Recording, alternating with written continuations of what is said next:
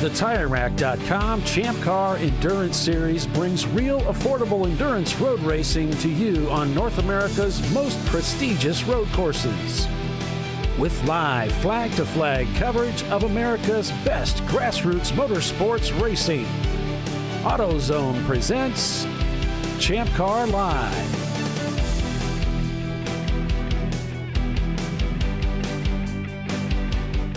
Hello, everyone, and welcome to ChampCar.Live, presented by AutoZone. It's the TireRack.com Champ Car Endurance Series. This weekend's race, it's the TireRack.com National Championship at NCM Motorsports Park. I'm Paul Belton, along with Tiffany Alexander, bringing you full-length race coverage again this weekend. So we'll go on board with the Brew Crew Racing Machine here at NCM Motorsports Park, courtesy of Doc Waldrop. So we head down the front straightaway here, crossing the start-finish line, braking for the setup of the bus stop chicane, meant to slow the cars down. Now re-entering the front straightaway sets us up for the double apex turn 2. Now accelerating out of this corner takes us through a very fast part of the racetrack, the Corvette curves. Now entering turn 5 for a fast right-hander, which exits right into the braking zone of turn 6, a very slow right-hander which takes us down a steep hill. And there we see just off to the left some water drainage, rather common for this part of the racetrack. Up to turn 8, the blind exit left-hander. Car gets a little bit light up there. Still climbing the hill, now cresting and coming down, heading towards one of the slowest parts of the racetrack, turn 10.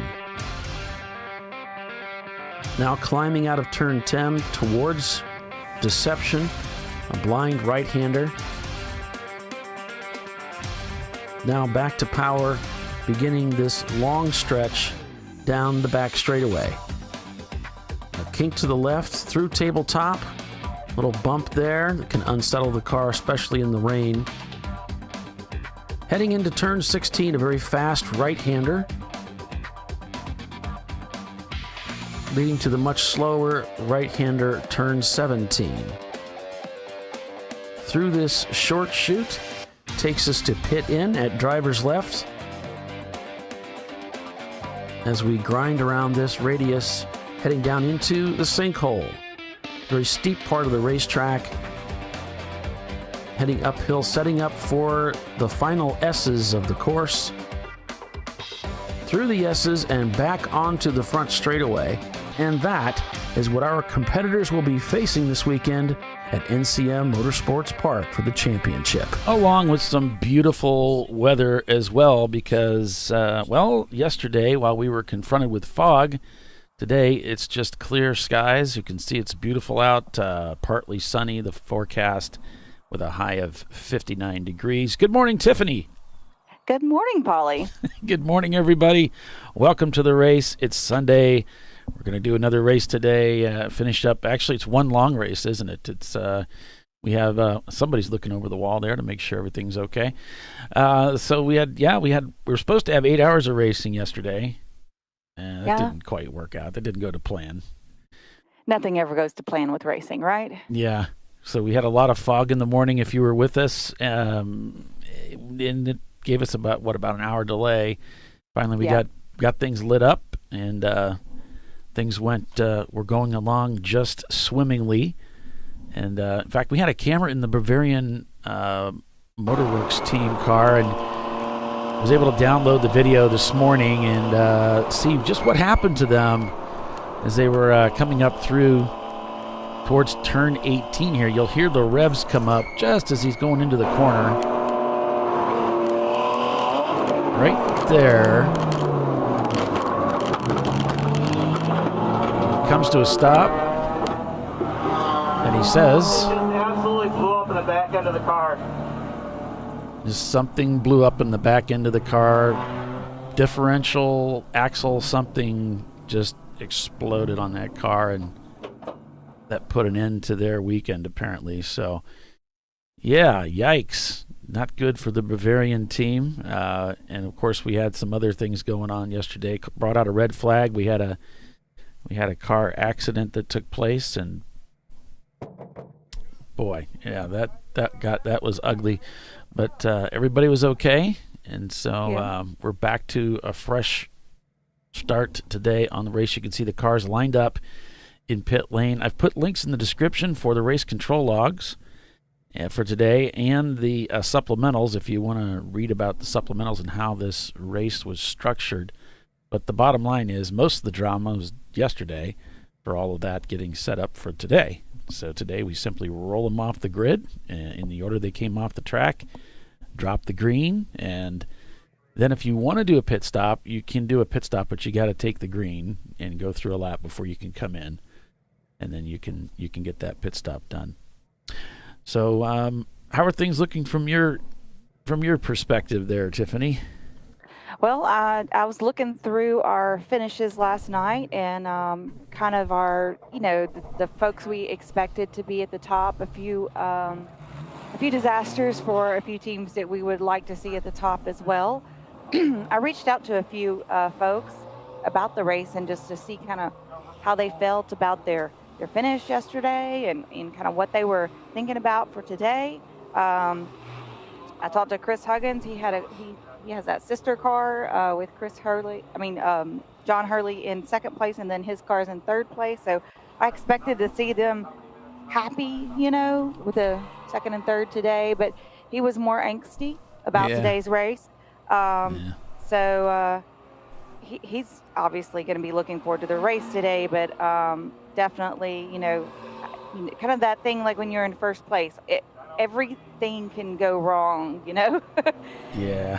Just thinking about all the things.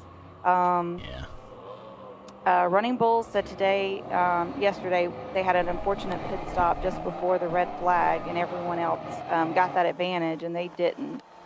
So they're having to kind of climb back from that, just where the racing gods kind of leaned on some other people a little differently. We saw one of the 901 cars had just come in for a pit stop, and that really probably just favored where you were on track when that yellow first came out, and if you were able to duck in the pits before the red happened.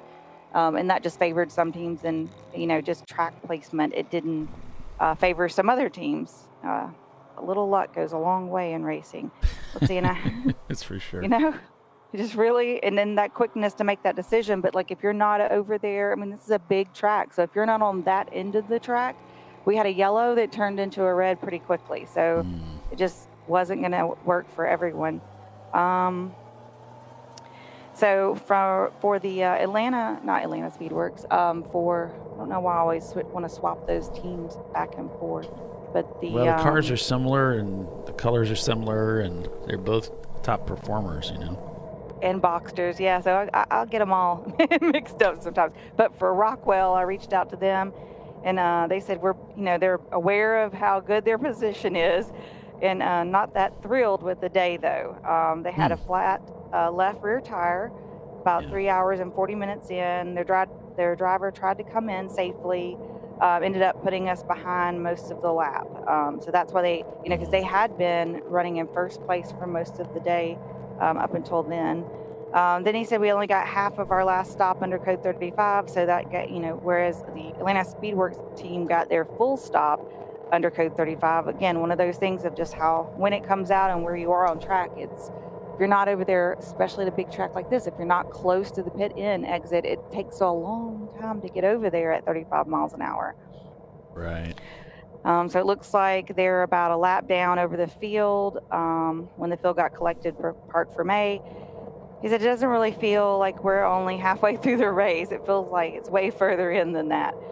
So they did, we did 7 hours yesterday. It's supposed to be 8 hours, but we did 7. That was a long race, and we are going to do that again today. So there's a lot of racing still to happen today, and I think people are feeling that pressures. But even the teams that ended up really close to the pointy end of the field, now they've got to do it again, and they've got to try to make the luck fall in their direction. So And it's hard on a track this big. You don't get a chance to hop in the pits.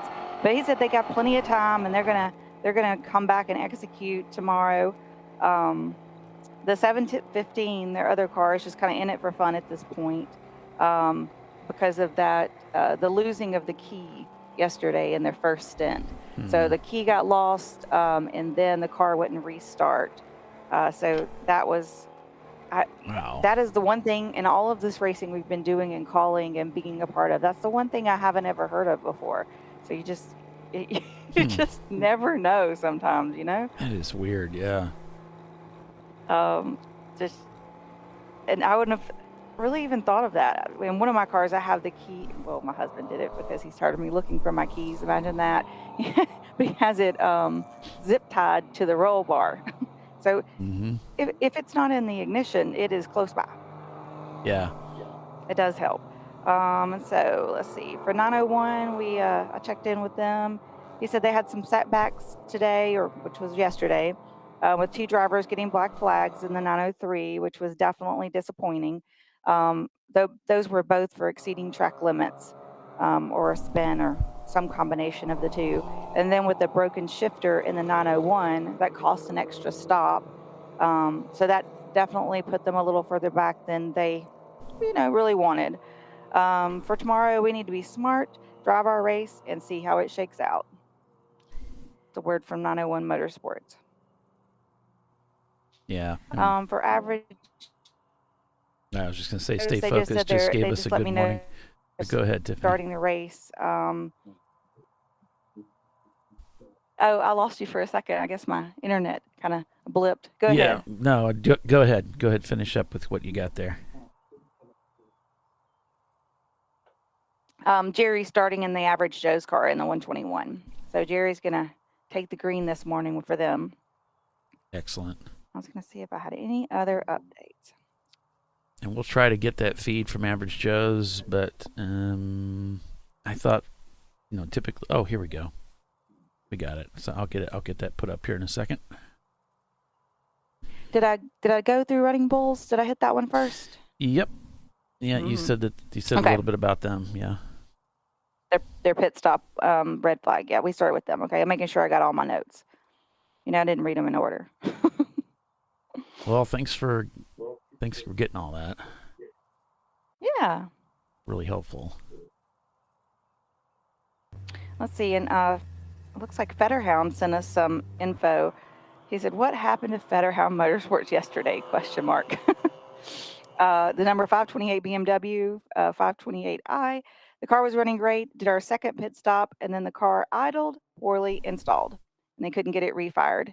The crank. They had to change the crank sensor, cam sensor, MAV sensor, TPS sensor, and lots of other letters and things that I don't know what they are.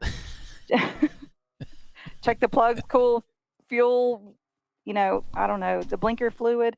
Eyes, ears, nose, and throat. He said occasionally it would start and idle poorly for a minute and then nothing. So finally they pulled a fuel sample and it was bad gas. Oh. Crazy times, huh? So they did a pump out and they're hoping that car will get back on course today with the proper fuel. Nothing like a good stomach pump to start the weekend. Right? Just sets the mood. All right. Wow.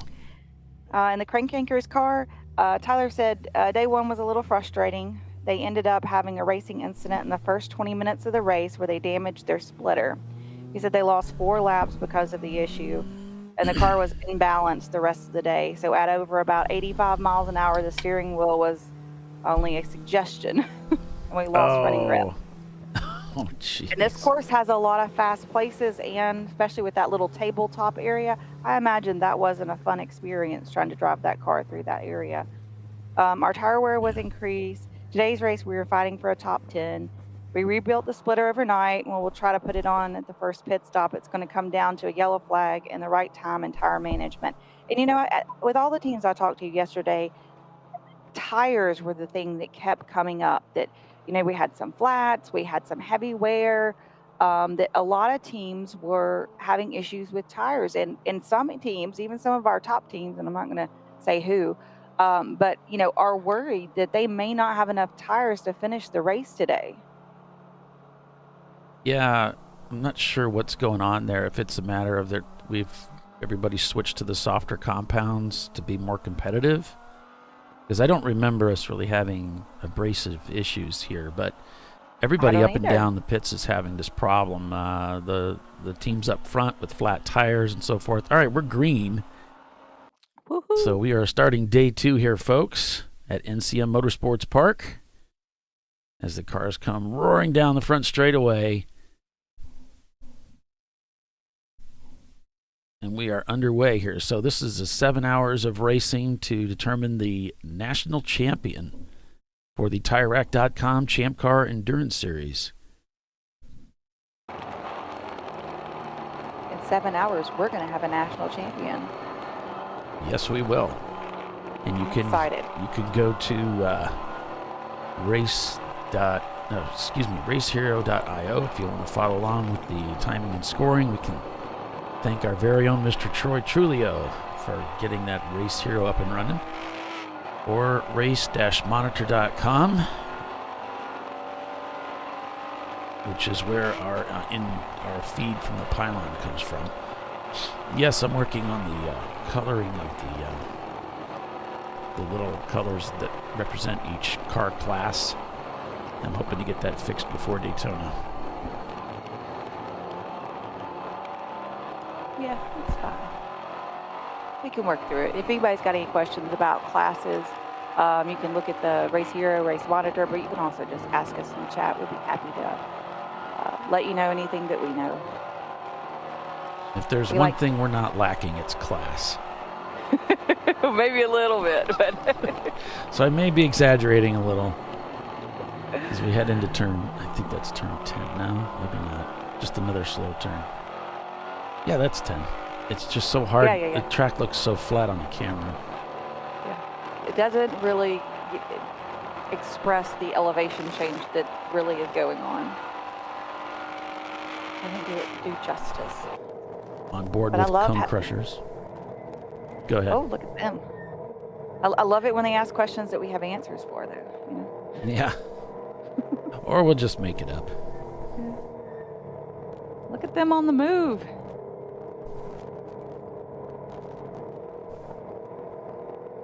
As my daughter would say, look at him go. Ooh, that's close. Finished 5th yesterday. So this has closed up a lot of gaps where, a car might have been 20, 30, 40, a minute, difference. And now they're all started at the same time. So all those gaps, their laps that they finished yesterday stay the same. But if they were on the same lap and there was a gap, that gap is gone. So that's a huge advantage for a lot of teams, all except maybe the one at the top. I said, when you're leading, you have everything to go wrong, right? Well, thanks for finding that out, because that's interesting to know. Oh boy, a little crossed up there at the turn 3, but got through it all right. Checking the mirrors. He knows he didn't get a very good exit there at 3, so just hoping someone doesn't run back around him. I know that feeling. Mm-hmm. You get it done, but it's not so gracefully, so you lose a lot of momentum. Yeah, some tire lock up there, but gets the pass done.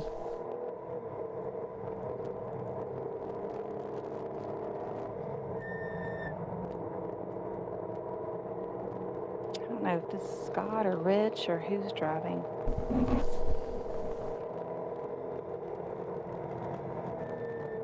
Send those boys a message.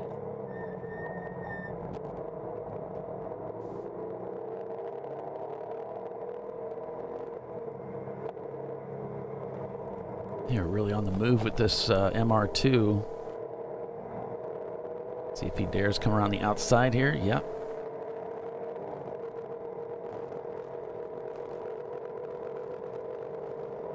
Through tabletop here to Faux Rouge.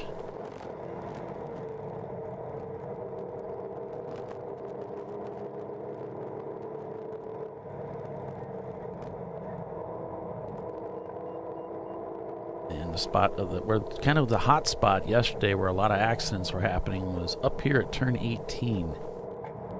Cars braking and crashing, and this is the spot.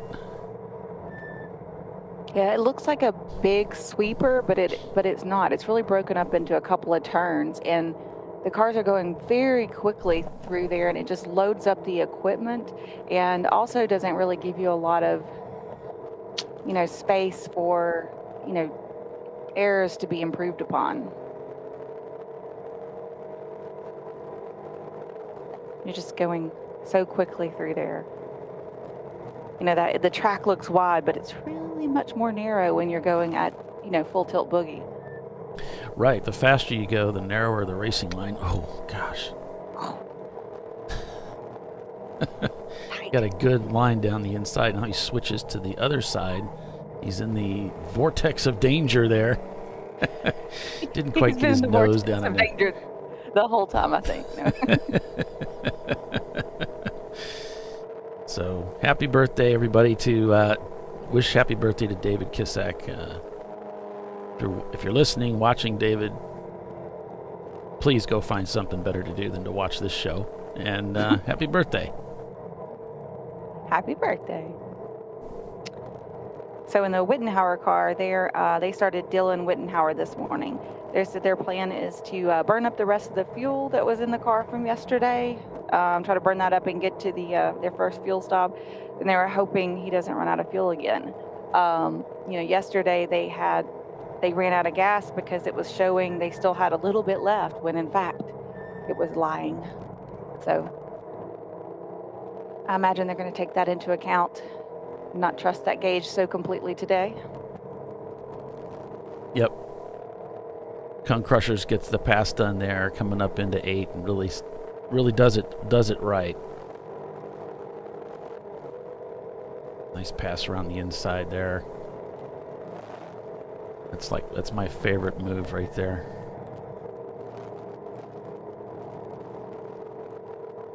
I mean, Cone Crushers have been racing with us for a really long time, so they've got a lot of experience racing. So yep. Anybody can do it.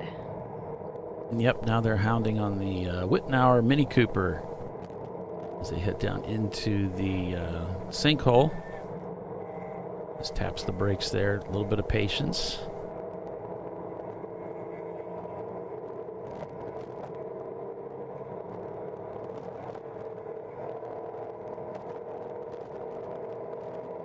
And see how the Mini just holds the line. That's the way to do it. Just hold the racing line and let them come around. Be predictable. I was trying to explain that to somebody else the other day. He was doing his very first HPDE, but he had been doing some racing with WRL, and he was trying to explain to me that he was used to getting out of the way for faster traffic. And I was trying to explain to him that is exactly what they do not want you to do. And I was like, the same kind of rules for an HPDE or racing is you hold your line and be predictable and let them go around. If they're faster, they shouldn't have a problem going offline and passing you. When you start moving around, they're not sure if you see them or are moving out of the way or have a problem, and they got to figure that out. So it actually is not as generous as you would think. Yeah. If you're going to move offline, and I've seen this happen quite a bit in iRacing, if you're going to move offline to let somebody by, you have to make really sure that you have the gap to do it so that they're not going to get caught out. Because as the faster car, as I'm approaching you, I'm anticipating that you're going to stay there and I'm going to move over. And so if you move with me, I'm going to smack you. That's what it comes down to. We're both going to be going in the same direction. So if you just stay where you are, it helps out a lot. Hold the racing line. Coming out of that exit, everybody goes left. You come out of the exit, you're right up against the wall. Everybody expects that. So if I'm driving the MR2, I'm going to set my car up so that as I exit, I can keep the wheel clocked and just go right along your right side. So if you dodge to the right, now I've got a problem. Right. I mean, you could have a collision, or it simply just kills your momentum because now you've got to redirect where you're going and what you plan for. Yeah. And so now it just takes longer for the pass to happen. Exactly. It could throw off the pass, and now you've got this guy behind you, and you don't know what to do. But you wanted to let him by, and now you kind of messed everything up because you were trying to get out of the way. Just hold your spot. Hold the line. That was in a movie, a couple of movies. Hold the line. Well, and I think, because I've heard the hold the line thing so many times, but I think it's still not real clear what's being spoke. I always thought the term hold the line meant hold the racing line, but some people don't think that. Like if you go into a corner and you line up on the outside, some people think hold the line means hold the outside line, and that's not what we're talking about. This is key here. Leviathan getting by Marathon. Yeah, well, once the car that's trying to pass you is entering the vortex of danger, then you want to leave room, right? Yeah. Not turn into them. You always on the racetrack. You always want to look before you turn in. Right, and see what Randy was pointing out in the vortex of danger was you do look, but then when you, as a driver, when you're heading to the apex, your eyes are now on the apex. You're no longer looking in your mirror. And so the vortex of danger is, if you're going to do this, if you're going to be on the inside of somebody, you have to present yourself and you have to be there before his eyes leave the mirror. You can't do it as he's starting to bend into the corner because he's no longer looking at you. Right. Stick your nose in there too late. Get it clipped. Do you have a camera for whip racing? Let me see if I can bring that up. We had it yesterday, and they sent me a link. Oh, they did. Well, hang on. Let me see if I can. Sometimes it's easier if I just check the old link and then see. If you need it, let me know. In the whip racing car, Rain Man is starting out for them this morning. That's the 545. Their opening driver. All right. Yeah, I've got the feed here. Cool, yeah. In the 901 Motorsports car, we have the father-son duo again starting out, the Shanamans. Aaron is in the 901 and Brett is in the 903 to start out this morning. And in the Cone Crushers car, that is Rich driving this morning. So it'll be Rich Scott. They're just back and forth with the two. So good luck to them too. Yeah. So that was Rich we were watching earlier, powering through the field. This is the 901 car of 901 Motorsport. 901 car, and that's going to be Aaron Shanaman behind the wheel. That's Brett's son. So he taught him everything he knew. And then he's a second faster than him. It's like so hard to see your That's the way it goes. Yeah. Right. That's the way it goes. So they take everything they know and couple it with yours, and they're quicker. And they're younger. And they're younger. They don't know any better. They don't know any better.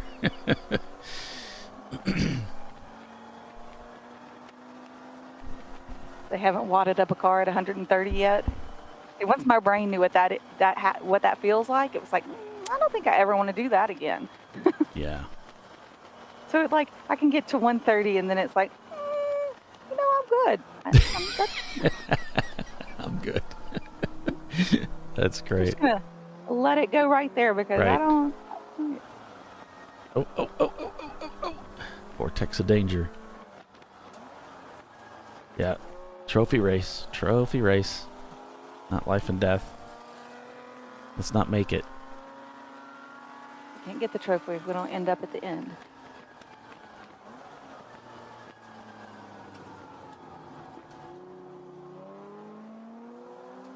It's a good example of drivers giving each other some room to get through.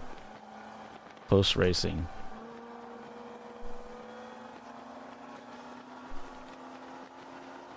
So with all that moving about, that's got the Cone Crushers in fourth place. So that let them, they passed our national championship leader from last year, Mm-hmm.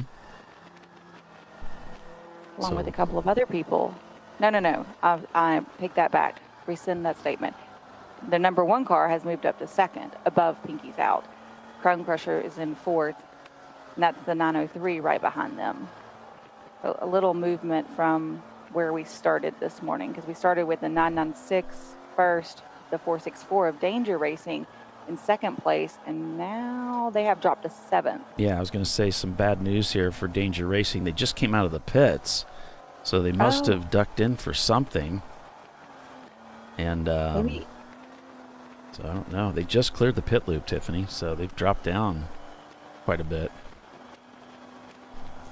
So You're hoping that they just needed fuel to start the race, but no, it could be. I was trying to, with the 7-hour race yesterday, people were on very different pit stop strategies. And they haven't told me their super secret sauce for the day today. Of course, they're going to keep that in their pocket.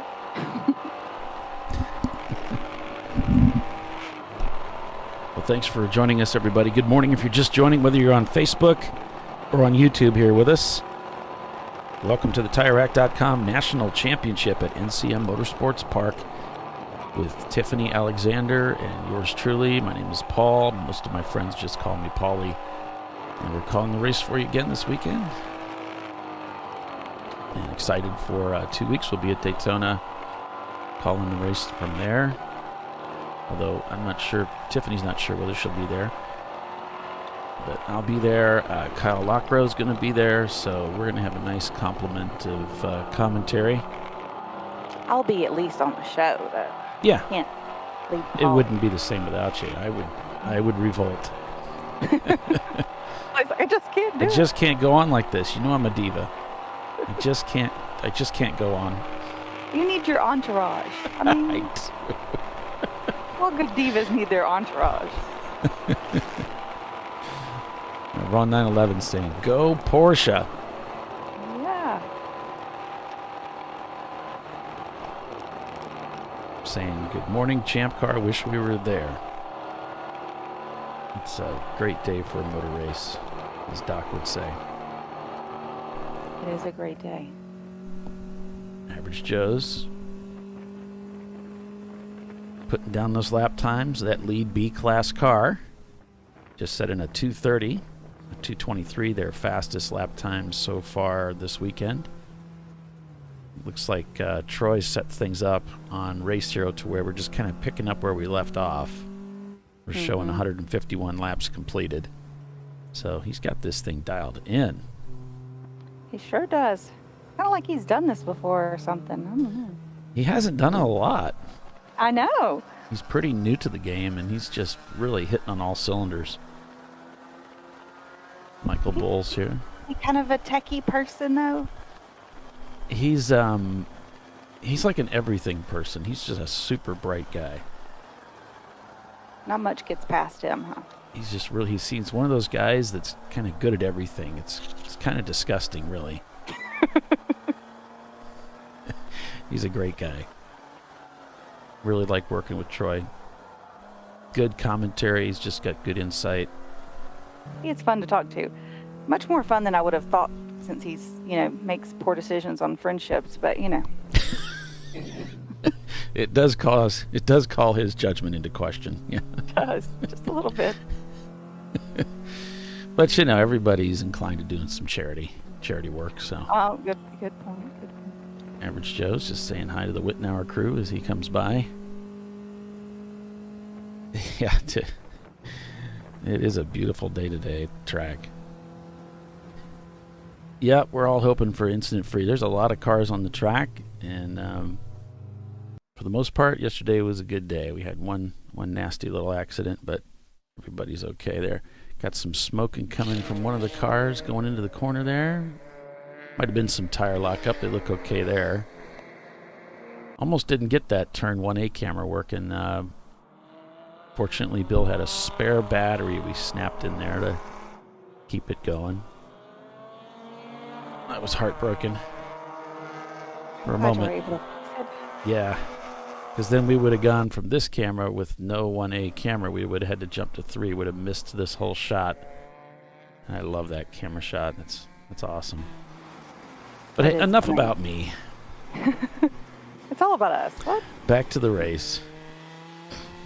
I'm showing Girded Lions not turning laps and NLS the 240. There's something going on there because they are not turning laps with that car. That's the car that we know they ran into some mechanical problems yesterday. And I did send a message to Corey, hey, what's going on with the car? But he did not get back with me. So they might be still working on it or packed up. I'm not sure, but they're not live streaming either. So it doesn't look good for the NLS team. It's a shame. They were doing so well yesterday. Good morning. Yeah. Looking forward to being at Daytona in 2 weeks, says Wyatt. Yeah, Daytona's going to be a riot. It's going to be fun. That's always an amazing race.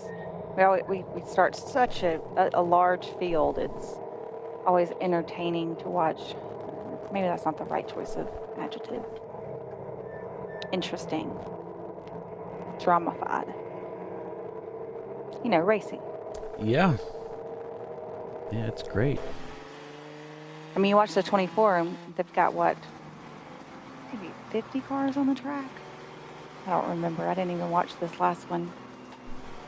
I feel like I should ask forgiveness for that, but well, we'll have about 110 out there, and we just can't help but show off a little. So we're going to bring a lot of cars. The racing super interesting to watch because people are passing and being passed all the time.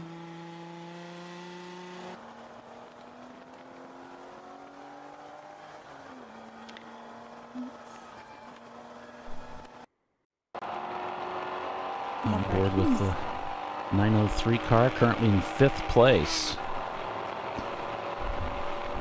Wow, they've moved up a lot. That's awesome. So Atlanta Speedworks leads over Rockwell Autosport Development, followed by Pinky's Out, Cone Crushers, 901 Motorsport, Average Joe's, Danger Racing, 45th Parallel, Haywood Racing, and Pinky's Out, the 246 car, in 10th place.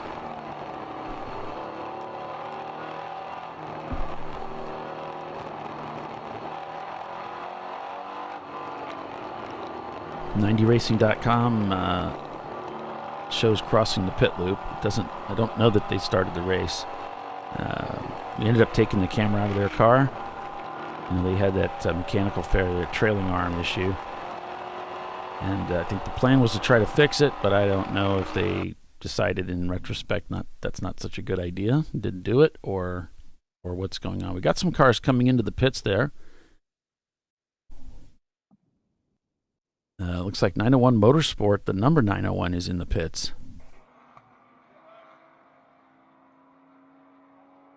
Looks like maybe he's staying in the car. Maybe they're just doing fuel. Because we didn't allow them to do fuel at the end of the race yesterday. So however, folks finished up yesterday, that's how the car stayed overnight. Yeah, I'm looking in the rearview mirror. It looks like they're putting fuel in the car. That's probably... This was probably a planned deal here. Back to Cone Crushers Leviathan here. You don't see Frankie screaming anywhere around there, so maybe it's planned.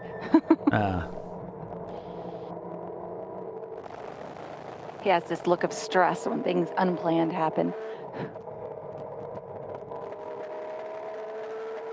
He's kind of like me. I can't really hide what's going on inside.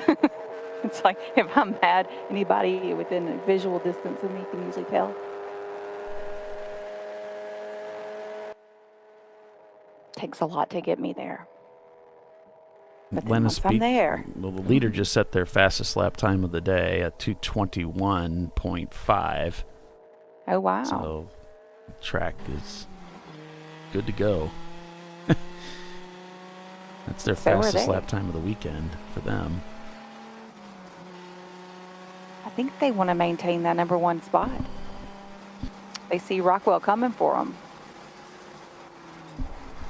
Might as well. For the follow-up mission, their first driver this morning is Brian Ellis. And we mentioned yesterday that Brian is a Special Forces medic and on Operation Red Wings, the rescue of Marcus Luttrell, whose story was turned into a movie called The Lone Survivor. So if anybody's seen that movie, that is got our friend Brian. It's referenced in there. So it's very interesting.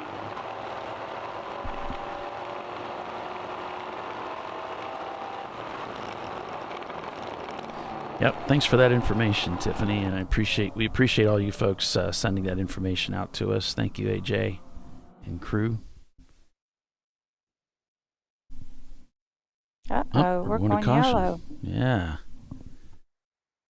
So I put a link to the race control logs in the chat there. So if you guys want to follow along with that, you can.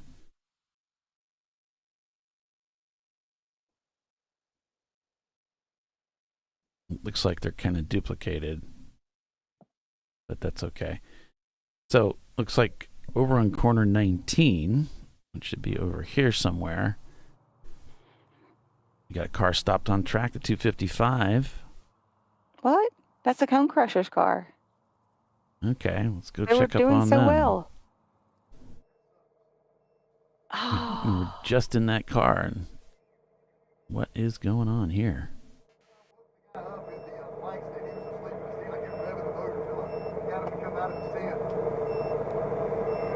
Can't quite make out what he's saying there. Yeah, I think it's a CV axle. CV axle.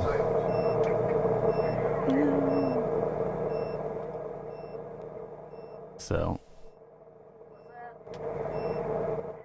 broken CV axle, they'll likely need to flatbed him. Man, geez, we were just getting started too. It's something they were about looking so good. That part of the racetrack. This is what happened to Bavarian yesterday, right at the beginning of the race. Mm-hmm. Car broke. That's terrible. That's a heartbreaker. So the track rolling support out there, we'll get them picked up. And hopefully they can get that car fixed and get back on track. But we're going to take a quick commercial break and be back in a few minutes. So stay with us. Lots of racing on tap today as Rockwell Autosport Development has come into the pits out of second place. We'll be right back.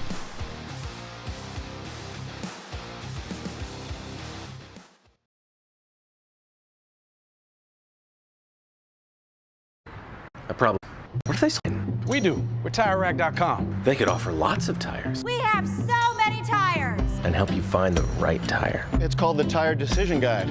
Oh, and they could ship them to a nearby mechanic. We shipped over 7,000 independent recommended installers. This is an amazing idea. Sorry. TireRack.com, the way tire buying should be.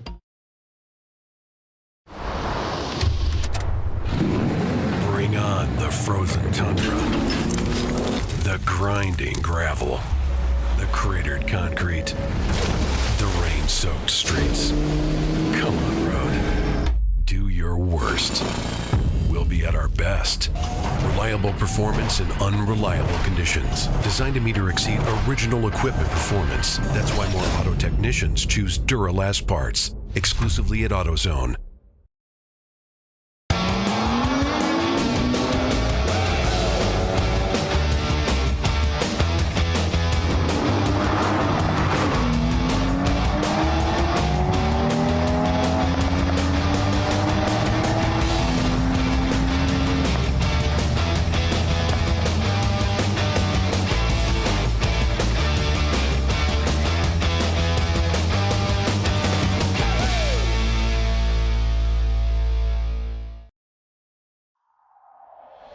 Discovery Parts is a veteran-owned racing and safety equipment company.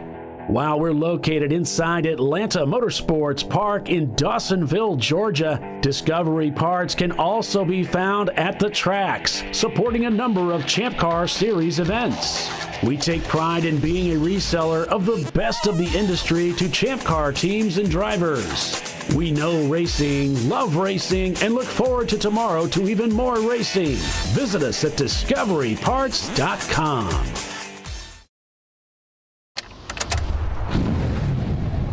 Come on, road. Do your worst. We'll be at our best. Stress tested to meet or exceed original equipment performance. Exclusively at AutoZone.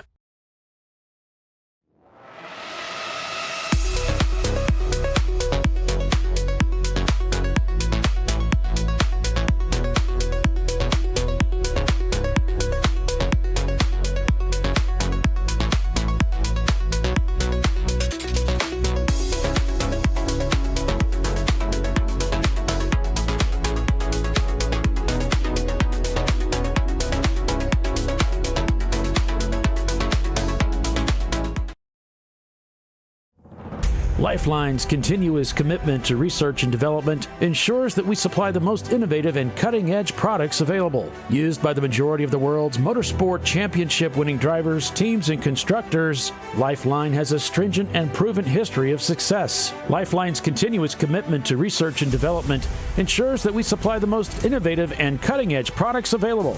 Lifeline's 0360 systems are the result of over 7 years of intensive research and development using 3M's Novik 1230 environmentally safe gas extinguishant. Lifeline uses only the finest quality components. For more information regarding our fire safety equipment and fire safety systems, please contact us at info@lifeline-fire.com.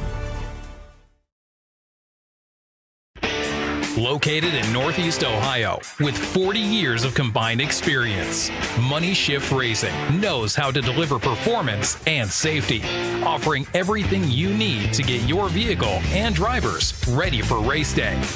From safety equipment to full engine assembly and repair, in-house fabrication, 3D design, and rapid prototyping.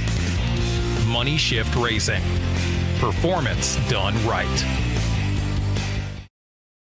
Sentinel is a comprehensive motorsports video solution incorporating live streaming, local recording, 3 cameras with picture-in-picture, flag status, and much, much more. Stop playing with multiple solutions. Sentinel handles it all, including timing and scoring, vehicle data, graphic overlays, adaptive bitrate encoding, network bonding, and more.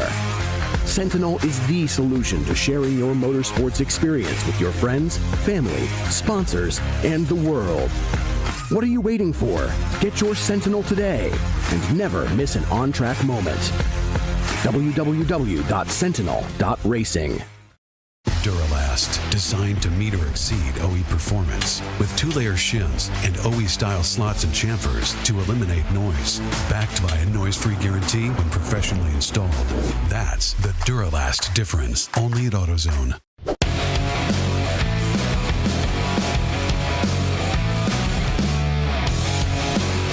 All right, we are back here live at NCM Motorsports Park. The Leviathan Toyota MR2 being loaded up on the rollback. Average Joe's has ducked into the pits. It looks like they're doing a driver change. And they are right. It looks like they had the they had jacked the car up too.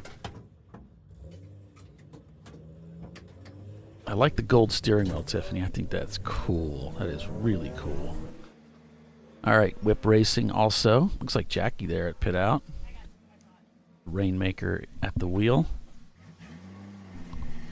Atlanta Speedworks has gone back out. Rockwell and Pinky's out. Champ, those 2 cars are shown still in the pits or having crossed the pit loops, not Atlanta Speedworks. So several teams taking advantage of this opportunity. Haywood Racing also, the 663 car, taking this advantage to jump into the pits. Along with Gorilla Sticker, Chase Bays, Marathon Motorsports, Heraflight. they showed crossing the pit loop, although Marathon looks like David stayed in the car, so maybe they just came in and took fuel so they could stay out. Also, the Marching Ants is out there, although I don't think it's quite current. I always have a little trouble getting it to stay current on my machine. Put a link in the description for a couple different things there. I don't know that I put the Marching Ants in there, though. But you can find it at ChampCar.Live if you want to follow along with the Marching Ants. So you'd have to think that everybody probably needed fuel today, because I didn't see a lot of people take it towards the end of the race. Maybe not. But the folks who hadn't come in yet, and they were able to take fuel under this yellow, would have been like very advantageous over the folks who had to come in early and take it under green. I just think it's interesting that both Bavarian Mustache Works and Leviathan had driveline failure at the same spot on the racetrack. It's just really strange.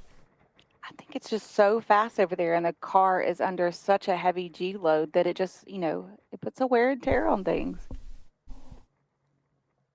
So they're getting pulled back, and we'll see. We might see them back out there again if they have the necessary parts to get her fixed. There it is in the background being driven off the track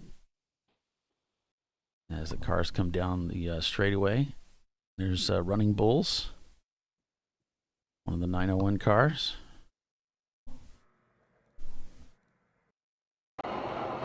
Oh, Jared's mentioning the E-Racing Ella car, the 890. And we did have one of the best finishes ever in that car. He said third overall, I wish. I think we were fifth overall. And I was driving. Mm-hmm. Me, my husband, my buddy Roger, he's out there today. I was trying to think, Todd Barksdale and my friend Ken Cowan were all driving that weekend, I think. And that was the best finish ever. It was fun. You got some great pictures, too. There's Oh, a yeah, picture we ended up getting good. Yeah, with you and your hubs there, and I remember showing that a few times. And the whole team, and then all the Elon's crew, which are awesome. I see them at other tracks doing other things these days, and it's always good to see their whole crew. Great group of guys, and amazing. Yeah. What is it? Empanadas. Empanadas. There we go. Yep. Sorry, I butcher it. Yeah, his wife is masterful, as is he. At cooking just about anything. Yeah, I've had the empanadas. Doc was insistent. You gotta try them. They're amazing. They're amazing. And back when I was racing here with what the heck, Thing 3 Racing, his wife to be Anna was from Mexico or something. I don't know. Spain or something, and I would always tease her. It's like, oh, we're gonna go get some Mexican food, and we'd end up at some Tex-Mex place. It's like, that's not Mexican food, Paul. That's Tex-Mex. That's not Mexican food. And I would tease her every time we would. There's something about going out to a race. You got to go get Mexican. Yes. And so every time we'd go, hey, we're gonna get some Mexican. All right, Mexican food, Anna. Although it's not Anna, it's Anna. Which is funny because her hubs to be could never get it right. She was a lot of fun. She was the one that started calling me Diva. Oh. That's a smart one, huh? Yeah. Good fun. Well, Fetterhound has said that their car was running good with the new fuel, but it looks like they're not turning laps, so... Well, we'll wait to hear an update on that.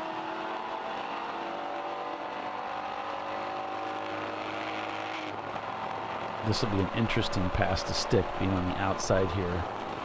You really need to get to the inside. There, he got to the inside. And then just brake immediately.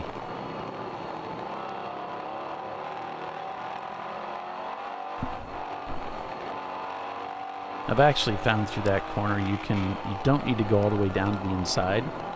you can kind of hang a little bit off the curb, and then it's easier at the exit to brake. The car's not quite as unstable, so you can go pretty fast that way. You don't have to slow down as much for the turn. You can actually go through there flat out in some cars, but it's a little scary. It's a lot scary. Yeah, the fastest way around the track sometimes is a little scary.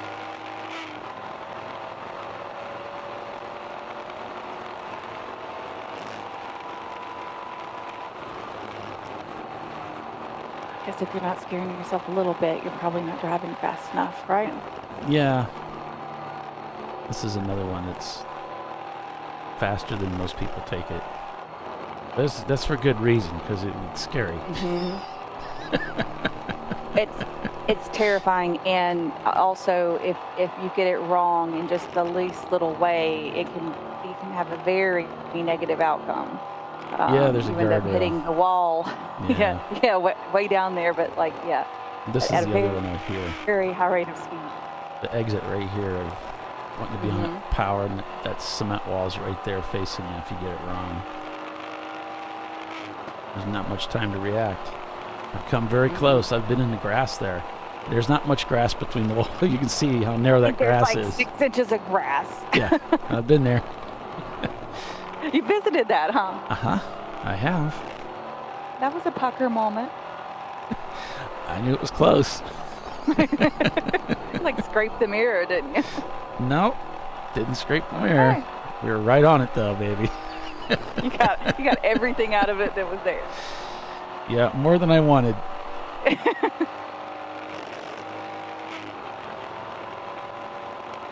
High commitment. Very high commitment.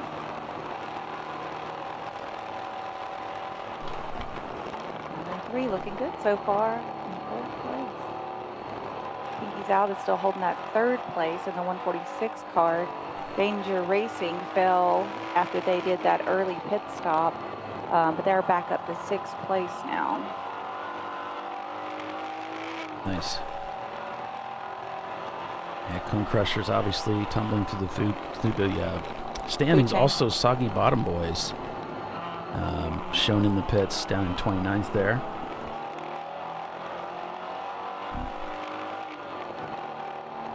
They were up a little bit higher in the standings recently. I'm going to go check on the Haywood Racing, see if we can get a camera from them. I'll check on the Daring Greatly guys. Lee's pretty good about sending me his stream. But, when you look at the Soggy Bottom Boys, they yesterday they looked like their pit stops were really standard times. They were making 35 laps at least in between pit stops, so nice and long. And then towards the end of the day, you see their pit stops becoming much more frequent.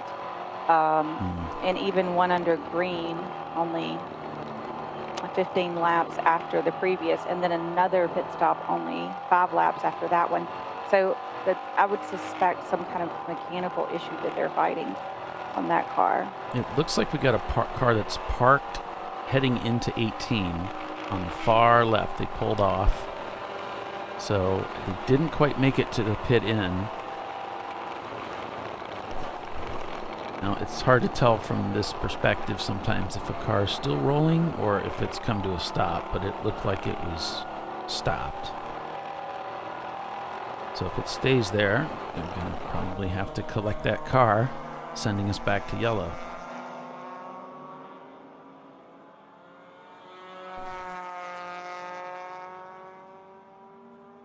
And my marching ants is frozen again, so I can't tell from there.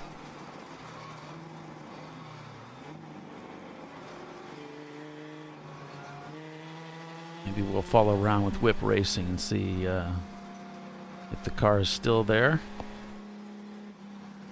See if there's anybody that's a little bit closer.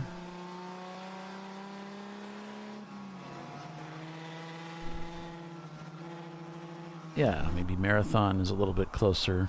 And that looks like the On Mission, Follow On Mission team just ahead there.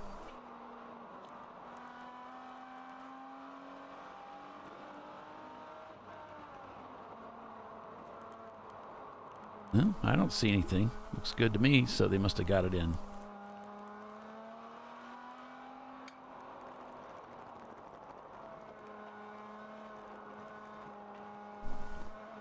On board with Average Joe's here. He's working his way through the S's. Currently shown in 5th place in our top B class competitor.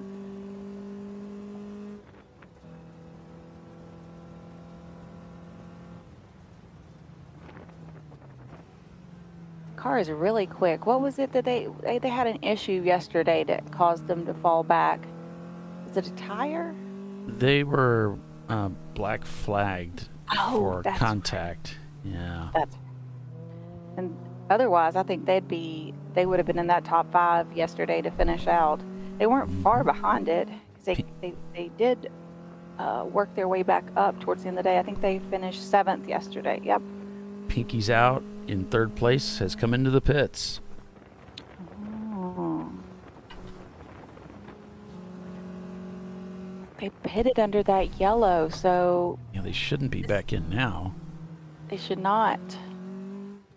Not. They're in 3rd place. We don't want to see our 3rd place car come in 5 laps after they just came in.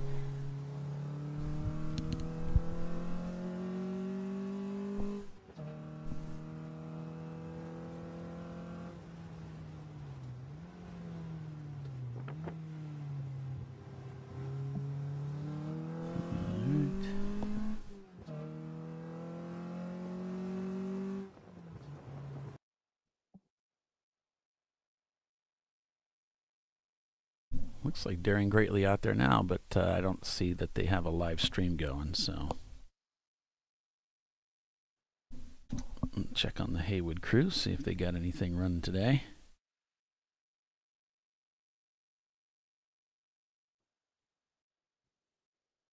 Yeah, looks good. Let's see here.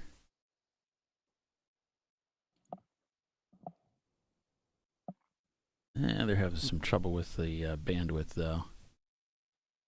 I'll get them plugged in here. Yeah, they're having some trouble. All right. I'm seeing some activity on the NLS camera, but that might be old. Check on that. Yeah, NLS is still showing that they're not turning laps, as well as 90racing.com is shown in the pits. Fetterhound NLS, the other NLS car is shown not turning laps as well as Fetterhound.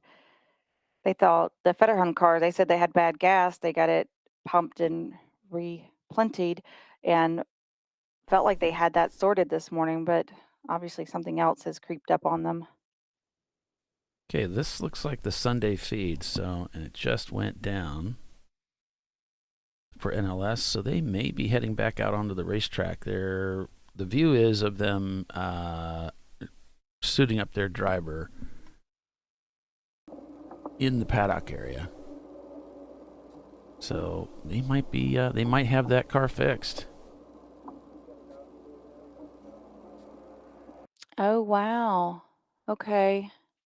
So, you know, one of the problems you run into here with this race in particular, it's different from most, is that if you work on the car at night, you can't go back into the race and without becoming EC. So teams were forced to decide, what do I want to do? Do I want to fix the car overnight and go to EC? Or do I want to wait until the race starts and then fix it quickly and get out there? And it could be that that's what NLS decided to do, so they could stay in that class.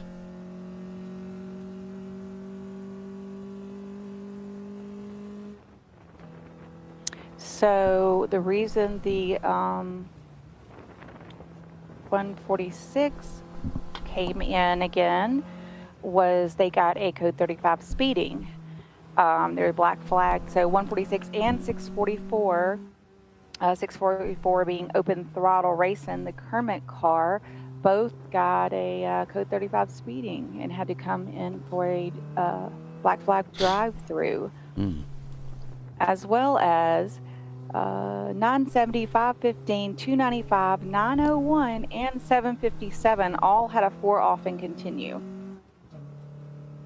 So then I was thinking, well, is there something down on the track that you had all these cars have 4 off and continue right around the same? But it was turn 10, turn 10, turn 10. So 3 in turn 10, and then a 15 and 17. So it does make me curious if something is on the course for all of those. They're dodging cars have something. an issue over there. Yeah, like all in turn 10, then a 15 and 17. They're sliding off the track because they got Mhm. into some oil. Yeah, down at the, was that the hairpin, right? At 10? Which corner? 10? Yeah. Mm-hmm. So that would be between 10 and like Deception right there. Yep.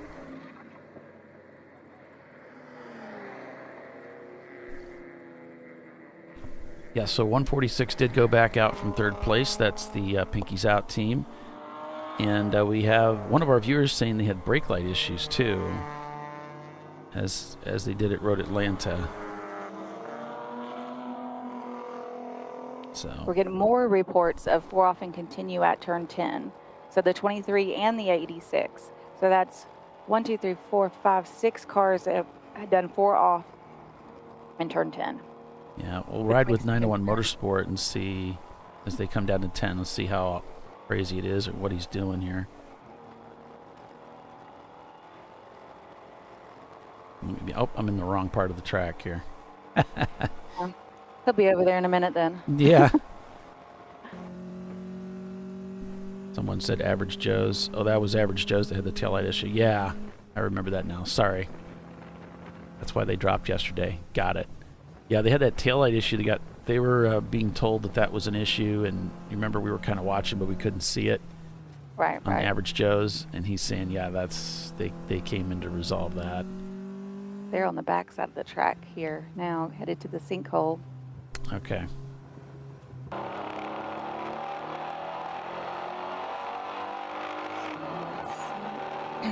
Is that turn 5 he's in right now? Looks like, yeah, going up to, maybe? No, he's further down.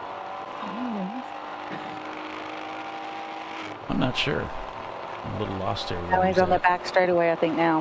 I think we just came in after he exited. We missed it. Okay. Mm-hmm.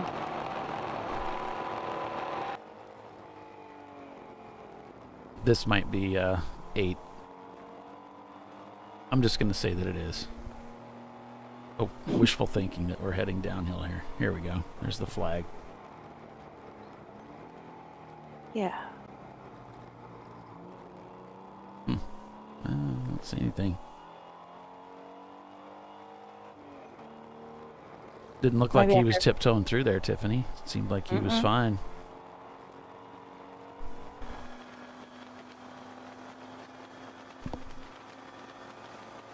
Maybe whatever it is been erased by now. Yeah. Cleaned itself up, so to speak. That's just several cars after each other, not together. You know, just, let's see. The first one was at 916 in turn 10. Then there was 919, 920, 921, 921. And then that's a spin in 8 or something in 8. Oh, 4 off and continue. That's the 104. That's Black Widow. That's one of our F-class cars. Had a 4 off. And that doesn't necessarily mean they went in the grass. That means they're 4 over the, like they're over the rumble strip area. They're in that paved runoff, but you know, the track wants people to keep it within the limits, not over the rumble strips. I see a Malibu in the pits, rolling down pit lane there. And a whole litany of cars heading down into turn 1, eh? Hey, there's a gaggle going into turn 1. It is a gaggle.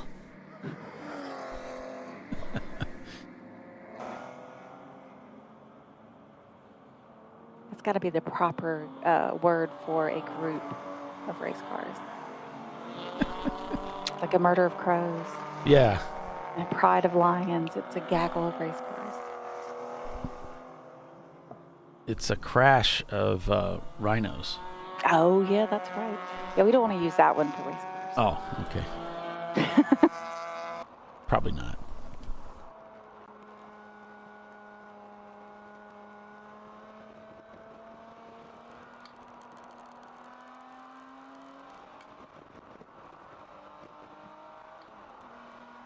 Let's see. Lori's wanting to know who's in the Pinkies Out car. I will ask. Working lap 165.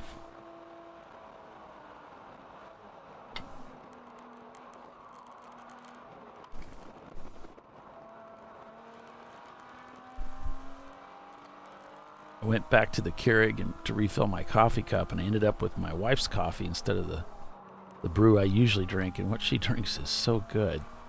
Oh, yeah? Yeah, but it's caffeinated, and the last thing you want is a caffeinated Polly. It's not a good scene. No? Get over caffeinated easily? Yeah, it's not, it makes my heart skip. Oh, that's not a good feeling. It just kind of makes me sick. It doesn't really suit me well. It doesn't. I suppose it wakes me up a little bit, but I don't really have a problem being terribly chipper in the morning. I'm that morning person that people can't stand. My husband is that way. So I rub it in. All right. Because just like yourself, my wife is not a morning person. Yeah, I wake up going, oh, we're going to do this like day thing out of the bed again. Takes me a little while to get motivated. Why are we doing this again?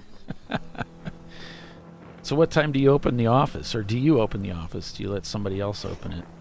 Okay, so these days somebody else opens it. There you go. So, yeah, the earliest I get to the office is like 8:30. So, and this is a good opportunity to talk about it because we're watching a race and it's completely unrelated. This whole circadian rhythm thing, whoa, got a little crossed up there in the braking zone there, did the Miata. So I'm watching Dr. Jordan Peterson, which is, I love watching his Jordan stuff. Peterson. Yes. Yeah, he said, look, you need to be obedient to this rhythm. You need to set an alarm to get up at a specific time every day, and you got to stick to that because I think it has something to do with depression too. So I'm always interested in hearing about that. I'm like, okay, well, that's anti-me for sure. They really want you to wake up within an hour of the same time every day, 7 days a week, and also go to bed within an hour of the same time. And it helps your internal system as far as turning on and off, kind of get on, get programmed in. Okay. An hour is not too bad. So, because the thing with me, and I've been self-employed for 25 years. I rarely set an alarm to get myself up. I let my body just wake up when it wakes up. That's what I prefer. And that's even what I do, like this morning for the broadcast. I know I have a broadcast I start, but that's not until 9:15. I'm not going to be sleeping that long. I usually wake up between 4 o'clock and 6 o'clock every morning. Holy moly. And then if I'm tired after I'm done trading for the day, or if it gets into the afternoon, I'm tired, I take a nap. I get that rest in. So I'm watching this thing. I noticed a video the other day from a neuroscientist saying, look, you guys need to take naps. It's really good for your whatever. I'm like, yeah, I'm all about that. I'm all about being well rested. I'm at my best that way. And when I, in school, when I was a kid, and back in the days when I was working those 9 to 5s, just pushing myself through the day with a lack of rest, adequate rest, just, you're not getting the best out of me, and I feel terrible. Just don't feel good. I'm tired. So I'm all about getting adequate rest. I think it's served me well. Yeah. But I don't. It seems to be some different opinions on how long the nap should be, because I've heard some people say, more than about 15 minutes, then you get into a deeper sleep and you wake up feeling tired. And then some people say, to get a full, to go through all the sleep cycle, to hit the whole cycle, I think it's somewhere like an hour, 90 minutes, something like that. So either do the whole thing or just the 15 minutes thing.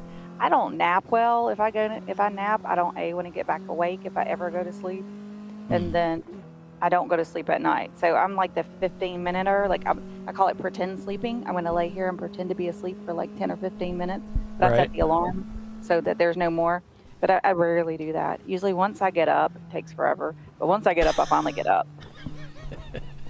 And then I'm up till I'm down. And once I'm down, I'm done. This tractor takes a minute to get cranked, you know? All right. So with that, we're going to take a commercial break and be back in a few with more fascinating tidbits about life and lots of racing. Yeah. I mean, what else are you going to do on a Sunday? All right. Stay with us. We'll be right back.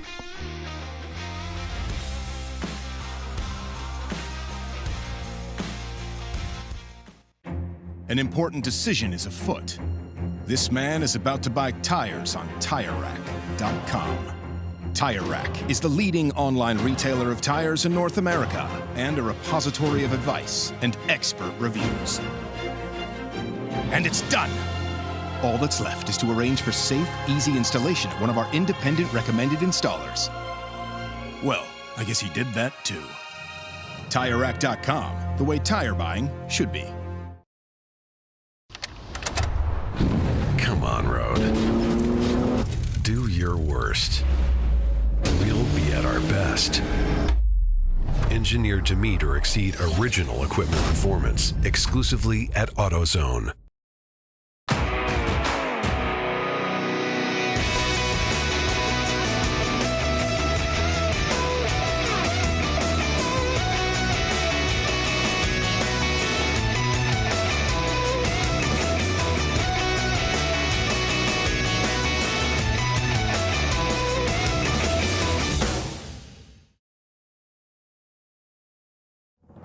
Lifeline's continuous commitment to research and development ensures that we supply the most innovative and cutting-edge products available. Used by the majority of the world's motorsport championship-winning drivers, teams, and constructors, Lifeline has a stringent and proven history of success. Lifeline's continuous commitment to research and development ensures that we supply the most innovative and cutting-edge products available. Lifeline's 0360 systems are the result of over 7 years of intensive research and development using 3M's Novik 1230 environmentally safe gas extinguishant. Lifeline uses only the finest quality components. For more information regarding our fire safety equipment and fire safety systems, please contact us at info@lifeline-fire.com. RVA Graphics and Wraps is a full-service design, signage, digital graphics, and wraps company located in Richmond, Virginia. With over 20 years of experience, RVA Graphics and Wraps offers premium signage options for your business. We are dedicated to offering our clients best-in-class service in all aspects of graphic design and application. For more information, visit us on the web at rvagfx.com.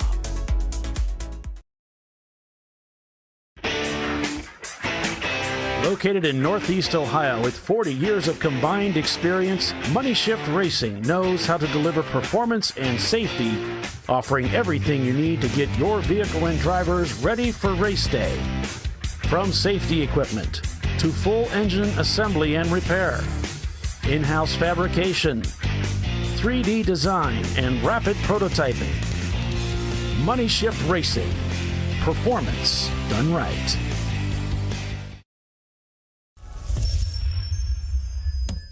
Frozen rotors from Diversified Cryogenics deliver increased performance and a higher level of safety, while significantly reducing braking system costs. So to tell you a little bit about the durability of this product.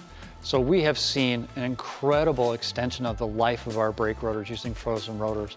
We've gone from brake rotors every other weekend to 6 weekends on one set of brake rotors, and I think they can go farther. The durability has been amazing. And it's been a fantastic season, and man, a lot of that is due to the way our car can brake on those frozen rotors. For more information, go to frozenrotors.com.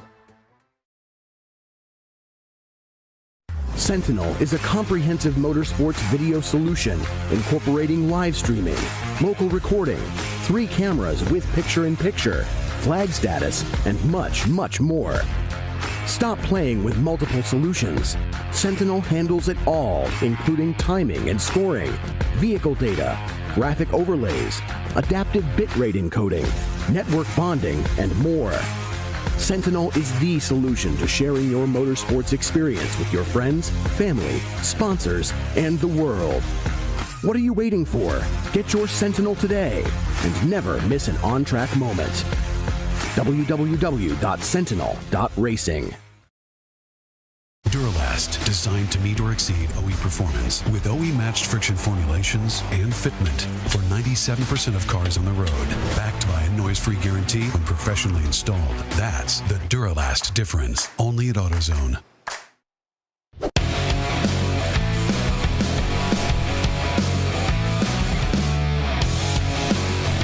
All right, welcome back. Atlanta Speedworks has pitted from the lead at lap 168. Rockwell Autosport Development there in second place, shown about a lap back. Pinky's Out in third. 901 Motorsport in fourth. Average Joe's in fifth in the lead B-class car. Danger Racing Group in sixth. And then in seventh, it's the 45th Parallel Racing Team in the lead A-class car. In eighth, it's Pinky's Out again, but in the 246 machine. In ninth, Haywood Racing. And in 10th, it's Fuse 15 in another A-class car. Rockwell Autosport Development also in the number 10 car pitting, as well as Mad Fast Autosport also pitting. Running Bulls shown not turning laps. Looks like they too have come into the pits. Mike Merrill getting behind the wheel. So many teams taking this opportunity. Love Racing in the pits. Rad Air Racing also shown crossing the pit loop. We've gone to caution. Full course caution.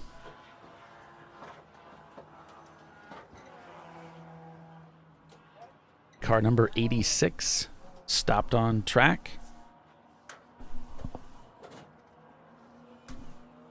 So that's, I think, Brew Crew. Oh, no. Okay. Lori was asking. Do what? Go ahead, Tiffany. Okay, Lori was asking who's in the Pinky's Out car, so I got updates on all of that. In the 146 of Pinky's Out, Alex started out this morning. Chris Huggins is going to go in next. In the 246, Chip started out this morning, and Ringo's up to go in next in that car. And in the 464 of Danger Racing, Hurley started out in that car, and Roger Cohen is up next. Roger. Our buddy. He's the best.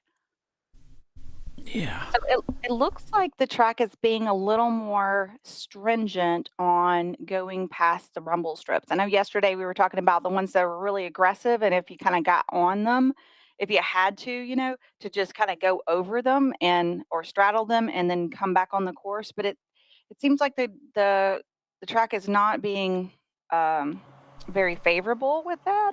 So it probably would behoove the teams to stay off the aggressive ones and not go over them, because it looks like they're giving warnings out and then penalties on the second time that happens. So just what I'm guessing from what I'm reading from the race control logs, compared to other places, and putting all of my knowledge into a big old guess. I would try to stay off the other side of the rumble strips if I was you guys.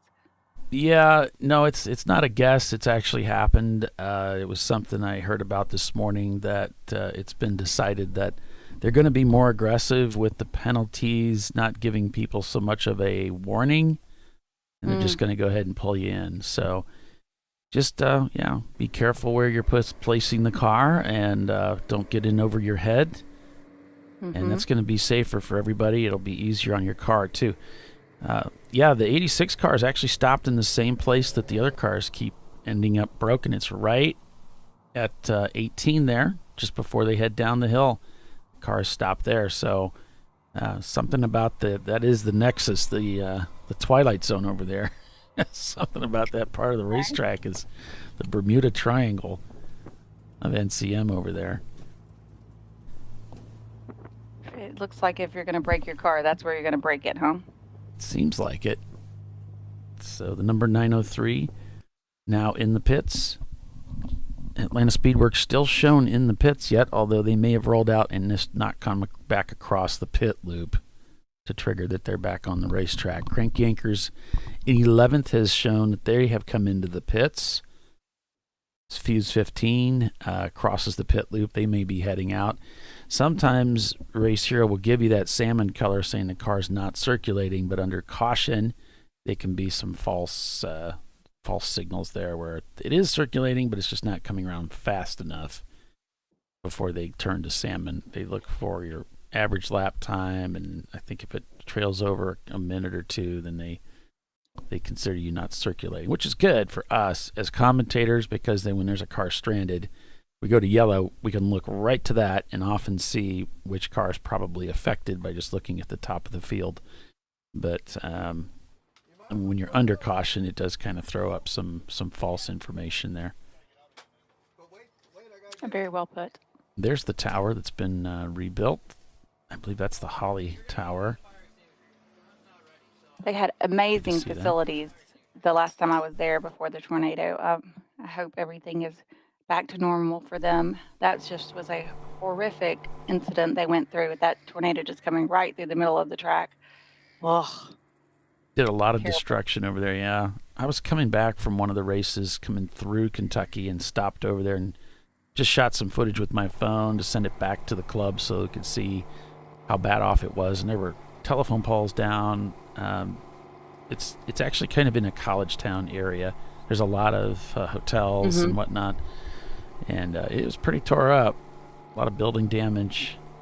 It wasn't just the track. It was... Yeah, the whole area was hit hard. I think the museum was okay. Somehow it hopped over the museum, if I remember right. They've got a lot of classic cars out there. It's a giant facility. Big buildings full of classic cars, and of course the museum then with Corvettes and so forth. And a fun little cafe. Ooh, we're back to green. Kind of reminds you of Barber in a way. It's got the museum and all that stuff. Yep. All right, we're back to it. See Christy over here on the YouTube chat saying Roger's the best. She would definitely know, being his new wife. I think they've been married, like a year or two now, maybe? It should be like around 2. She's the best, too. He picked a good one. And then they moved to, like, outside of Birmingham. So, like, they're closer to us now. So that's wonderful.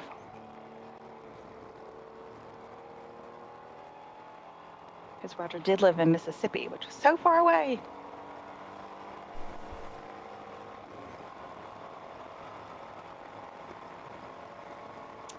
Okay, so the 901 Motorsports car, that looks like they left Aaron in the car, potentially.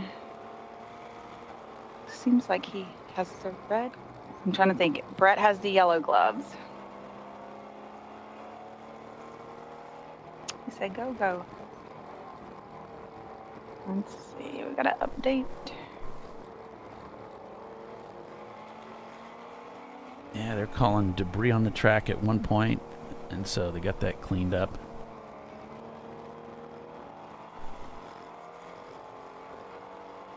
It's showing a lot of cars took advantage of that caution.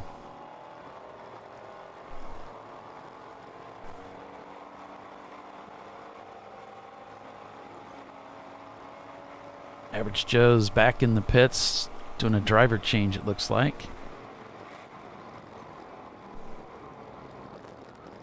I think they just got that pit stop wrong. It's one of those things they got unlucky because they pitted just as the track was going back to green. And I think that kind of screwed them up a little bit. NLS back on the racetrack.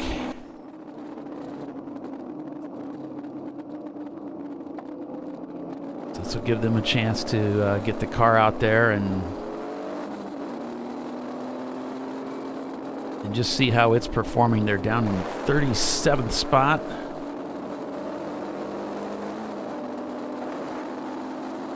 I don't remember hearing what broke on that car. Did you get any? No, he didn't get back with me on that. Okay. He's in the car right now, so I guess that means he's not going to message me right now.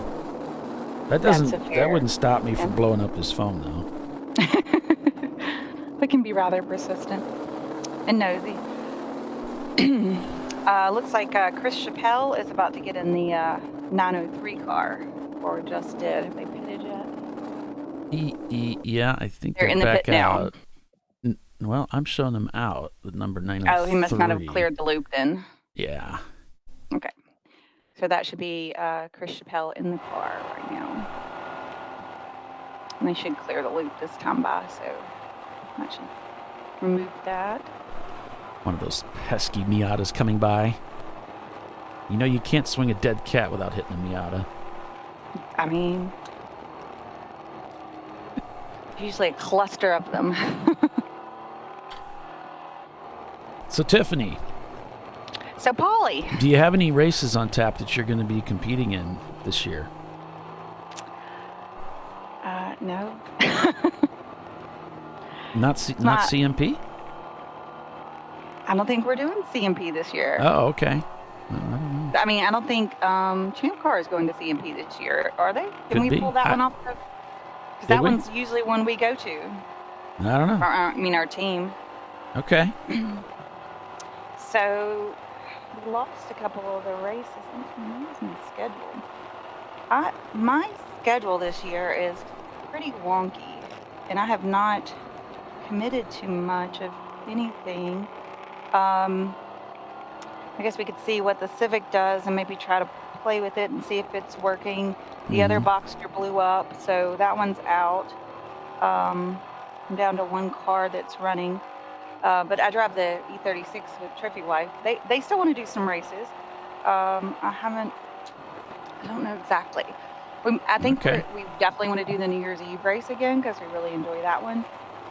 Yeah. Got some things picked out to do with Chen this year. But this year is my husband's 50th birthday, so we're going to Jamaica.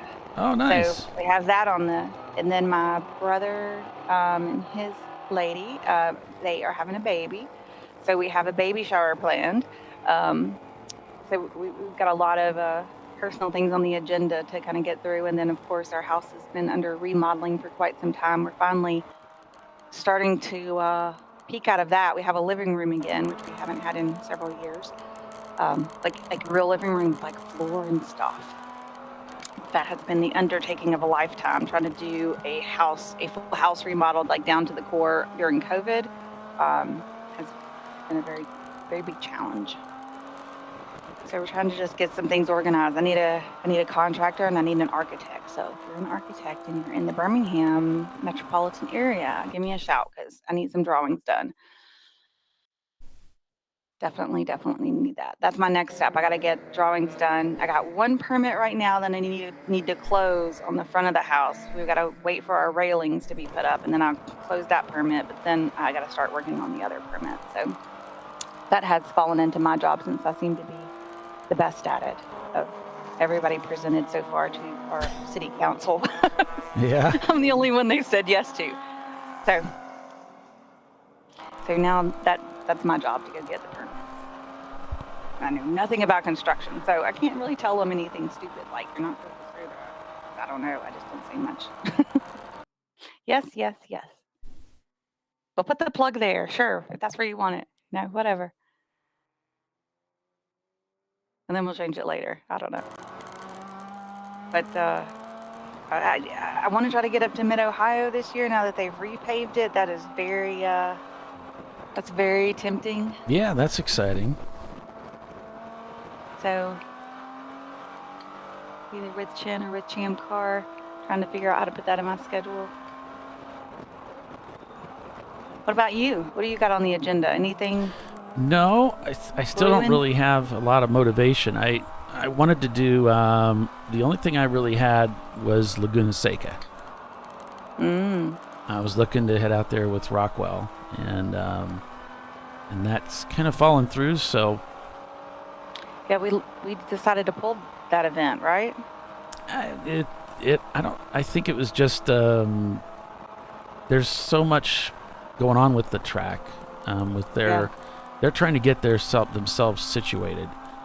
So they couldn't commit, and there's just a lot of politics or something going on. Administrative issues they're working through, so.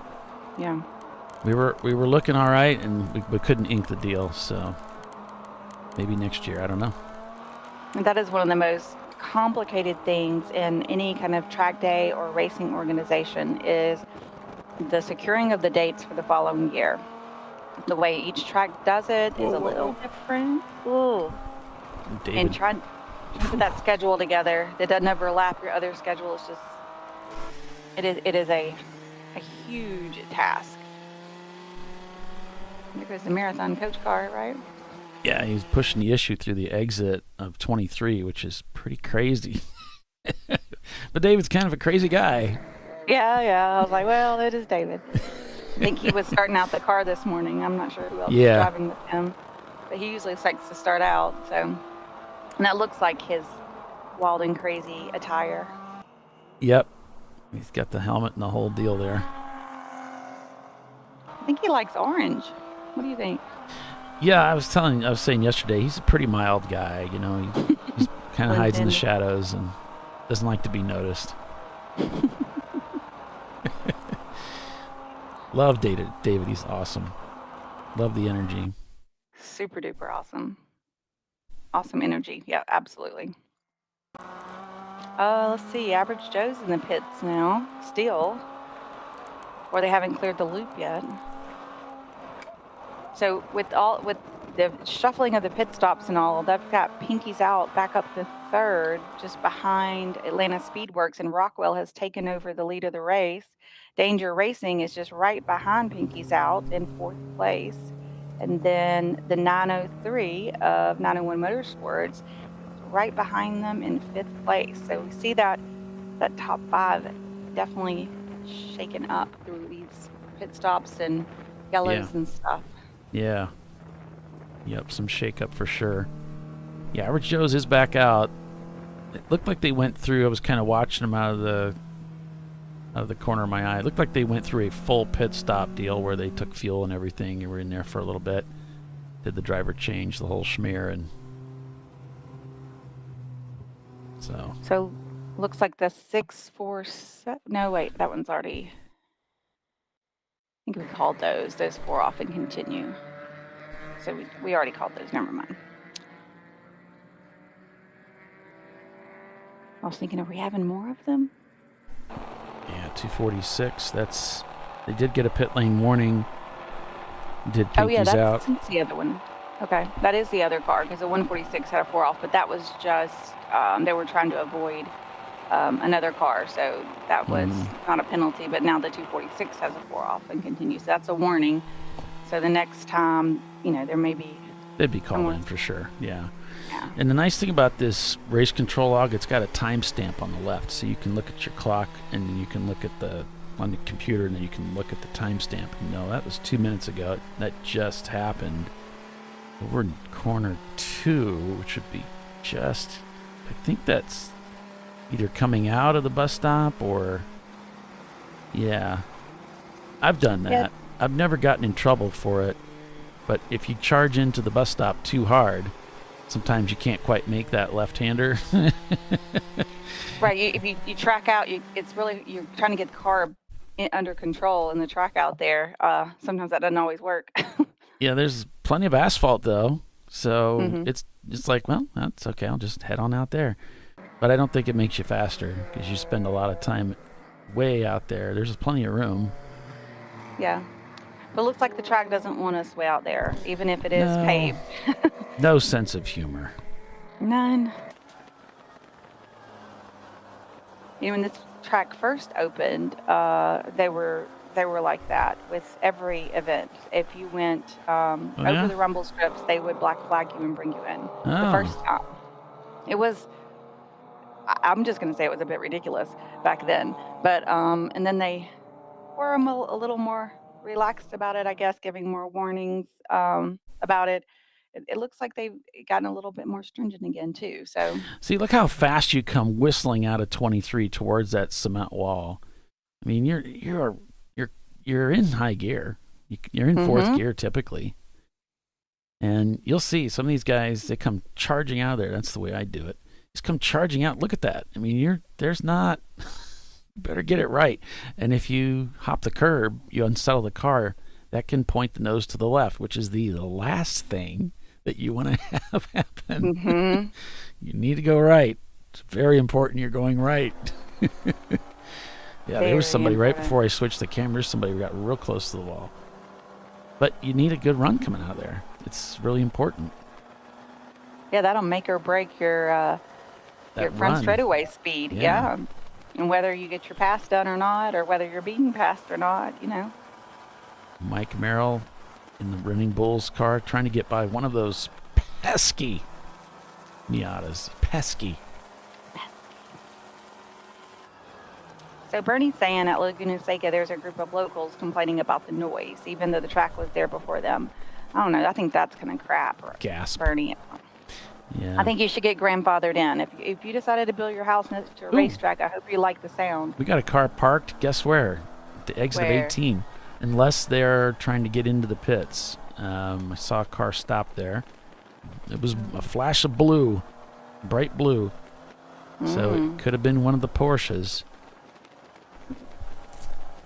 Let's see if anybody's not showing turning laps. Click over here.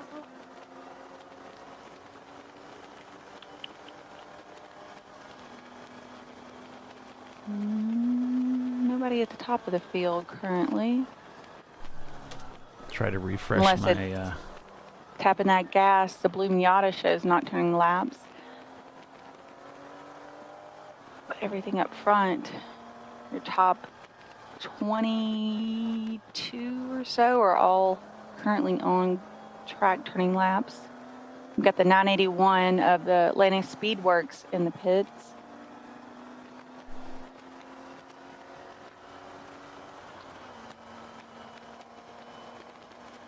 Yeah, I can never get the marching ants to work. It's just pinwheels all the time. Doesn't like you. Yeah, I don't know. I don't know what that's all about. Don't worry, it didn't work for me either. Oh, okay.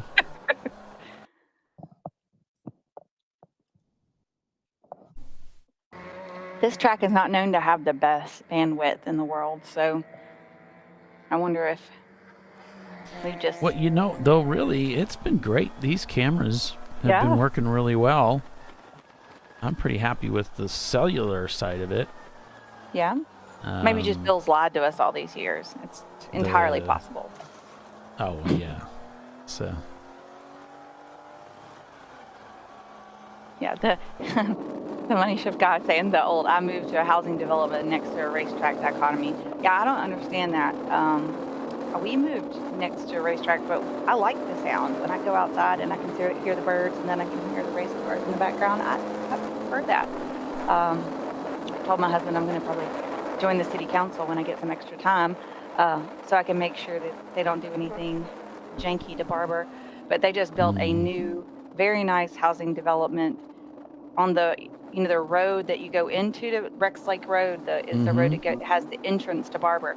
Right down from the entrance to Barber, not even a half mile at the most, if that. They just built this really nice new subdivision.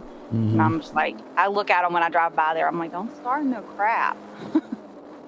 Yeah, and I shared a story about Laguna Seca about the complaint of noise, and it's really interesting if you dig into it. It's actually just one guy. What? Yeah, it's just one guy who's got an axe to grind, and he's one of those people that files complaints about a lot of things. Oh goodness. And he formed a coalition and all that kind of stuff. It's really just one guy that pioneered this thing. People that it's not a good for the community. Right. And we know for a fact that that's what happens is you put a racetrack there. Then everybody comes to the racetrack and spends money in the area. The area profits. I think the city of Leeds has all brand new schools since Barber's been here. Every single one of the schools has been rebuilt, and they're gorgeous. It brings a lot of money to the area. The housing prices increase, and then you have new build. Squeaky wheel gets the grease, You get one guy that complains the loudest, and he says, I got a coalition. I got a whole group of people signed. This is what we, creates all these problems. And you know. I'm a jerk and I have nothing better to do. I don't understand that.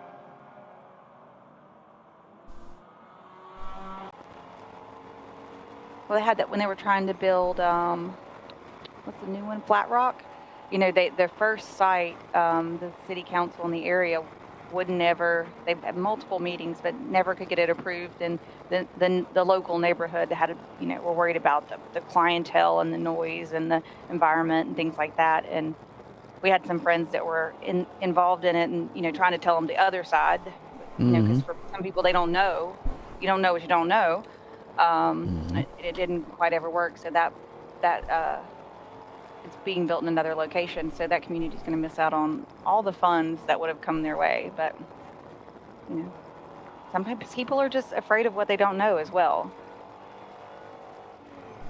All right, so we're going to go ahead and take us another commercial break here, get our groove on, and be back in just a few. You're watching Champ Car Live, presented by AutoZone. Rockwell Autosport Development leads the race. Stay with us. We'll be right back.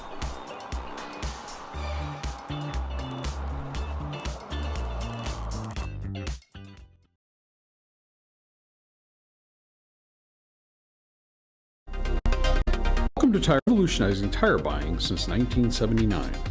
With our unmatched selection of branded products, finding what fits your vehicle and is right for you and how and where you drive has never been easier.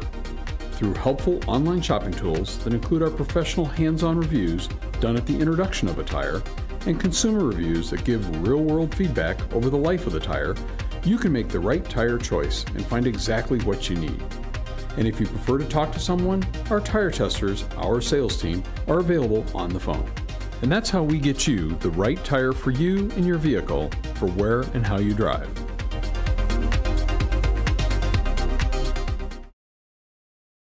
At AutoZone, you get what you need when you need it. Got a today job?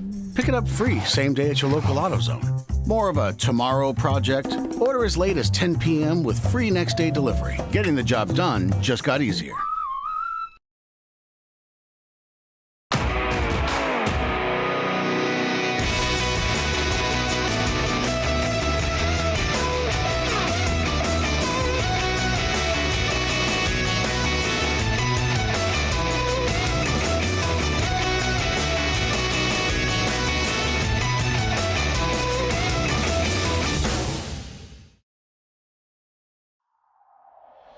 Discovery Parts is a veteran-owned racing and safety equipment company.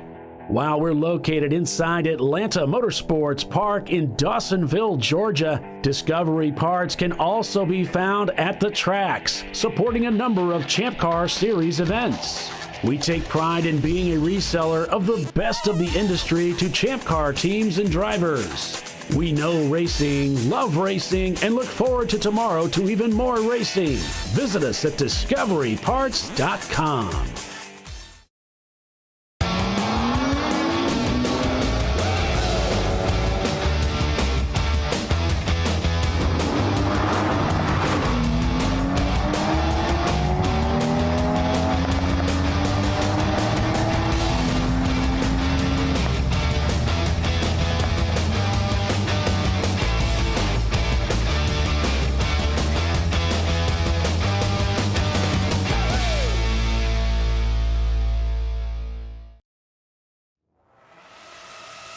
RVA Graphics and Wraps is a full-service design, signage, digital graphics, and wraps company located in Richmond, Virginia.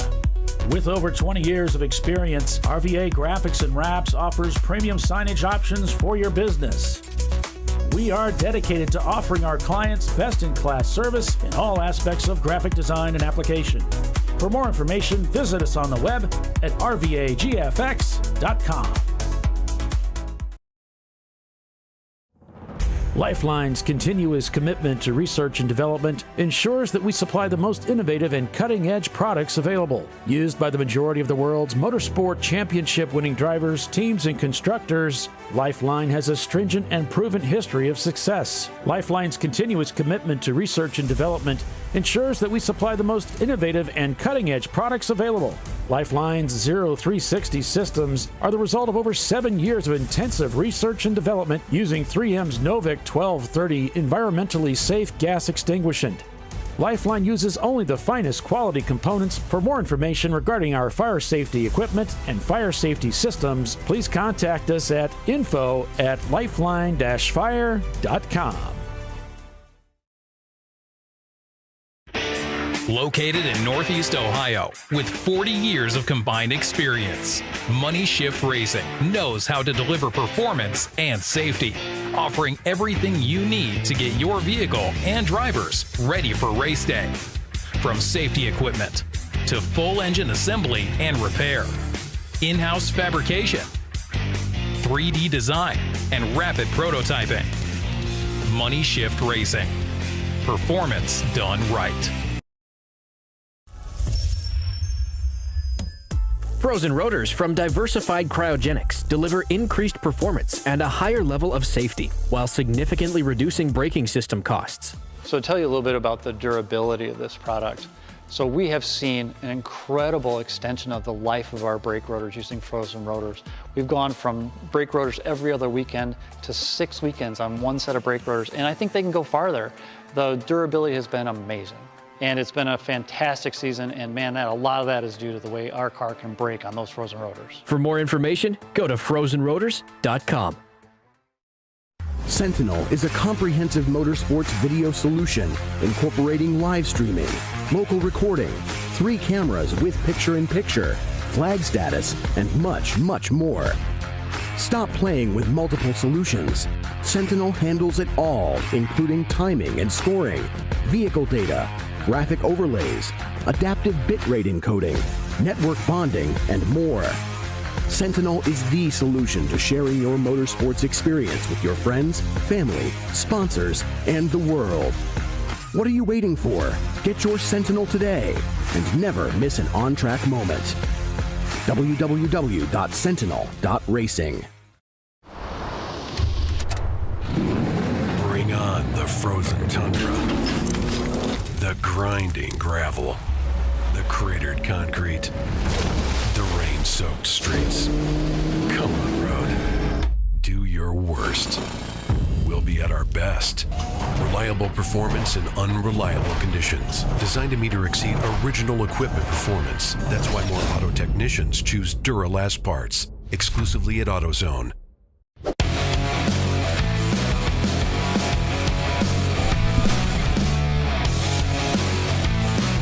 Welcome back, everybody, to ChampCar.Live, presented by AutoZone. It's the TireRack.com National Championship at NCM Motorsports Park. Tiffany Alexander and I calling the race for you this weekend. Under caution here. Just a little bit behind here on data. Okay, we have a grass fire that's been indicated. I'll just look around the racetrack here and see it. Tell me if you see something.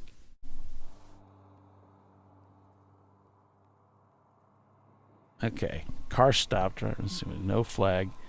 Car stopped. Code 35. So I think the grass fire has been changed on the log sheet. Could be it was part of the drop down. Stuck and stopped. So we got a car stuck and stopped on the racetrack. Car 975 is a Dodge Neon, the Rad Air Racing team. So that's the story there. I think, is that Average Joe's? No. Average Joe's is staying out. Yeah, we did see a couple of cars start ducking into the pits, though. So I just want you folks to know, First, if you're watching, thank you for hitting the like button. Appreciate that. If you want to smash that like button again, that'd be great if you haven't done it yet. We did have a complaint against I know it's hard to believe. We had a complaint against the quality of the show. The quality of the show received a complaint at the last race. And I thought it was about the quality of the show. Yes. Okay. And the complaint was, why don't we have more information given about the bio of the teams? The bio of the teams. And so I just want to say thank you to everybody who takes the time that when Tiffany puts out this information says, hey, let me know, what's going on with the team. Let me know who's driving. I want to say thank you to those of you who take the time to do that, because it does help feed into the quality of the show. It kind of helps people get more connected with what's going on with the teams and that connection between the race and then the people. So I want to just say thank you to all of you who are doing that. Obviously, we don't have the manpower to do what some of the larger organizations do. We don't have a pit reporter anymore. So we don't get quite as much of the bio information, but I feel like we do. We're doing well because of all your efforts, Tiffany, for sure. Oh, thank you. You really amped up the quality in that regard. So I would imagine this person isn't a regular viewer, hasn't seen the depth of how far it does go if they watch the whole show. And I don't know I can't imagine anybody actually being able to do that anyway, putting up with that. So I don't blame them for tuning in for half an hour or so and not really getting much information. All right, so it looks like that looked like Marathon's in the pits. They've got the left side of the car in the air. Yep, strapping in a new driver. Putting a new driver in, but they've got the car jacked up too. So looking at the car. Darn, I got to turn that one off. We've heard a lot of teams talking about tires, having some flat tires, having some tire wear issues. So. Yeah. They may have had to swap tires. They couldn't do it last night because this is being ran consistently. It was the 8 hours of yesterday, but it turned into 7. Then we're going to run the 7-hour stay consistently. They didn't have any time last night to work on anything, so that'll all have to happen during the racing time. Looks like Better Hounds still has a bad fuel issue. Looks like water got in their fuel drum. So even the gas that after they pumped their tank and refilled it and all that, that didn't work because the water actually got in the fuel drum. So that stinks. And I heard back from the cone crushers, the transmission shot. Oh yeah. That's done. It's an MR2 thing though. Happens a lot on MR2. I think Troy kind of found a solution for that. But they get Troy's busted MR2. Up. Huh? Yeah. Isn't that Troy's MR2 they're driving? Is it? Is it one of his old cars? Cone Crusher / Leviathan? Oh no, that's the Leviathan. That's the other MRT team, I guess. Yeah, I don't know if he ever previously owned it or not. I don't know. Because Leviathan had an MR2 as well. I guess we haven't seen Troy's in a while. Yeah. And Kevin's saying, I think the show is great. Don't let any negative criticism ruffle your feathers. Hey, everybody knows I've got an overinflated ego as it is. The more grounding I get, the better. So, no, it's it was a little disappointing, but it comes back to that. I understand the show pretty well, and I'm a connoisseur of the sport. I see other broadcasts too. I know what we have and what we can do, and I think to some degree we've elevated the show to a point with an active timing and scoring pile. I mean, when people sign in and see this, they think it's IMSA. They think it's ESPN, and we're running this thing off of cell phones. It's cellular technology essentially. It's not. It's a grassroots. It's very much a grassroots broadcast. It's always been that way. Using, Tiffany and I are not professional. I mean, I am a professional broadcaster only because for some reason Champ Car still pays me to do this. And that's it. I mean, it's, I'm not, it's definitely just a couple race car drivers calling the race. That's really all it is. So I think people sign in and see it, and it's like, wow, this is okay. This is the real thing. And it's like, well, yeah, it's been massaged over time to look really good, but yeah, you don't want to keep your expectations too high. That's always been the joke, but it's been some air of truth to it too, really. Right. I mean, because it's not. Yeah. Looks like we're back to green. Yeah, here we go. Enough about me. We do the best we can, so, Yeah. And we do really appreciate the team sending info, because I like to include everyone in the broadcast. It's not fun. just the winning cars. I want to include everybody's team. So, but that, requires them to, send me info and keep me informed. So, Aaron still is in the 901. So I was thinking that was what we saw earlier. And Chris Chappelle is in the 903. So we've got that. Their car's running good in the 901, the motorsports car. But they do say that the track limits being enforced so heavily is a little tricky, because they've the 901 team here has already gotten one warning. So if they get another warning through, it won't the next time through the whole day, doesn't matter drivers, whatever, that would be a penalty, and that's going to be the enforcement throughout the field now that we've got a little more stringent on that. So I think that's gonna play into everybody's race, as they're gonna have to either pull back a little bit and make sure they're not exceeding track limits and getting a penalty, or if they do get a penalty, that would definitely, even a drive-through penalty, definitely will affect somebody's race. You could easily go a lap down just coming in, being fussed at for a minute and sent on. And just in case you're wondering, when you have to come in for those and the official tells you what you're in for, the only correct answer is yes, sir. Yep. Yes, sir, or no, sir. And the better you are with them, the better chance you have getting out quickly and getting back on the racetrack. Yeah, because they can't send you out until you stop talking. So. Well, and they don't call the shots. Right. That's coming from the tower. They're called. Yeah, that's the track officials, and that's Champ Car officials. Chelsea, whoever the race director is, are making those decisions, and this is the decision, and so you can decide how long you want to sit there. And Jimmy's a very patient guy. Mm-hmm. He loves talking to people, so if you want to sit and talk for a while, he'll do it. Yep. So don't shoot the messenger. Yeah. Do yourself a favor. Just say yes, sir, and go back out. But, if you could not get those penalties, that would be super duper helpful. I think it's pretty, I've been off for so many times, I can't even, and it's, especially here, there's a lot of grace at the corners. They really designed the track wonderfully, that if you overcook it, there's some place to go. It's not like some of the tracks where it's surrounded by guardrail, Mm-hmm. And so it's easy to get a little over the top with it. We're not professional race car drivers, and go a little too far. But there will be consequences for that. And Andrew Johnson saying, I'm going to be listening to the entire show while trailering back home today. So unfortunately, the 90racing.com team heading back home after mechanical failure. So sorry to see that for that team. I know that's disappointing for them. That sucks. Well, we'll see them again. I know we will soon.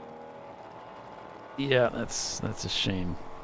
The track has been sort of taking its toll on cars this weekend, both mechanical and driveline failure, suspension failure, and even tire degradation, which is kind of strange because I don't think they've paved the track. It's just I think we're pushing the track harder than we have before.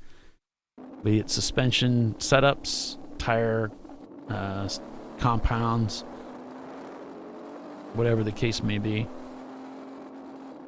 Those gators are really hard on the driveline.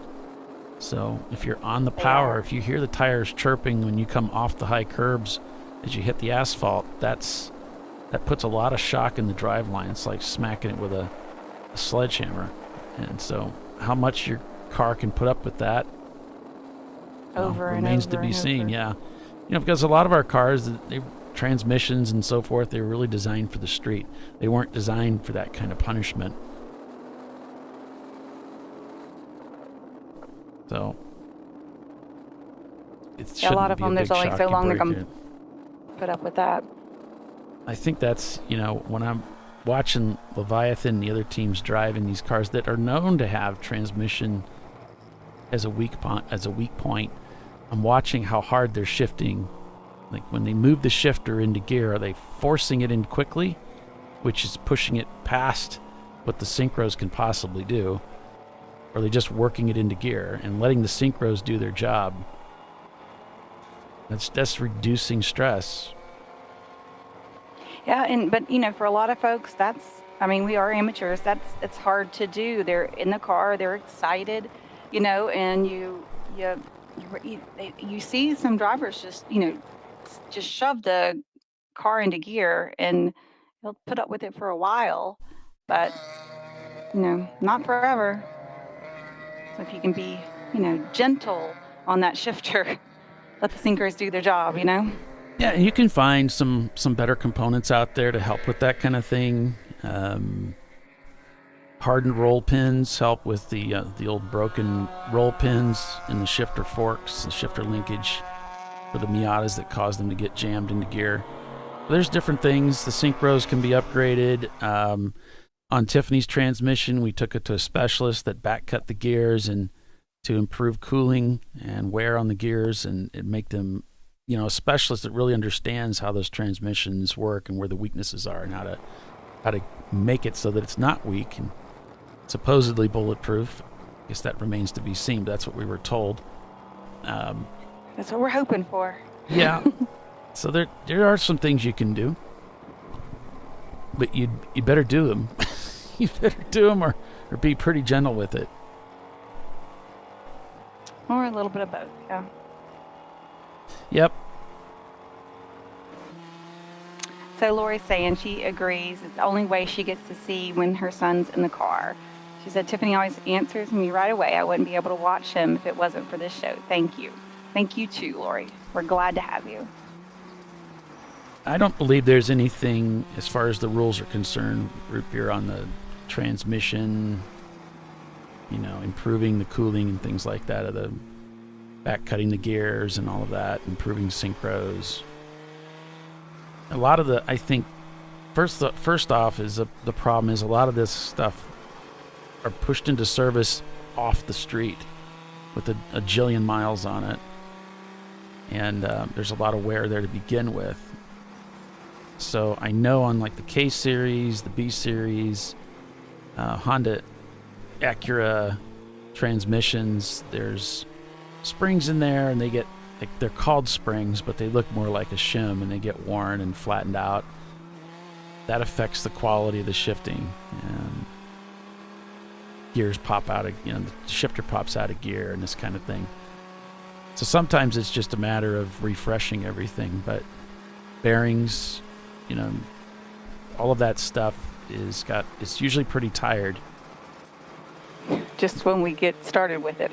Yeah, so no, I don't know of anything in the rules about doing the kind of work that we did. But you do have to look through them carefully. They do change from year to year, so you want to keep an eye on that.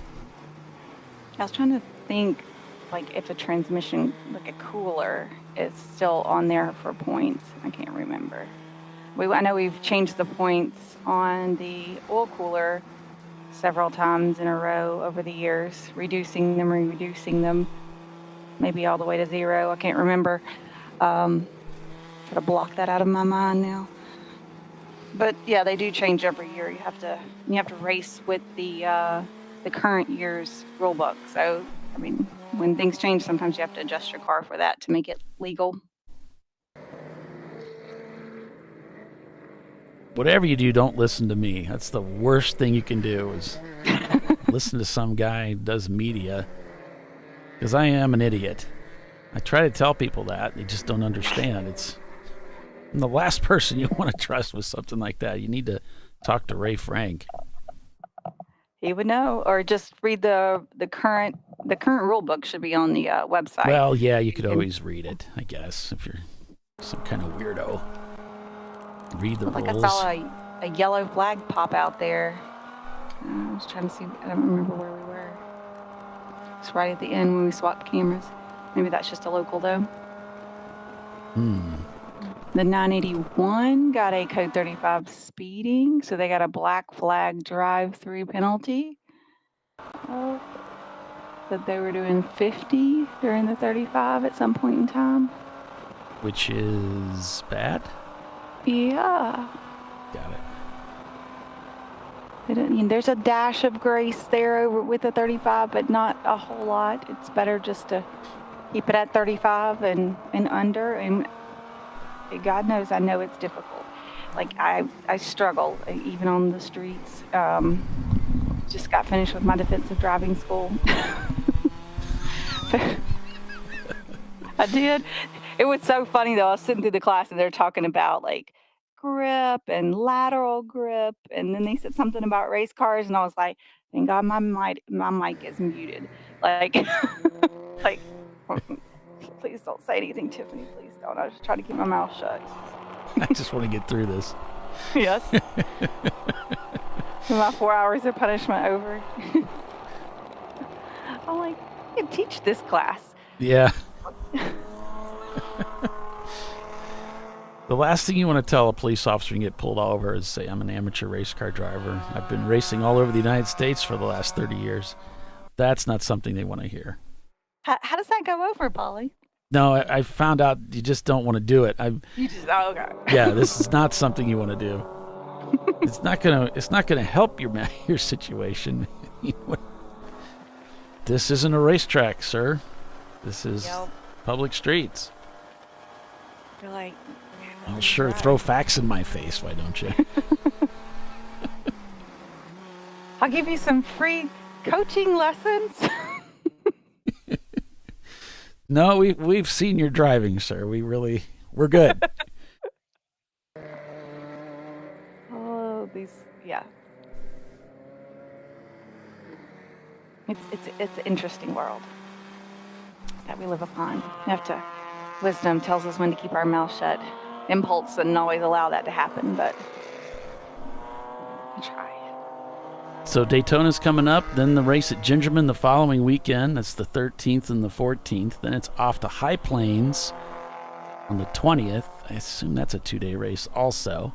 So lots of racing in April for Champ Car all over the place. So hope you folks, if you couldn't make it to NCM, hope you can make it to one of the other tracks in April. Notice Road America is not up there for April, but we'll be there at the end of the year, which is a far better decision, really. I mean, an April race for us up here in the north, and they're 5+ hours away from me, north of me, and I can tell you right now, winter's not over. We've got snow on the docket for today, but don't worry, really? that's for me. I'm 5.5 hours north of this racetrack, though, so you don't have to worry about that in Kentucky. But having some shifter issues still with the 901, it looks like, trying to get it into high gear. Yeah, we've got some snow. That's normal. We often get a little bit of snow in April, and almost every time I went to the April race up in Road America, there was some snow at some point, often on Friday, as it looks like Daring Greatly peels off to head into the pits. So there was that one year that the timing loop froze. Yeah, it just wasn't a good idea. I mean, we've had some just horrible conditions at Road America at April. It's much better to be there in the fall. We can all go there and just enjoy it. It might be a little chilly, but we're not likely to run into the same problems we do in early April. Right. Whereas in the south, it's started to turn into, it's become spring. Yeah. Budding and blooming everywhere. Yeah, our winter's just not really over yet. We pretend like it is, but it really isn't. It takes a little bit longer for us to get over it. Which is why I don't live in the north.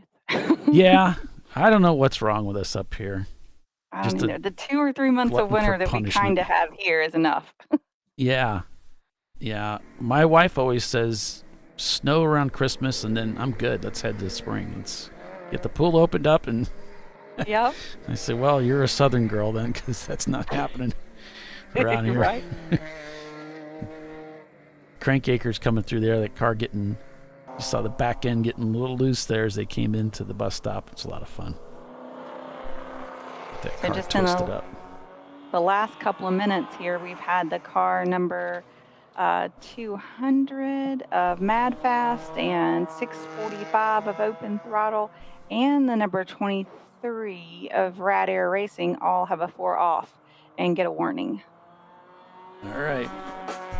So seems like everybody's pushing it a little bit, aren't they? And now the Black Widow 104 is getting a 4 off and continue warning. All right, guys, reel it in. Let your drivers know. Reel it in a little bit. Rumble strips only, and you got to keep it on the asphalt on this, our side of the rumble strip. They don't want us on the other side of them. Yep, we're gonna break for commercial here, Tiffany. We'll be back in just a few, so stay with us, folks. Champ Car Live, back in a moment.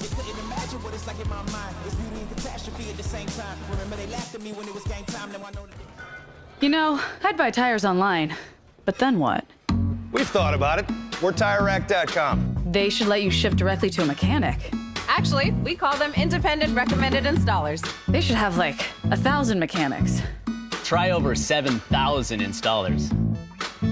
Then you just make an appointment. At a time that's convenient for you. This could change tire buying forever. TireRack.com, the way tire buying should be. Come on, road. Do your worst. We'll be at our best. Engineered to meet or exceed original equipment performance exclusively at AutoZone. Lifeline's continuous commitment to research and development ensures that we supply the most innovative and cutting-edge products available. Used by the majority of the world's motorsport championship-winning drivers, teams, and constructors, Lifeline has a stringent and proven history of success. Lifeline's continuous commitment to research and development ensures that we supply the most innovative and cutting-edge products available. Lifeline's 0360 systems are the result of over 7 years of intensive research and development using 3M's Novik 1230 environmentally safe gas extinguishant. Lifeline uses only the finest quality components. For more information regarding our fire safety equipment and fire safety systems, please contact us at info@lifeline-fire.com.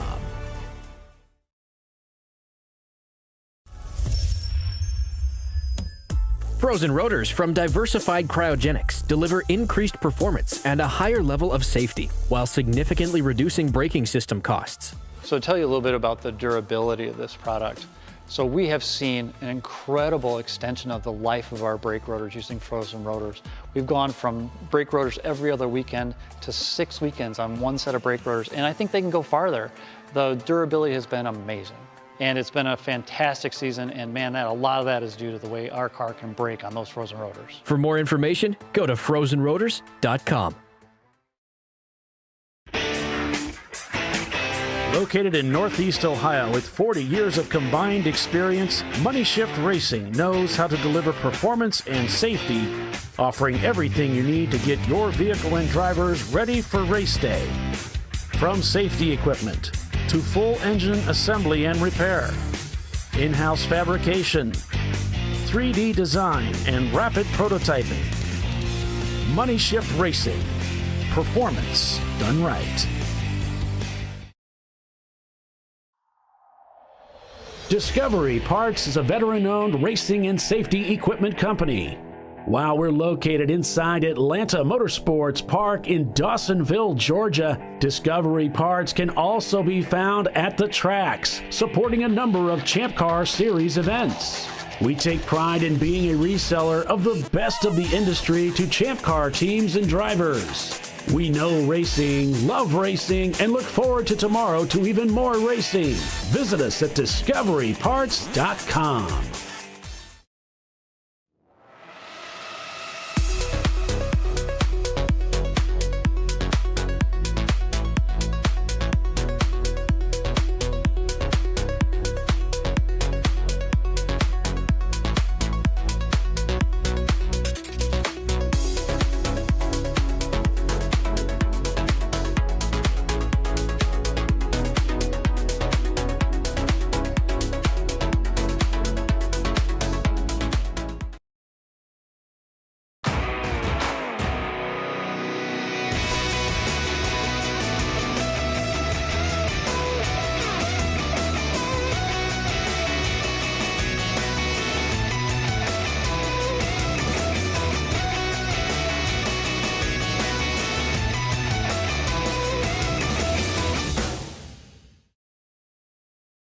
Sentinel is a comprehensive motorsports video solution incorporating live streaming, local recording, 3 cameras with picture-in-picture, flag status, and much, much more.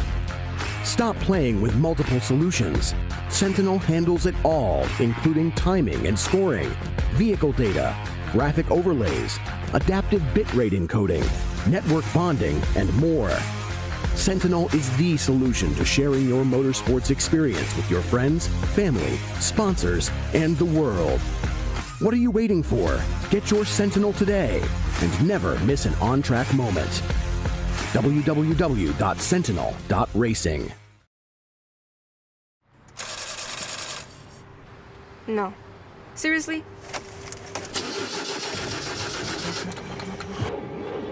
Come on. No. You for real? Dale. Really? Wow. So maybe just a cable? We can help you. Welcome to America's #1 battery destination, AutoZone, your battery solution.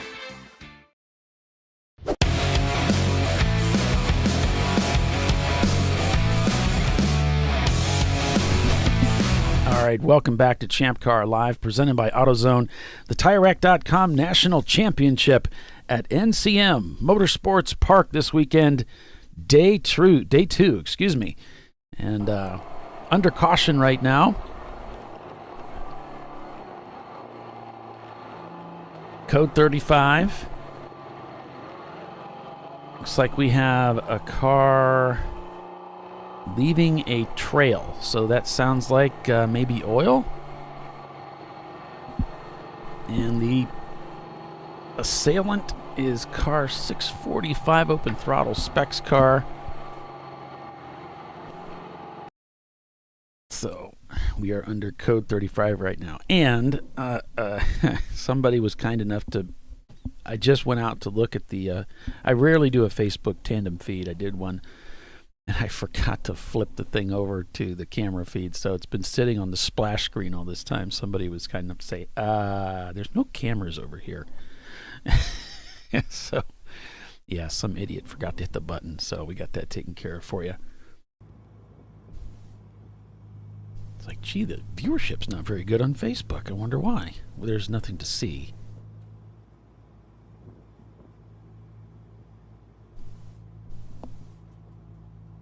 So contact side to side. Let's see. No, it says leaving trail, reported contact with something, side to side contact. So the open throttle car, but they have question marks yet. They're trying to review, find out what the other car was that was involved.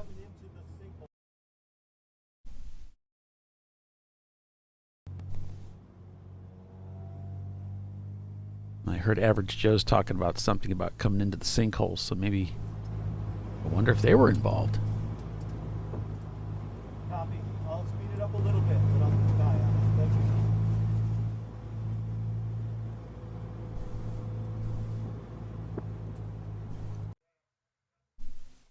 So, looks like Cone Crushers is done. I really need to just turn that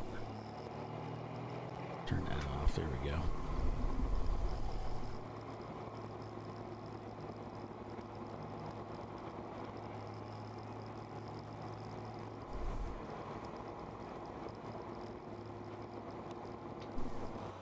Marathon Motorsports got back out there.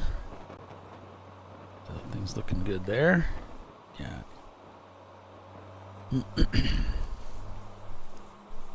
Race cars projects. I've been stuck doing customer jobs outside or just inside the bay. Money Chef's saying, yeah, they've had a couple of those years. They know what it's like being more work than you have room to get it done.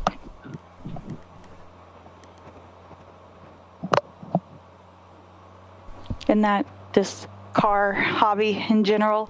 More broken cars than running cars? Yeah, these guys they're not like us though. They're professionals. They get their stuff fixed. And they actually get it fixed. Yeah, it actually gets running again, and yeah, it's actually done right. So they're nothing like me at all. But that's I totally get it. I mean, I used to work in a car dealership, and you just have so much advantage. You can pull stuff into a shop, and there's so much room, Oh, yeah. But when you work at an independent, I used to work at independent too, and it's not like that. It can be really difficult to find room for things, and he puts quotes in professional. Yeah. Well, you get paid to do it. It's your gig. It's your main thing. So That's how we define it, right? I guess.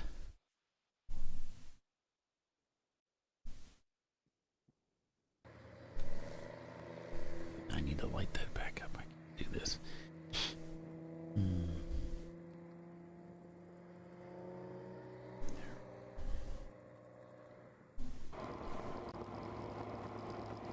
So Okay, yeah, so go ahead. I got word back from Love Racing. They did get their car mostly fixed, but just outside of the Park for May. So they didn't get it done before the red flag. So they've got some mismatched rear calipers and old tires, and they're just getting some good wheel-to-wheel seat time and doing the race today. And they took the championship contender sticker off today, and they're just doing today's Sunday race. They did get it fixed and back out there. Yeah, I'm showing Atlanta Speedworks and Pinky's Out, P1 and P2, both crossing the pit loop. So they've come into the pits for service here. Under this code 35. Yeah, as we're coming up on 11 o'clock local time.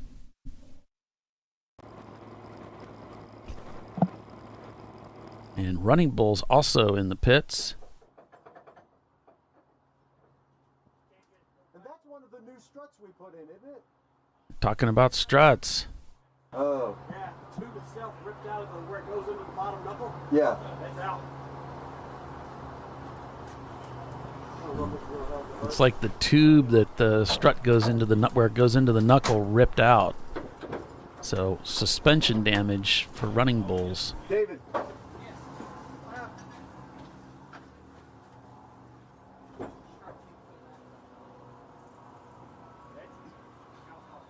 Jeez.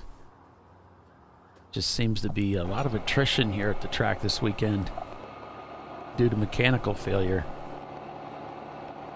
I mean, we're essentially running a 14-hour race straight. So Yeah. Well, that's hard on equipment. But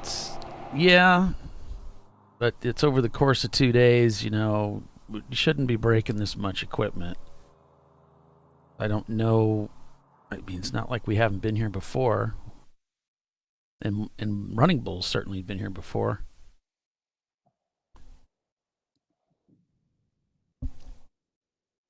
But I guess you run it enough times, eventually it's going to break. Yeah. Bound to break something at some point. Or all the things, all the times. Who knows?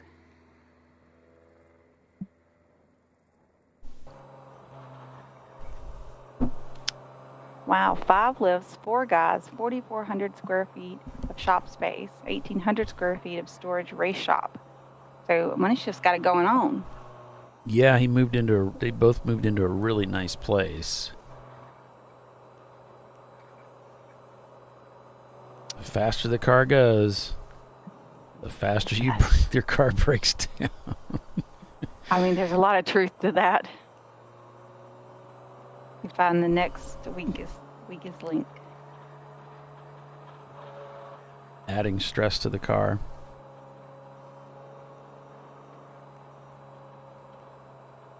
Race cars have a way of lulling you into a false sense of security sometimes, says Money Shift Racing. Yeah, true. You're like, oh, this would be bulletproof until we figure out how to break it.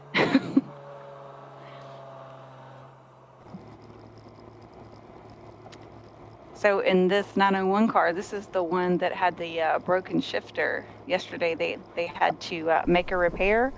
So Brett's telling me that if you can see that our shifter for the past 5 hours is actually chopped off a jack handle. Yeah. Secured at the bottom with a vice grip. Nice. He said the open top is a little hard on the hand, but works great once you get used to it. Once you get used to it. Once the calluses build up, you're good. Yeah, you It's got like playing a gloves guitar. on, right? Yeah. Come on. I'm crying and racing.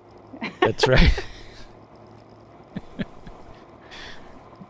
Yeah, it's a broken.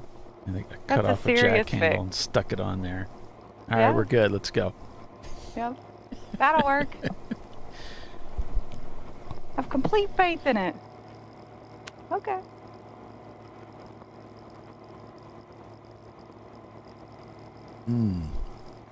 Money Shift Racing saying we found out our clutch issues at Road Atlanta was a cracked flywheel. How often do they fail? Phew. I can't think of a flywheel cracking. I mean, you certainly hear of them warping, and you get chatter, and they get burnt. They get the hairline cracks, but a crack like that, yeah, that's pretty bizarre. Huh. There's that. That's yeah. You like you said, weird things break, like the steering rack, that worm gear breaking on you at the one track you were at. That too is just what? That's just weird stuff. A broken strut, yeah. Broken hubs, sure. We hear about it all the time, but sometimes it's the weird stuff. It's like the key falling out of the ignition. The key falling out of the ignition. You bump it with your knee, the car shuts off. We've seen that a number of times. The guys flipping switches, hitting buttons. Nothing's working. It won't come on. I don't know what's wrong. Well, make sure the key's on. Because when you went over the curb, your knee bumped it and you shut off the ignition.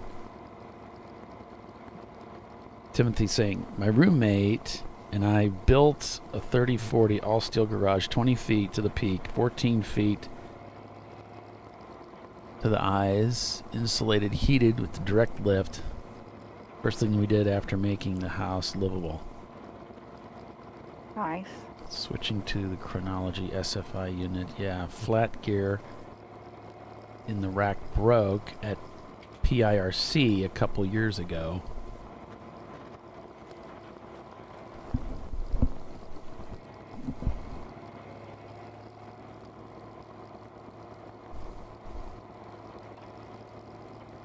What is it? Race, break, repair, repeat. Yep. Running Bull's taking it behind the wall. Oh no. What's up with that? They had a strut failure. It broke a strut. Oh. That's what we were talking about a little bit ago. And that kind of reading. precipitated revisiting the whole attrition caused by mechanical failure. There's the follow-on mission team up ahead of the Miata. So I don't know if you've already said, but the code 35 is because they've got oil down somewhere. He put the oil down and he didn't say what corner, so I can't speak upon that at the moment. But I'll let you know, find out.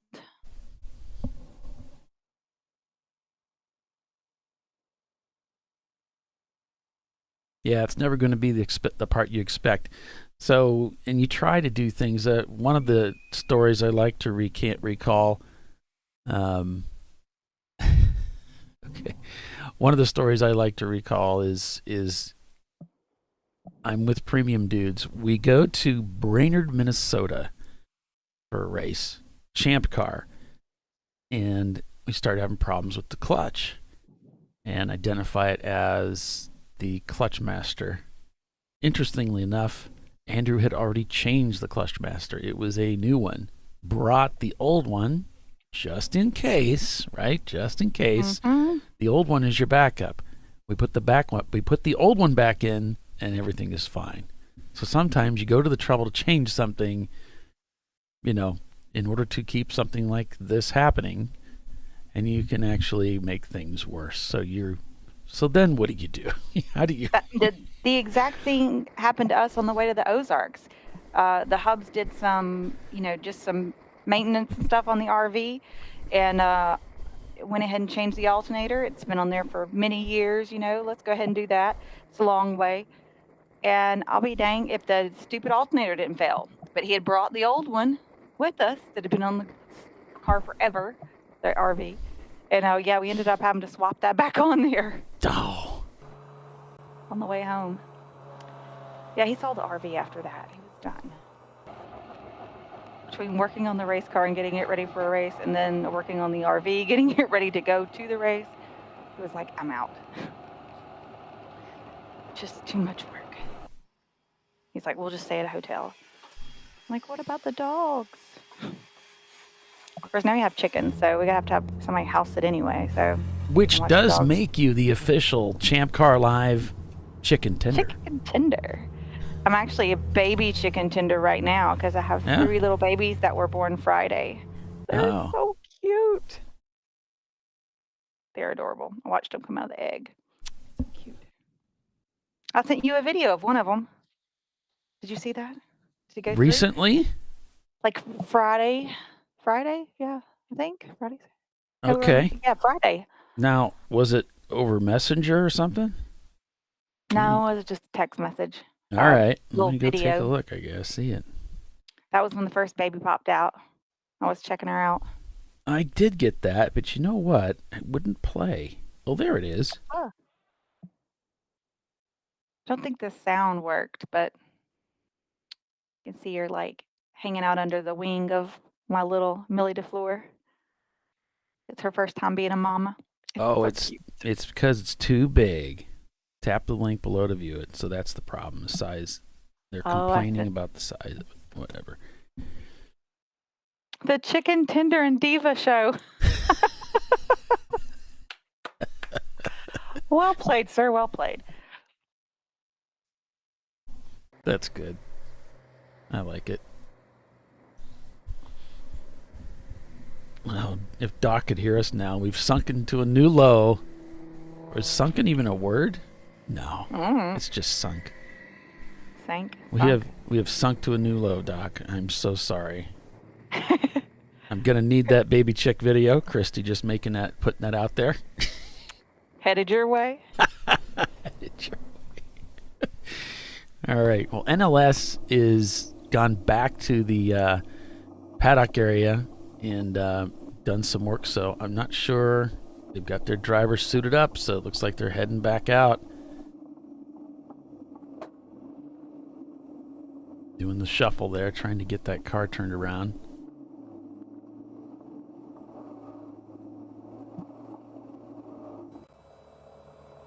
And Marathon Motorsports, all the teams on the track right now doing the circles here, just biding their time, waiting for that green to come back out. I sent it to you via Messenger, so you could see it when you wanted. There we go. Dylan says he's got 2 baby ducklings. They're maybe 3 weeks old. The little baby chicks and baby ducklings are so ridiculously adorable. Ridiculously. Like, I looked at my husband because, like, all the chickens are trying to go broody and have babies right now. And I'm like, oh, my gosh, we don't need any more chickens. We have, like, 31 already.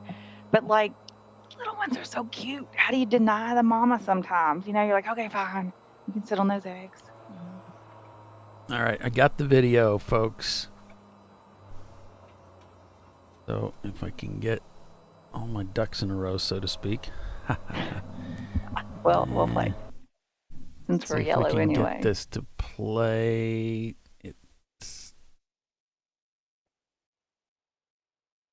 was the very first one that came out, and she's kind of hiding under the mama's wing. Just trying to get a peek at her.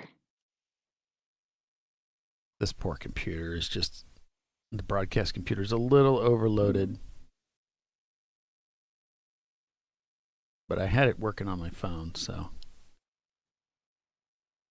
All right, well, we can come back to that if it seems like it decides it's going to work. NLS is back out on the racetrack. And looking at the race control logs for an update here, looks like they went back to yellow.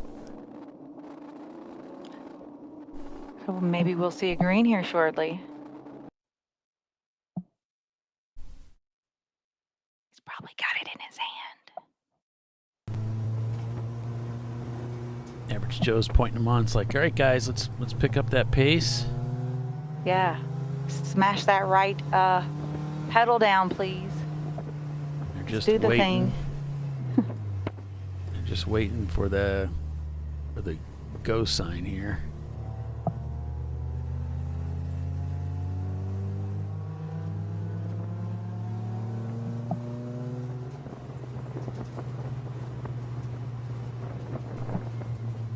That was kind of a lengthy Purple 35, so I'm sure everybody's ready to go now.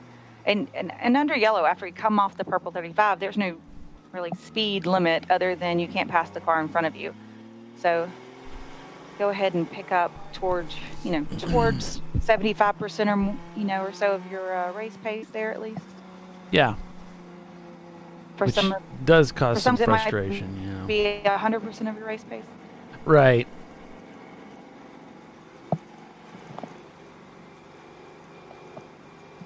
Dana always used to say, just go down a gear. Just 75% on a full course caution, and don't buzz any of the emergency vehicles.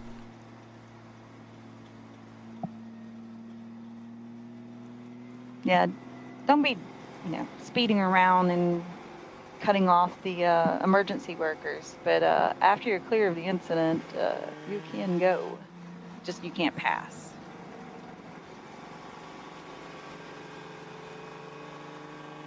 It is very frustrating, though, if you're in contention here and some of the cars were under yellow and they're not going, right? They may be still within 35 or just a little bit more, and your competitor, who you might have gotten close to, is now being able to pull away as they don't have a car in front of them, Well, Yep. It looks like everybody's stacked up there together. Yeah, like maybe the pace car came out and has collected everybody.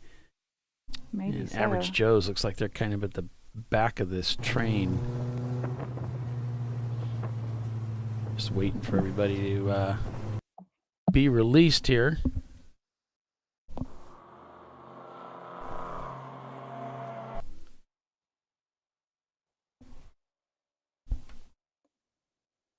They're still holding that caution flag out there at that flag stand. They just pulled it in, so that might be it. We might be heading back to green. We'll watch the Flagtronics unit here on the Mustang. Their feed's a little bit behind. There you can see the yellow still being displayed. So far, still yellow.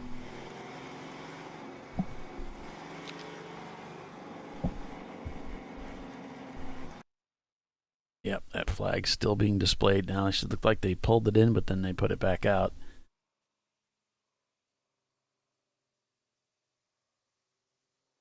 There's our friendly champers. All in a row. So, Matt's letting me know that the 160 of Running Bulls, they lost the front left strut tube where it passes into the knuckle. He said it was enough damage to retire the car for the day. So we came in at 10th. That's sad. Yeah, it's a shame. All right, well, we're still waiting to go back to green. We'll take a commercial break, come back, and get back to racing action. So stay with us. You're watching Champ Car Live. It's the Diva and Chicken Tenders. Back in a moment.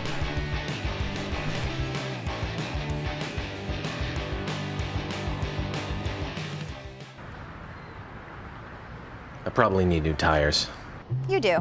What if they sold tires online? We do. We're TireRack.com. They could offer lots of tires We have so many tires. and help you find the right tire. It's called the Tire Decision Guide. Oh, and they could ship them to a nearby mechanic. We shipped over 7,000 independent recommended installers. This is an amazing idea. Sorry. TireRack.com, the way tire buying should be.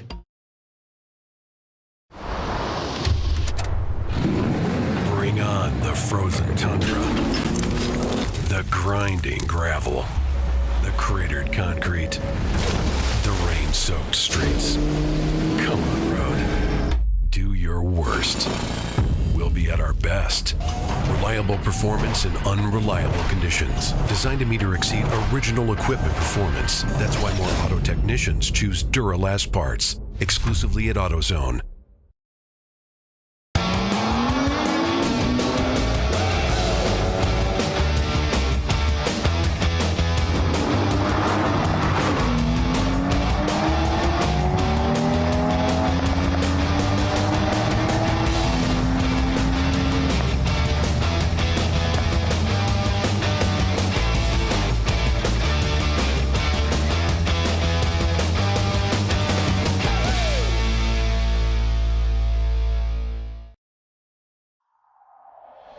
Discovery Parts is a veteran-owned racing and safety equipment company.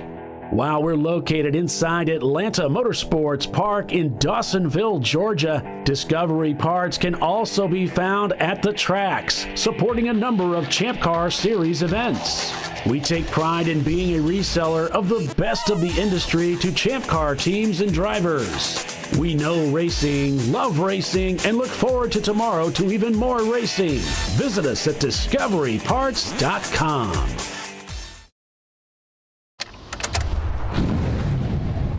Come on, Road.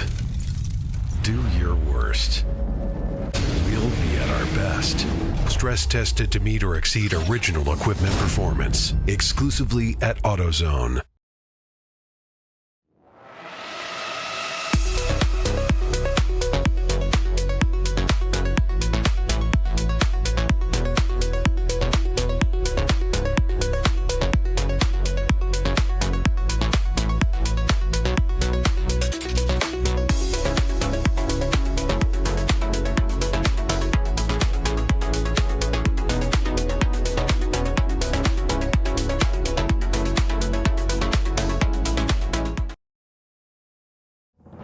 Lifeline's continuous commitment to research and development ensures that we supply the most innovative and cutting-edge products available. Used by the majority of the world's motorsport championship-winning drivers, teams, and constructors, Lifeline has a stringent and proven history of success. Lifeline's continuous commitment to research and development ensures that we supply the most innovative and cutting-edge products available.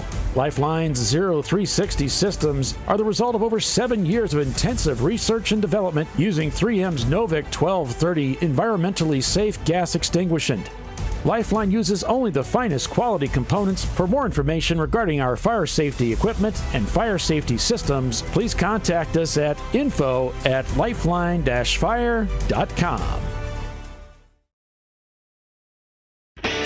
Located in Northeast Ohio, with 40 years of combined experience, Money Shift Racing knows how to deliver performance and safety, offering everything you need to get your vehicle and drivers ready for race day. From safety equipment to full engine assembly and repair, in-house fabrication, 3D design, and rapid prototyping. Money Shift Racing. Performance done right. Sentinel is a comprehensive motorsports video solution incorporating live streaming, local recording, 3 cameras with picture-in-picture, flag status, and much, much more. Stop playing with multiple solutions. Sentinel handles it all, including timing and scoring, vehicle data, graphic overlays, adaptive bitrate encoding, network bonding, and more. Sentinel is the solution to sharing your motorsports experience with your friends, family, sponsors, and the world. What are you waiting for? Get your Sentinel today and never miss an on-track moment. www.sentinel.racing. Duralast, designed to meet or exceed OE performance, with 2-layer shims and OE-style slots and chamfers to eliminate noise. Backed by a noise-free guarantee when professionally installed. That's the Duralast difference, only at AutoZone.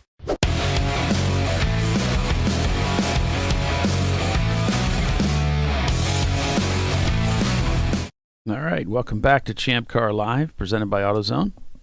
Working lap 194, we're back to green with Atlanta Speedworks leading the championship, leading the race right now. Rockwell Autosport Development in second. Pinky's out in third. The gap's 2.8 seconds from third to second. 17 seconds from Danger Racing up to 901 Motorsports, who's in 4th place. But the gaps are broadening out a little bit. Mad Fast Autosport, 0.6 seconds behind Gorilla Sticker there for 17th. A-Class being led by 45th Parallel. Excuse me. Yes, that's right. B-Class Average Joe's. C-Class by Atlanta Speedworks has just crossed the finish line to the start-finish to turn in a 2:22 on that last lap. Their fastest lap time at 2:21, so they're really leaning into it. They've stretched out their gap. Waiting for Rockwell to cross the start-finish line will get you an idea on the size of the gap there. On second thought, the number 341 has just come into the pits. So they bring their A-Class car into the pits there from 27th. But Running Bulls continuing to fall through the standings as they have announced their retirement from the race this weekend due to suspension failure. Cone Crushers as well has called it quits due to driveline failure. Crank Yankers crosses the start-finish line in 12th with a 2:30 on that last lap. So they have been moving up to Crank Yankers. I was trying to remember where they finished yesterday. Somewhere like maybe top 20. I wrote down through the top 12, I think, and they were not inside that, but now they are. Now they're up to 11th place. So you'll want to watch out for the Crank Yankers. Yeah, they said they had that disappointing day yesterday when they broke the splitter early in the race. Did some repair work on it. They were going to try to do like an F1 style, I'm going to replace it during a pit stop kind of thing. And now they find themselves working their way up through the field. Pinky's out 3.7 seconds, the gap to second place on that last lap as they start lap 196 here. I'm seeing about a 1 lap gap from Rockwell up to Atlanta Speedworks. Wow, and just 3.7 seconds between Peace Out or Rockwell. Yeah. That's tight. Yep. We don't have any, do we not have a camera in any of the Pinkies Out cars? No, they didn't fire any up, and we were kind of counting on that. Dang. It's always At nice least to... none that I can find. And the usual links that I follow, the channels that I follow, they don't have anything there. Pinky's out now 2.1 seconds on that last lap, closing the gap on Rockwell for second place.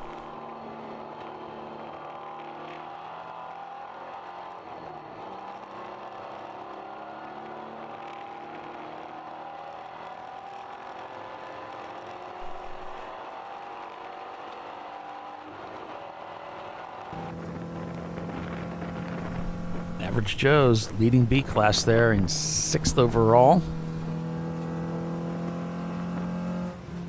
Certainly has been a race of attrition for sure. Absolutely. Really seeing how the mechanical woes have really shaken this field up quite a bit. Between the mechanical breakage and tire wear, some teams only able to get through half the race before they have to replace tires. There's Crank Yankers moving on Wittenauer as they head into the bus stop, continuing to try to lift their position here.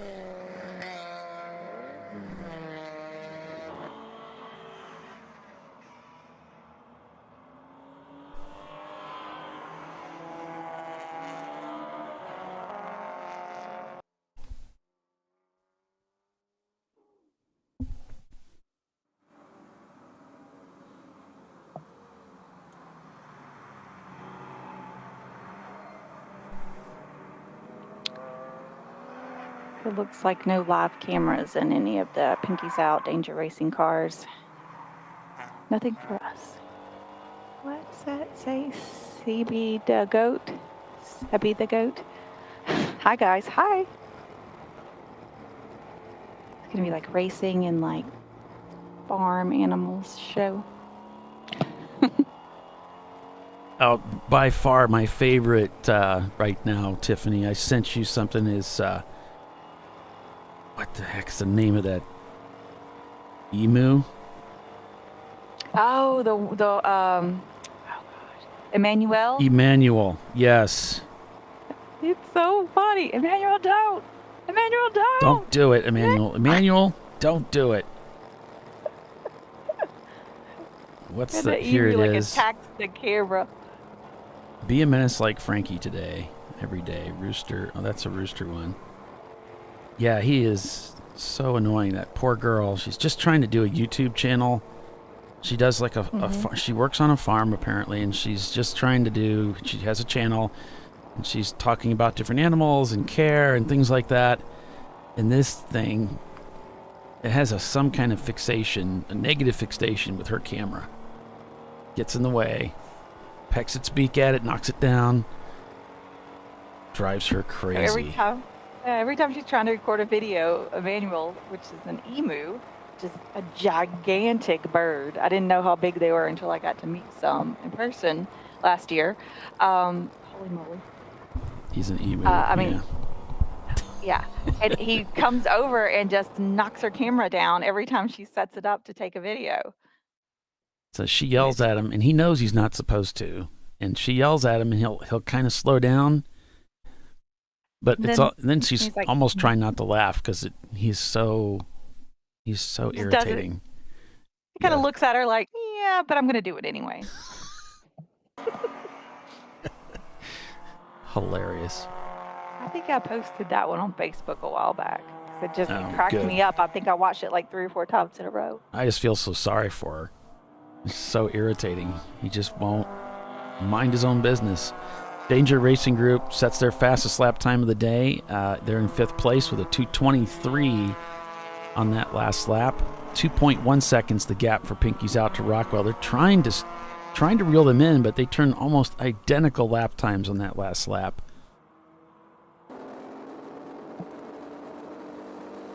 NLS has taken the 240 back onto the racetrack after revisiting the paddock area. They've taken a few tours of the paddock area that they didn't anticipate or want. Well, looks like they've got the car going good now. Yeah, Wittenauer Motorsports is in 21st right now, and they are the lead F-Class car. So class leaders, you've got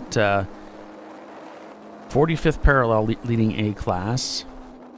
B-Class is Average Joe's. C-Class is Atlanta Speedworks.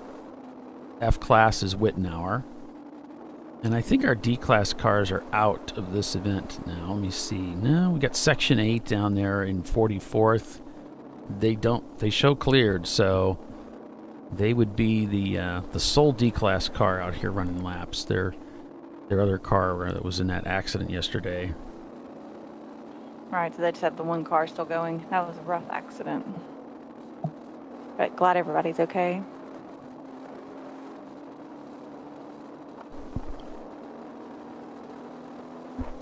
Timothy said years ago we had a corner worker report a large bird at turn 6.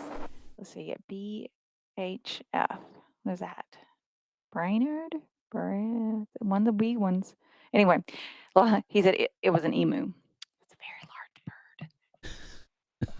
BHF is Black Hawk Farms. We don't race there, but it's a small club track. Gotcha. Yeah, I've raced there. You don't want to hit that with your car. That'd be just about as hitting a deer, probably. I mean, the things are 6 feet tall. Yeah, that's the track where I came around turn 1 and I found there was a painted turtle laying there on the racetrack.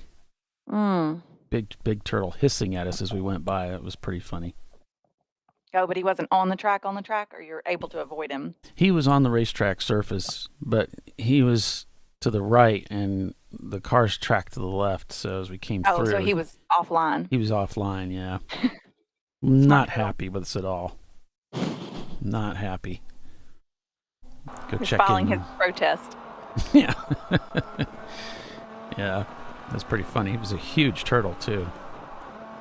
All right, on board with Marathon Motorsports here. Check in with them. They're in 18th place overall. Gorilla Sticker just ahead of them has come into the pits. 15 seconds the gap, so this may give them a chance to overtake then Gorilla Sticker for 17th, bringing their BMW up in the standings.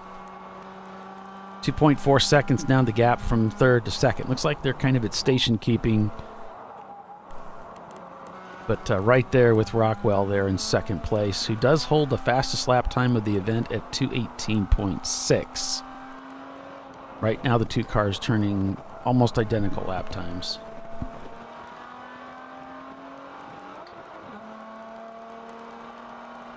Danger Racing Group 7 seconds behind 901 Motorsport, turning the faster lap times on that last time through. So 901 in danger of being passed by Danger Racing Group for fourth place.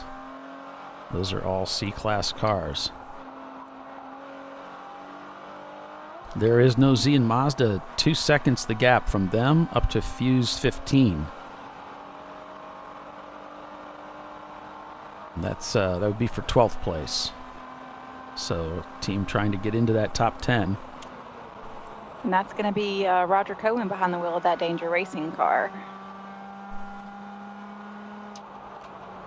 Yeah, Danger Racing at 2:25 on that last lap. That 7-second gap to 901's 2:27. So you might see that gap continuing to close lap for lap.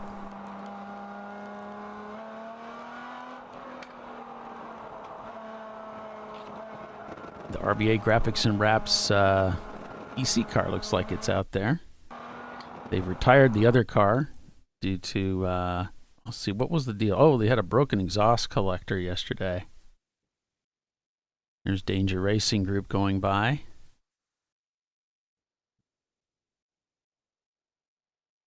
Here comes that D-Class Mustang. I believe it's a D-Class Mustang.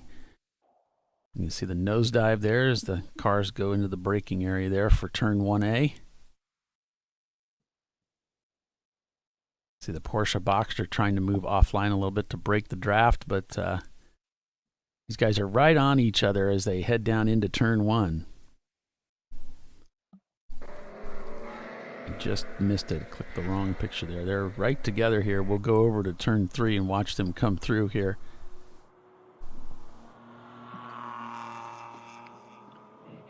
Is that the 996 and 1, number 1 car? Could be. I didn't catch the numbers. We're going to caution though, Tiffany. It is those two teams. I'm not. It shows them a lap apart, so maybe Rockwell's out there trying to make up their lap. Well, you know they are. They're going to be trying to for sure. Let's see what's the situation. It looks like car 59, which is Start Racing. They have a Miata. They lost a wheel. So wouldn't be surprised if it's a broken hub on the Miata. In turn 19. Stopped off track. Yeah, we can go over to that area of the track, but don't see them actually on our camera looking at 19. So Start Racing, stopped racing around turn 19.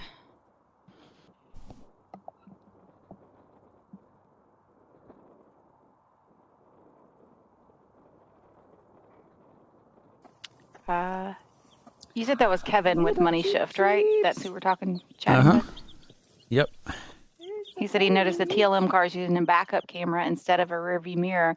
You know, I've seen more and more people do that recently. It just seems like, oh, there's my babies. Aren't they cute? That's Beep Beep. That's the mama. And there's the little girls. Well, I hope they're girls.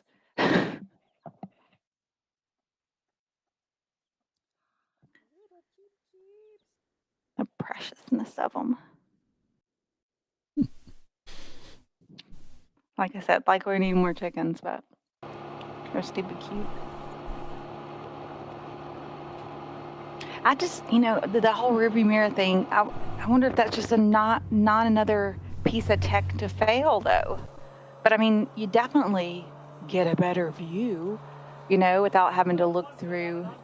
Some of the rear windows in these cars are not particularly great, especially if they have a wing right in the middle. You get a much better vantage point.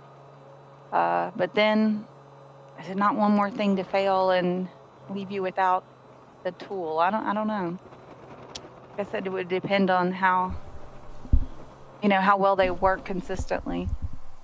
Yeah, I don't know. I guess it's just like to each his own.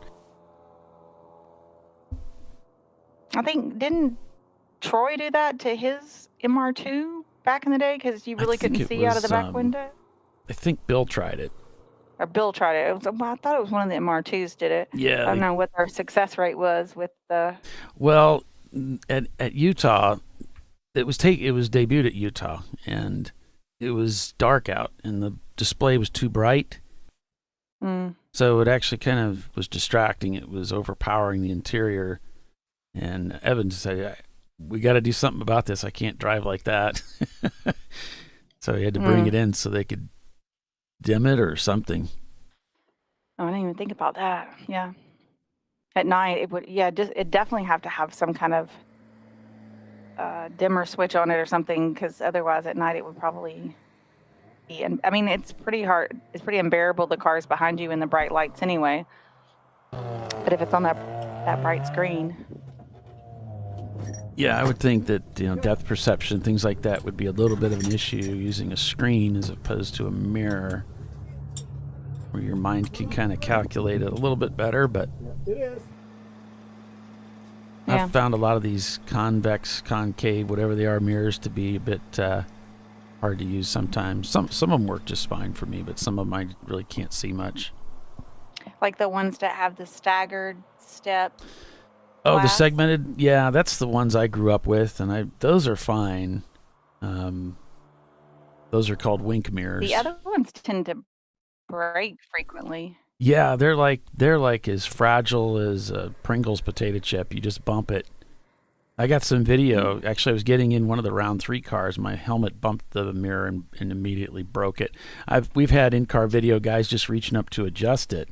And if you don't have if you have the screw set a little too tight that holds the mirror, when they go to pull down on it, it shatters in your hand. Yep. I may have done that before. Oh, okay. Yeah, we've got them set. But then if you set them too loose, the mirror adjusts itself while you're driving, and you've got to continue to try to monkey with it. But I guess I'd still rather have to readjust it while I'm driving than to try to adjust it and break it and then not have it. So, It's always something, isn't it? it is 6, half a dozen, whatever. It's always something. Oh, Kevin says you can put the static clean window tint on the thing to dim it down. That's a pretty good idea. Yeah. Then you can take it back off. There you go. Not permanently altering it. That's a really good idea. That's easy. Sometimes our fixes make things more complicated, and it just gives us another point of something to be unreliable, but that's pretty easy. I like that. We stock new mirrors at races just for when Paulie headbutts your mirror. So just so you know, you have a nice compliment. Broke the mirror at Mid-Ohio too on the race car when I pancaked the wall there in 9. Oh, Broke the no. mirror off. It's like, dang it.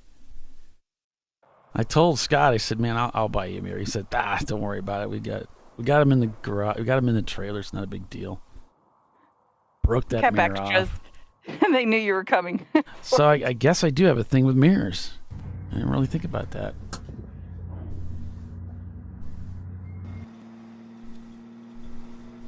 Maybe it's just because you're tall. Don't try to make me feel better, Tiffany, with lies. I mean, your head probably gets closer to the mirror than some of That's the what it is. other shorter varieties. It has nothing to do with clumsiness. Thank you. It's because of my stature. It's not my fault that your car is so tiny. Right. Just trying to fit in here. My favorite is Chris Preston is a big guy. He's tall and he's broad-shouldered and everything. And he started in Champ Car driving my old Honda, the Accord. And it had a fixed seat and fixed steering wheel. No, I think the steering wheel may have went up and down a little bit. But So I had a team of 3 girls and Chris. It's so funny. And, we could all reach the pedals, which meant that Chris was driving with the steering wheel, like, between his knees. And I'm, like, not joking in any kind of way. Like, his knees came up on either side of the steering wheel, and he still drove it faster than us. It's ridiculous. But I couldn't believe he'd fold himself up and get in that car and just go out there and wheel it. So it looks like that car is way out there, or he's just, I don't know if he's trying to pick up debris, or I wonder if they're going to pick up the wheel.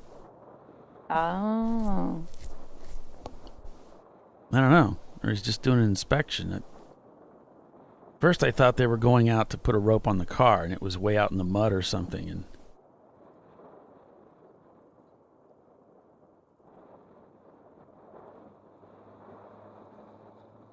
must have been just an inspection moment. Make sure there's no other debris out there or something. Yeah. Which really, Makes sense. nobody drives out there anyway. This is coming out of the sinkhole. Everybody's to the left. Right. Kevin says, or maybe you're a vampire, also known to be divas throughout history. Just saying. That's right. Oh, shoot. Thank you, Kevin, for helping out with this broadcast. Yeah, revealing the truth behind it all. What car is Preston driving? He has been driving the Danger Racing car. So he was the last stint yesterday. So I don't think he's driven yet today. So that means he will be in next. Roger's in the car now, and I think Chris Preston will go in the Danger Racing car next. So, Christy, did you see the chick video? Because I played it especially for you so you could see it. If you didn't see it, I think I can try and bring it back up again.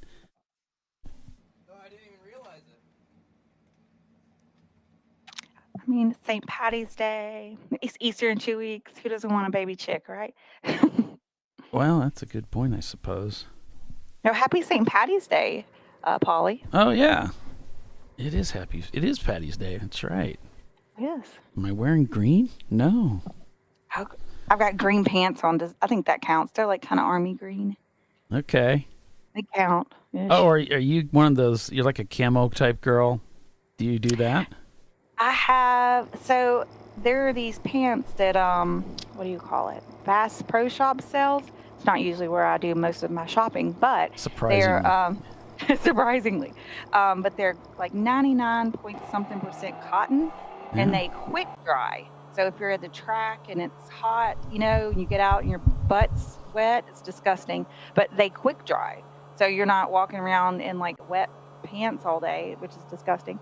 Anyway, so I love them, and they've become my favorite pants to wear when I'm not at work and that sort of thing, but I always wear them to the track. So I figure if we're doing a broadcast, that's kind of like being at the track. So I put my favorite track pants on. Yeah. They only sell them in like 3 boring colors, which is like army green and some kind of like faded blue, and then like a faded kind of tan color. But I think I have 2 sets of every color just to make sure I can get through a 3-day or 4-day weekend, a long track weekend, and have fresh pants the whole time. But they are really quite comfortable. They have a stretchy waistband, so if you're getting in and out of a car that's like for an HPDE and you're getting in and out, and the roll cages and stuff like that, your pants don't sag down and show everybody, your What shiny you white don't honey. want them showing, yeah. Right. All right, well, we're going to take another commercial break here, Tiffany. So stay with us, everybody. You're watching Champ Car Live, presented by AutoZone. Under caution here at NCM Motorsports Park. Atlanta Speedworks is your leader. Stay with us. We'll be right back.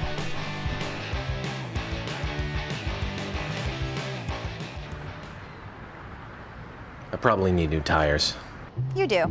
What if they sold tires online? We do. We're TireRack.com. They could offer lots of tires We have so many tires. and help you find the right tire. It's called the Tire Decision Guide. Oh, and they could ship them to a nearby mechanic. We shipped to over 7,000 independent recommended installers. This is an amazing idea. Sorry. TireRack.com, the way tire buying should be.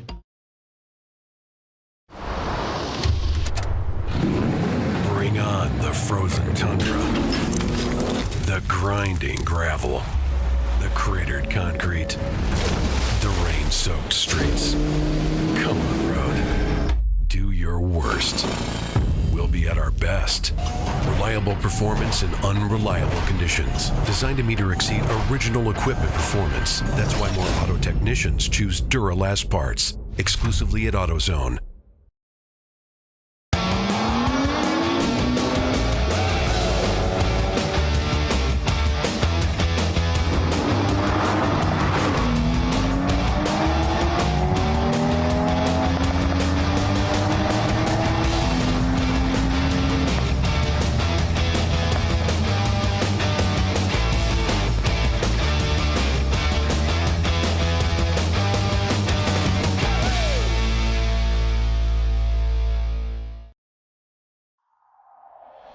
Discovery Parts is a veteran-owned racing and safety equipment company. While we're located inside Atlanta Motorsports Park in Dawsonville, Georgia, Discovery Parts can also be found at the tracks, supporting a number of Champ Car Series events. We take pride in being a reseller of the best of the industry to Champ Car teams and drivers. We know racing, love racing, and look forward to tomorrow to even more racing. Visit us at discoveryparts.com.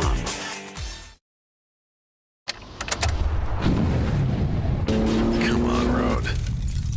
Do your worst. We'll be at our best. Stress tested to meet or exceed original equipment performance. Exclusively at AutoZone.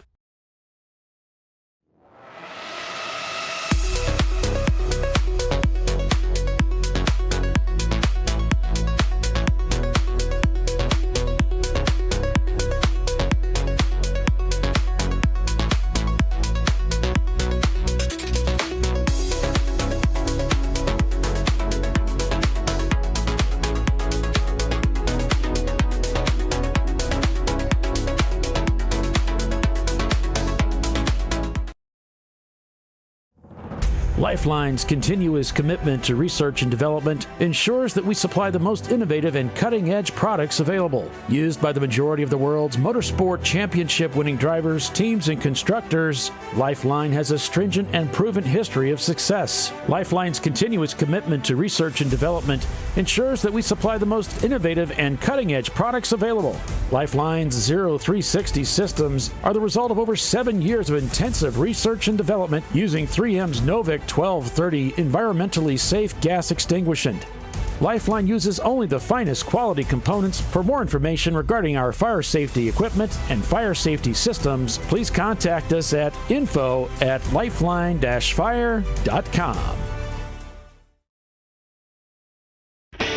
Located in Northeast Ohio with 40 years of combined experience, Money Shift Racing knows how to deliver performance and safety, offering everything you need to get your vehicle and drivers ready for race day.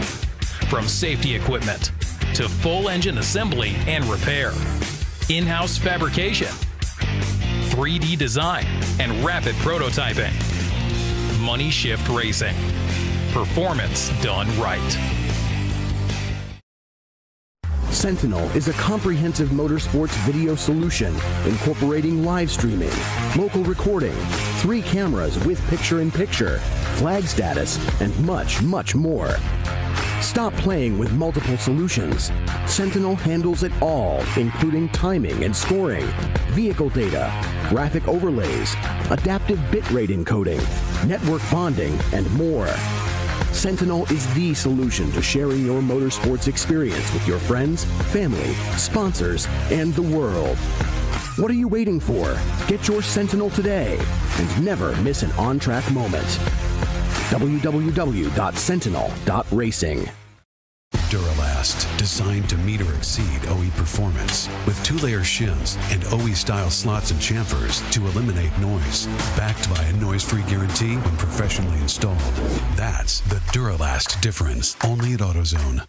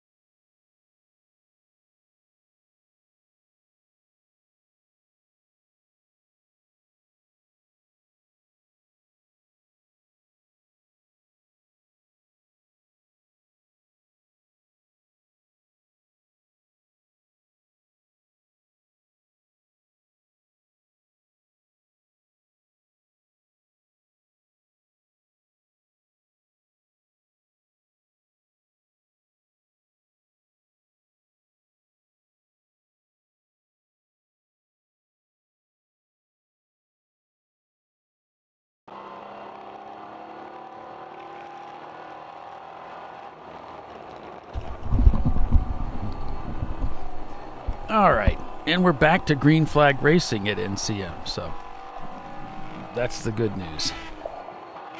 And it looks like during that caution we had a couple laps ago, Rockwell pitted, and Pinky's Out stayed out, and Pinky's Out passed Rockwell for second position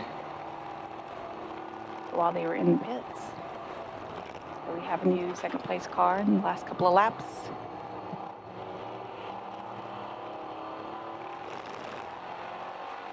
Well, and Speedworks still stayed in the front of the field.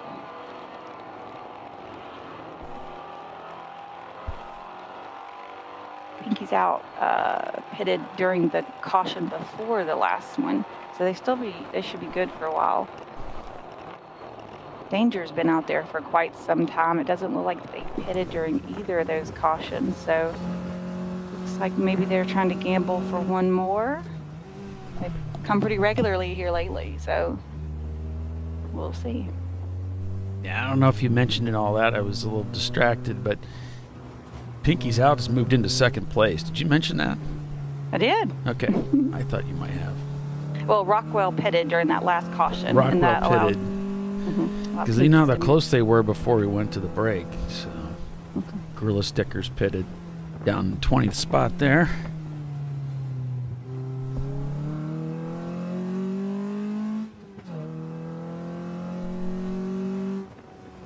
Yeah, Daytona's going to be one of those 14-hour races, and we've had, I don't know what it is about that 14. We've had a number of them where we picked up some rain during the race, which really does make it interesting. We've had some strange storms, too. I don't know if it's because we're down on the coastline there or what it is, but remember that year we had all those easy ups blow away? Yeah. It's pretty funny, a strange situation there. I mean, you're down there on the peninsula of Florida, so you can get all kinds of weather blowing through pretty easily. And it's spring here, so it's definitely spring there. Wow, it says I just got a news update that a volcano eruption in Iceland sent the country into a state of emergency overnight last night. Oh, wow. A 2-mile fissure opened up. What? 2 mile. It says overnight. It must be 2 miles in length. It can't be 2 miles wide. Jeez. It just says with a nearly 2-mile fissure opening up in the earth and pouring out lava. That's insane. You know, and it seems like today, if you haven't watched any of those documentaries or whatnot, but the technology that we have now for keeping an eye on these I almost said tornadoes. These volcanoes is pretty good. These guys really know their stuff. Even Mount St. Helens back in the 80s, they knew that they were telling people to get out of there. Mm-hmm.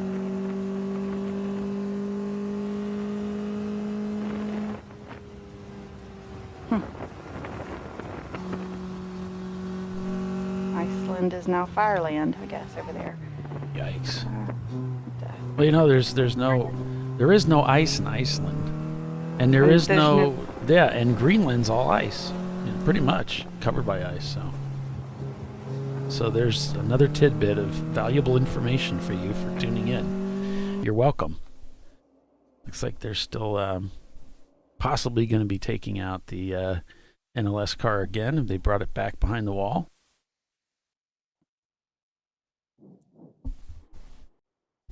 And a nice group of cars coming down the front straightaway. Looks like RVA Graphics and Wraps leading them in. 2 by 2.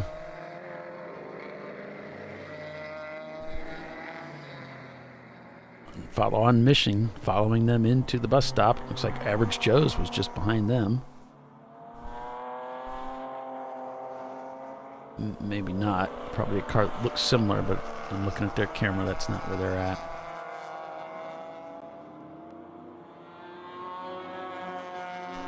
So if you're following along with the Chase Bays Miata, one of our local guys, Brian Leonard, has been driving that car. Golly, well, I said Danger might be waiting on another yellow. So his friend Blake and he are driving this car. So Blake's in the car right now. Brian drove earlier, and he's going to finish the race today. All right, so more trouble for the Crank Anchors team. It looks like they've been reported. They didn't flag them, but they've got splitter hitting the ground, multiple corners, passenger side.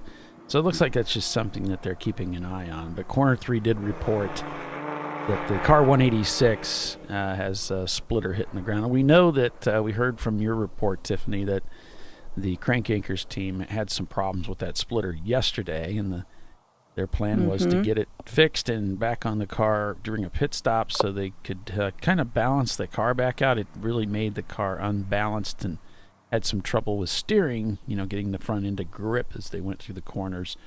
Then we also have a message here. One of the cars over turn 3 and turn 10 putting oil down. And they just got done fixing that problem. And oh, that's the 528 of Fetterhound, the one they've been, is that right? The one they've been fighting with the gas issue with all race. Yeah, that was the one where they had the contaminated fuel, and sometimes things go from bad to worse, don't they? Sometimes it's just not your weekend.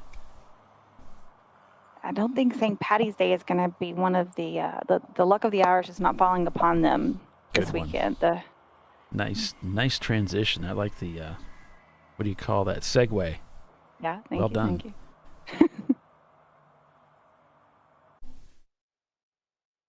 Looks like my thing is working over here. Don't tell anybody. Everybody hold your breath, but it looks like my the marching ants is kind of working.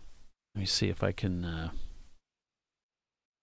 really tempt fate here and try to get it to give me a better resolution than 480. All right. Nope. Oh, there it goes. Okay. So the 186 looks like they're coming towards the pits and they're passing it. So they're staying out on track as they head down into the sinkhole. So we're showing now we're showing green again though, Tiffany. So no. Okay. No, I've got what's going on here. This is I know what I'm looking at is the I'm looking at this timing and scoring pylon that's displayed that Bill put up. And it's showing green, but ours are yellow. So this comes right from Flagtronics. So there's like we've skipped the layer of that other guy. Gotcha. Yeah, still showing yellow. Yeah. So we're at code 35, folks. With oil concerns. I don't know how they would deal with oil when you have how a code 35 helps you with an oil down problem. You kind of need to stack up the field so you can clean it or bring everybody in.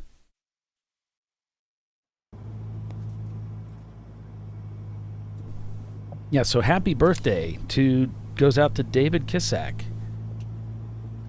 One of our, I think he's on the board now, is he not? He is. He's on the board of directors now, and appreciate all of his hard work and his wisdom coming into the club. Yeah, I passed the buck. But he and his wife have been involved in Champ Car for quite some time, and always have been super helpful. So appreciate them. Follow on mission coming down the front straightaway again. Good to see they got their car out there. Looks to be fairly reliable. Yesterday they were kind of struggling. They could only use third gear, or third gear was the highest they could go. I don't know, something like that. So the follow on mission team back out there today. Yep. Let's see if I can find their lap times while you're speaking. Maybe we can get an idea how well they're doing. So in the Chase Bays Miata, I was talking to Brian, and he said they had lots of problems yesterday. He said they were down on power, and then they fixed that. Then they had a wheel bearing go out, and they had to replace that thing. They're not in the championship hunt, so they're able to fix things. Anyway, they're up to 15th today, which is fourth in class as well. So good luck to them. Yeah, that's great. A couple of folks are laughing about my butt sweat comment. That's funny. Shout out to Hera Bays always. Y'all know that racing, the sweat is real.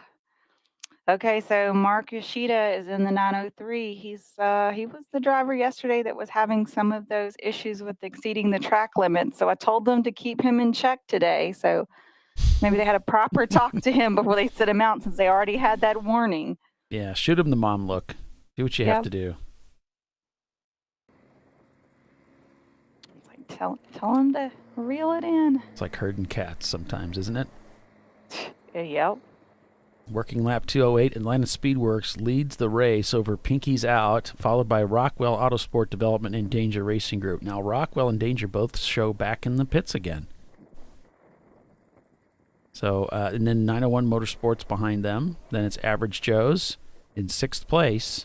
That's the lead B class car, and it's the first of the non-C class cars in the field is Average Joe's. And then you've got 45th Parallel.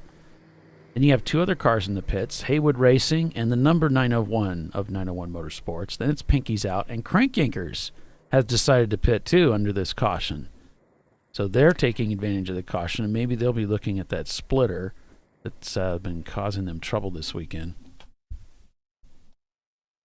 So I expected Danger to pit. That makes sense for them, but like Rockwell just pitted like 1, 2, 3. Oh, here we go again. 6 laps ago.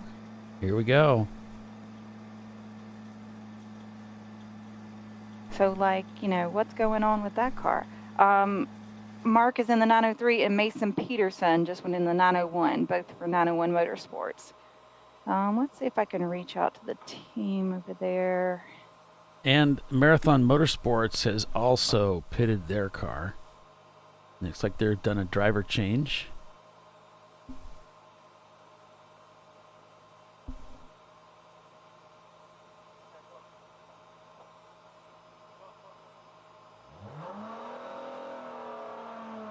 Oh, just destroy the clutch, bud.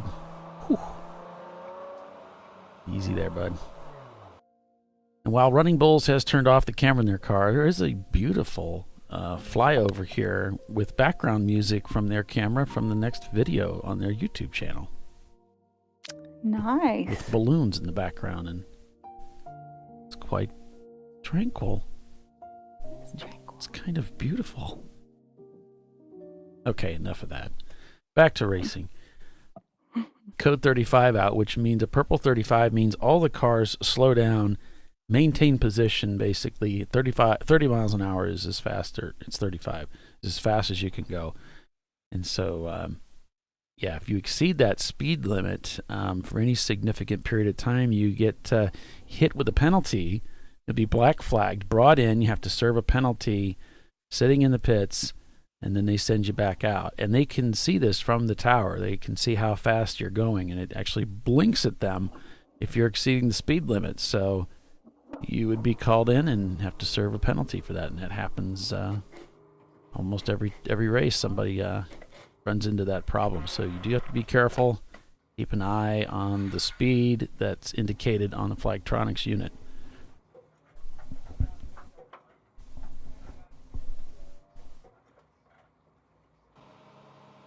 Oh, I got them mixed up. Let me stand corrected. Let me officially correct this. So it was Mason that had the 4 off issue yesterday, not Mark. So I swapped their names. They're both M names. So he's the one who got the talking to at dinner last night. But he's in the car too, the other car. That'll teach him. Yeah.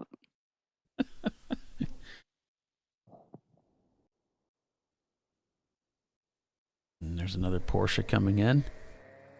Rockwell and Danger still showing pits. But we'll see as they come around. Maybe they'll cross that pit loop and fix that. You've got to assume pits. that something's up with the Rockwell car since they just pitted like 6 laps ago. And then before that, let's say they pitted on lap 199, now on 205, and then also on 186. So lap 186 under green, and then again on lap 199. So that's a really close period of time that there's got to be dealing with some kind of issue, it seems like. Yeah, I mean, their sister car just came into the pits, too. The last time they pitted was on lap 168. And so we're working 208. That sounds like, an anticipated pit stop then. So this is quite a bit different from that team having pitted like that, at 188, 186, about 195, 198, and then they just pitted again. Something's not right there. Something's not going according to plan, but a lot of cars have come into the pits. Rockwell, Danger, Haywood, 901, Crank Yankers, Rockwell, Marathon, Wittenauer, Atlanta Speedworks, Saki Bottom, Open Throttle. Wow. Under being a course this large, if you pitted and didn't take fuel, you could easily come in and address something a minute or two and get back out there and not go a lap down. It's just gorgeous out there today, too. Yesterday we had that hour-long delay due to fog. Not today. Not today. It's been perfect. Yeah, the sky's gorgeous. It's not like that in Birmingham. It's been cloudy and overcast all weekend. Yeah? Yeah, I'm supposed to get rain this afternoon. It's been kind of touch and go here in the fort. Got out a couple days ago, got the run in. Back to running. Yeah, got it 2 days in a row and took yesterday off, just a recovery day. And then, of course, we were working, so couldn't really go out. Could have gone out, did the birthday party yesterday. That was fun. That go well? Yeah. Yeah, I was kind of wiped out, though, from the broadcast. But, it was fun. Got to hang out with the kid. And we got a lot of family over, a lot of kids, and a lot of noise. But it was good. There was way too much sweets. And so, yeah, it was good. Then you fell asleep in a sugar coma? I turned in a little bit early. Yeah, we went to check out the St. Patty's Day festivities yesterday at O'Sherry's, and they had a band outside and everything. Yeah.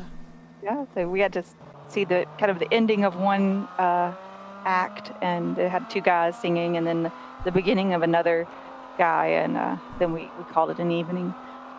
They, of course, they reserved me a parking space at the very front, for my car, since it has their logo. It looks like we're back to green.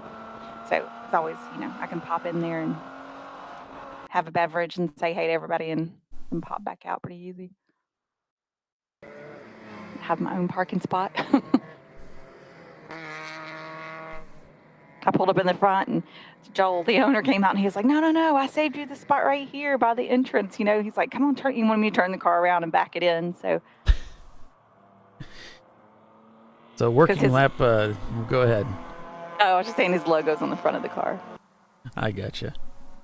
Working lap 209, Atlanta Speedworks leads over Pinky's Out, followed by Rockwell Autosport Development as they cross the start-finish line to clear that pit loop.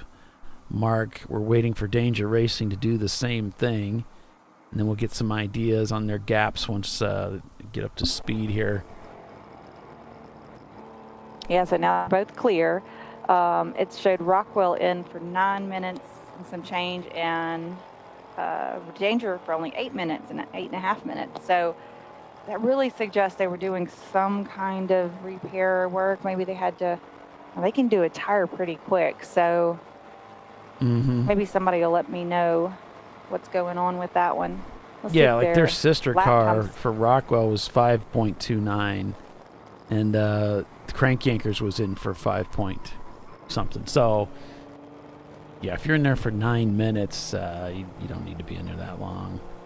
Something unusual's happened. If it's purple 35, they've got to go 35 miles an hour until they get to the pit end. So, depending on where they were, right, that could be some of the time. Yeah, but there you go with facts again. Yeah, it's true. Facts and stuff. Crank Yankers has cleared the pit loop, so they're back out on track turning laps. The sister car for Rockwell still shown pitted, but they too could be back out by now. On board with 901 Motorsport, the 901 car.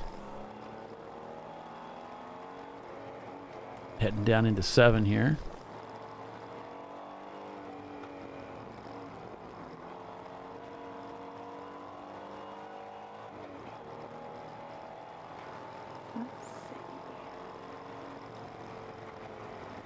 So in the Wittenhauer car, looks like Lee just finished his stint and Ron is in the car now.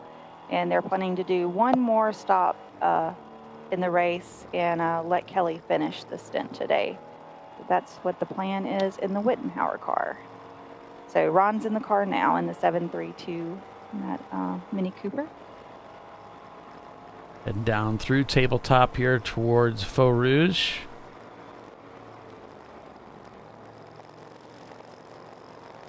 Oh, a lot of vibration. Our camera getting beat up a little bit. Follow on mission up ahead. Looks like Average Joe's there kind of got caught up behind him.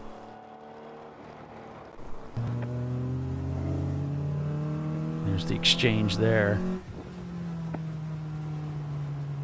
And the 901 car just in a great spot there. 901 trying to get tucked down in there for the drive down in the sinkhole. There you get a little bit better idea just how steep it is.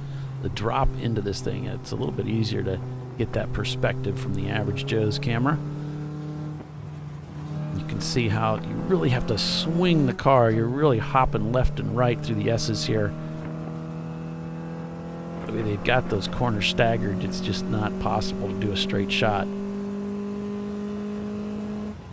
Average Joe's gets a fantastic run. Such a fast Miata heading down into the corner here as they head through there. Average Joe's leading the way through the bus stop.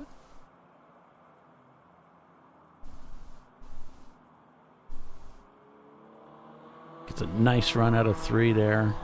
Might be actually 2. I might be wrong about that. Uh-oh, our camera kind of quit. Oh, that stinks. Hopefully that comes back online. No, it just went down. Shoot. Lost another camera. Dang it. Dropping like flies. They are. Good thing we only have 3.5 hours to go. Wow, that kind of seems like a long time. Yeah.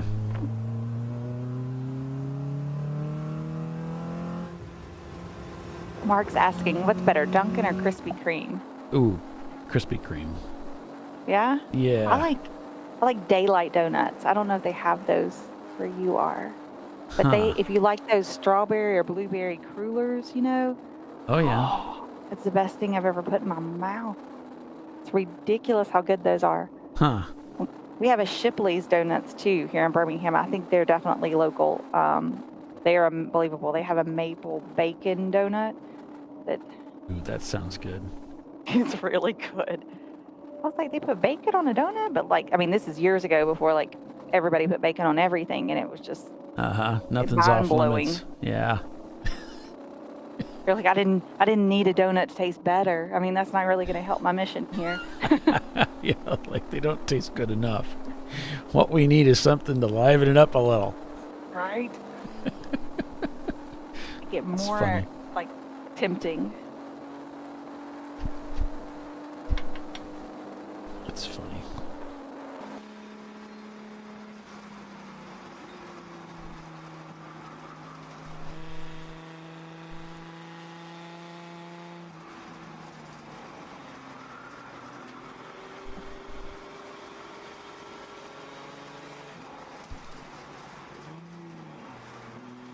And we've been getting the cookie places, the gourmet cookie places come in now.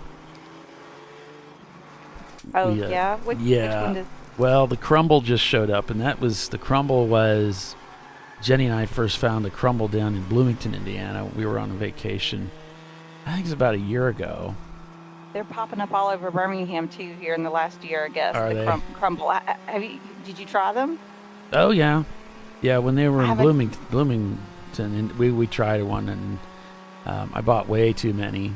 I went in to buy a dozen donuts. You buy a dozen cookies. No, they're gigantic. You don't want to buy. You can't eat all that stuff. So, but they're fantastic. And now there's another place that just opened up, and I got the message on them. I don't even know how they got a hold of my information, but Yeah, I got a message from some social media outlet, and it's a cookie, but they put stuff inside of the cookie, so it's a stuffed cookie. Yeah, it's like basically a stuffed cookie.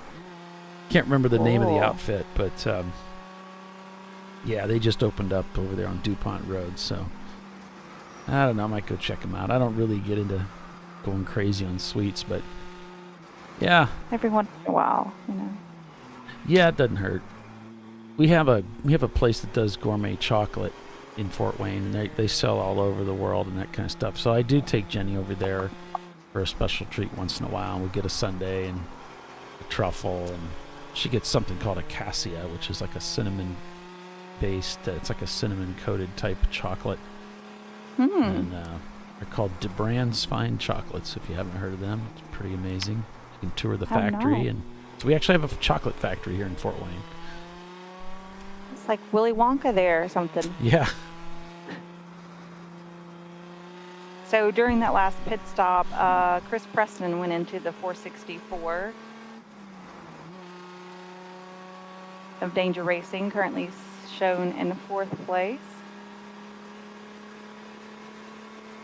Yeah, and that 715 Rockwell cleared the pit loop. They got out. There's another Rockwell car down in 24th. Number 10 is not turning laps. That's one of the Porsche Boxsters.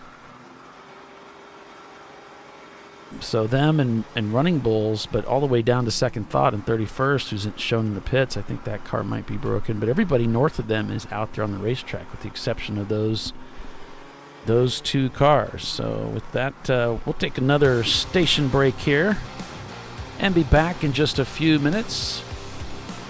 Catch up with more of the racing action here at NCM Motorsports Park. The race continues for the championship title. Who will win? Well, stay with us and we'll find out together. We'll be right back.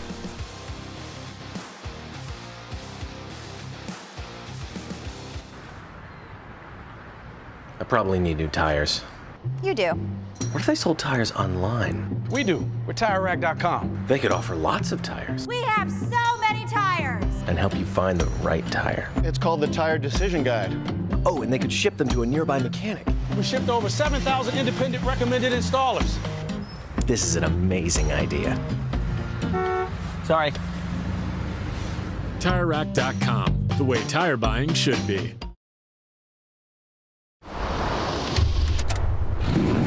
Bring on the frozen tundra, the grinding gravel, the cratered concrete, the rain-soaked streets. Come on, road. Do your worst. We'll be at our best. Reliable performance in unreliable conditions. Designed to meet or exceed original equipment performance. That's why more auto technicians choose Duralast parts. Exclusively at AutoZone.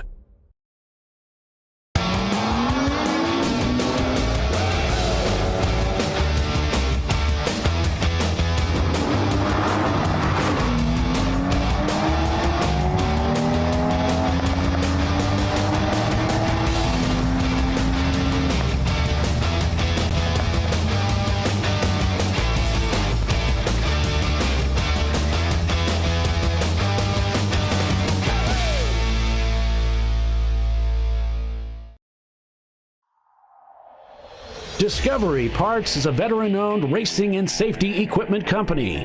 While we're located inside Atlanta Motorsports Park in Dawsonville, Georgia, Discovery Parts can also be found at the tracks, supporting a number of Champ Car Series events. We take pride in being a reseller of the best of the industry to Champ Car teams and drivers. We know racing, love racing, and look forward to tomorrow to even more racing. Visit us at discoveryparts.com.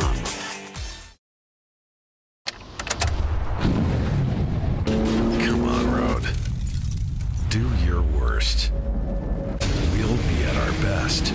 Stress tested to meet or exceed original equipment performance. Exclusively at AutoZone.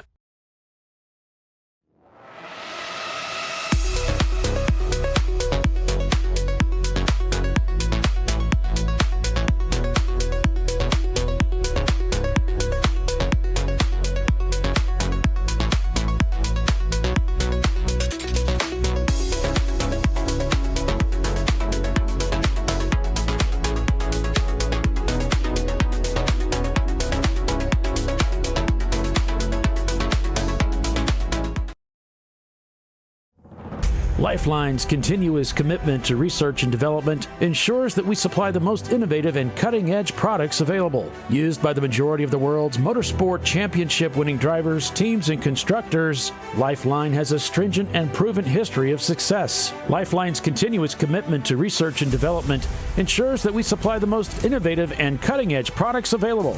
Lifeline's 0360 systems are the result of over 7 years of intensive research and development using 3M's Novik 1230 environmentally safe gas extinguishant. Lifeline uses only the finest quality components. For more information regarding our fire safety equipment and fire safety systems, please contact us at info@lifeline-fire.com. Located in Northeast Ohio, with 40 years of combined experience, Money Shift Racing knows how to deliver performance and safety, offering everything you need to get your vehicle and drivers ready for race day. From safety equipment to full engine assembly and repair, in-house fabrication, 3D design, and rapid prototyping. Money Shift Racing.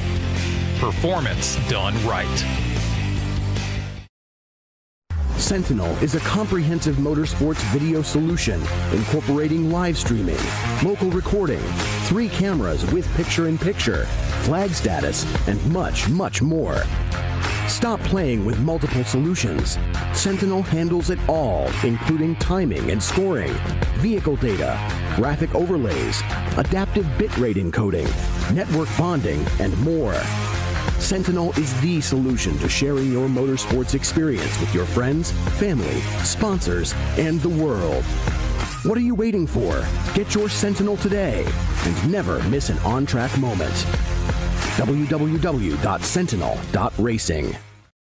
Duralast, designed to meet or exceed OE performance, with 2-layer shims and OE-style slots and chamfers to eliminate noise. Backed by a noise-free guarantee when professionally installed. That's the Duralast difference, only at AutoZone.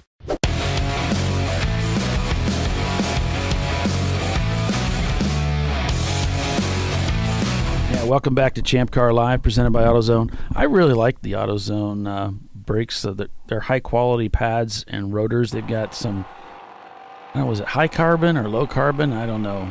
They're premium brake rotors that are coated so they don't rust. You know how they get that rust on them and they look kind of nasty after a while.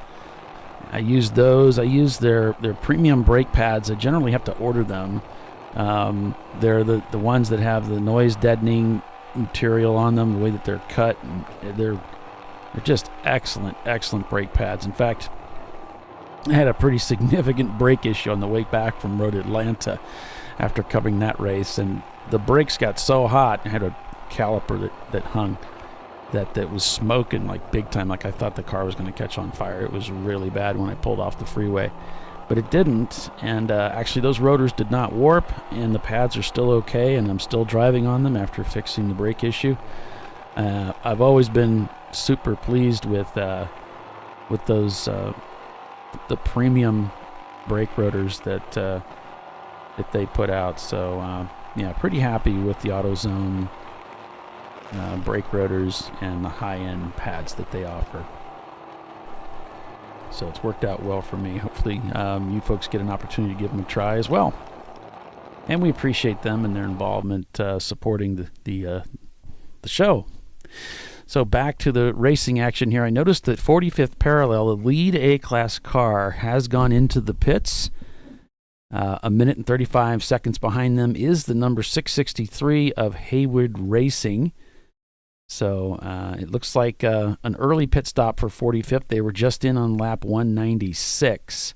We're just working lap 216. Whereas Haywood made their pit stop quite a while ago. Their spacing looks about right. So this gives them a chance to overtake the 45th Parallel team to lead A-Class now. And that would also put them in 7th place. Now, Pinky's Out, who's up on 2nd place right now overall, they set their fastest lap time of the day, a 2:21.3. That's actually a lap time that's a little bit faster than Atlanta Speedworks, still running very close lap times to their fastest lap time of the day. They ran a 2:22 to their fastest of 2:21. So Pinky's out turning up the heat and getting similar lap times out of that BMW to our leaders, Porsche Boxster. Then Rockwell Autosport Development behind them in third. So that is Chris Huggins, the car owner, behind the wheel of that 146 Pinky's Out machine. So I'm assuming he's getting a little lower on fuel, and he's quite dynamite behind the wheel as well. I think he wants this, so pretty badly. So he's definitely going to give it everything he's got. Yeah, 45th Parallel has returned to the racetrack, and it appears as though they may have maintained their position. So don't know if they might have stopped in for maybe a race control thing. Let's take a look. That's car number 286. Yeah, looks like they were they were speeding under code 35. So they must have been brought in. Yep, they were black flagged for a drive-through. So that's why. And we just got a message that car number 200 impacted the wall, and now they're dragging parts. They're coming down pit lane. So they were able to get the car back into the pits. That's the Mad Fast. Yep, sorry. Mad Fast Autosport Miata, a 90 Miata. So that's an NA. First generation. And then number 3 of Marathon also had a code 35 speeding, so they had a drive-through penalty earlier. Which is better than a code brown. Oh, yeah, which is what Mad Fast just had probably. Oh, yeah, hitting that wall. Nothing like hitting a wall to make you dirty your driver suit up. The quick dry pants won't help you with that.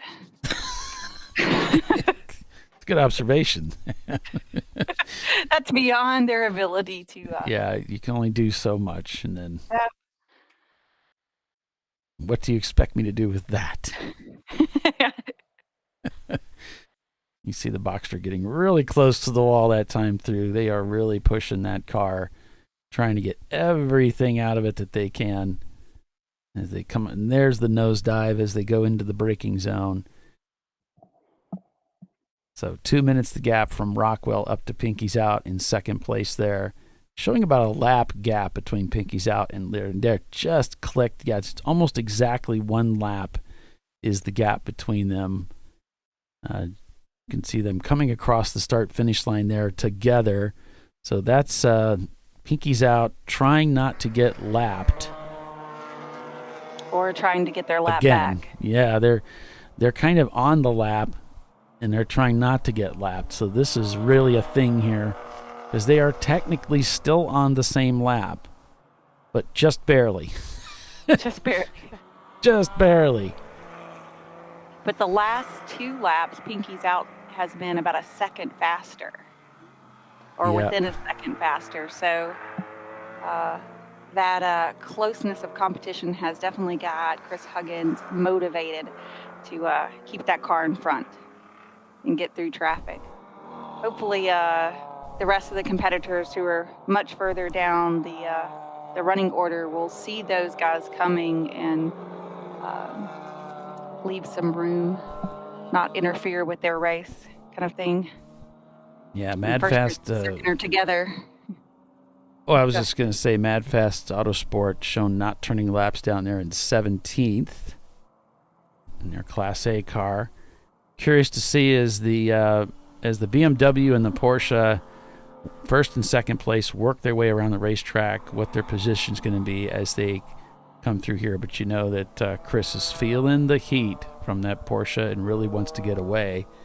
Not sure he's going to be able to. I mean, that kind of explains their fastest lap time of the day. Obviously, he's pushing it pretty hard, and I know what it's like to be under that kind of pressure for a long period of time. It does begin to wear on you emotionally when you're right with that competitor, turn for turn. And those 2 cars pitted last time on the same lap, so they should have about the same fuel load kind of going on right now too, and will both probably need to stop around the same time. So it looks like the Pinky's Out cars picked up a little bit of a gap. Of course, all this traffic up here is going to play into this game of trying to get away from the Porsche. But so far, it looks like he's picked up a little bit of a gap as the Porsche's looking to the inside. I don't think that's going to help him, not at all. Chris is going to take the line for sure as they head over to turn 2 or 3. I have this as 3 to look at my track map and make sure. Last lap by, they were separated by 1/10 of a second between their lap times. Yeah, they're right together here on screen. Running very similar lap times.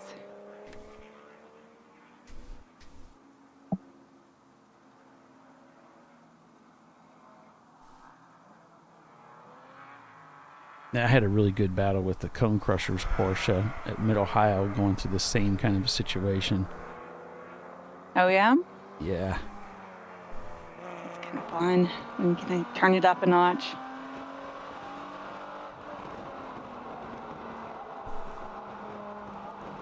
A Hera flight coming into the pits. Haywood Racing, the lead A-class, the second place A-class car just sets their fastest lap time of the day with a 2:25.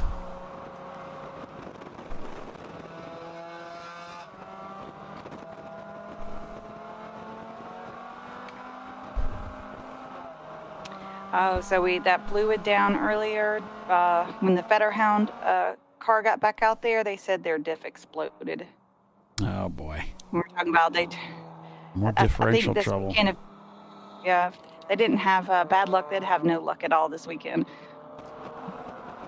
And had a rough go of it with water getting in their fuel containers, and they've definitely fought the good fight though to try to get back out there. Yeah. Huggins coming down the hill here. Let's see what this gap looks like now. Yeah, starting to stretch out that lead a little bit. Got a lot of work to do to get that get back around to get that lap back, but anything could happen. As we said, we still have like 3 hours. There's a lot of racing that needs to happen here. That Boxster is hanging with him. Is that the sister car he's passed now, or let's see what we see the gap on that coming up. You probably missed it because it would have been just a Blink, split blink. second. Yeah. I was looking at it. I never saw it change. Well, we're about 5 seconds to 10 seconds delayed too, so I you got to be way ahead of it, unfortunately. Looks like Marathon Motorsports TLM catching up with Wittenauer there.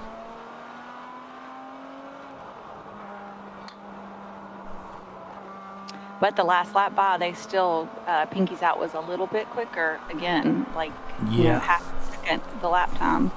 So he is extending that time. Yeah, extending that time just a little bit. They catching up with traffic. It's going to be tricky. Very tricky. If he can get some cars between him and the Porsche, that will help. That will help his cause.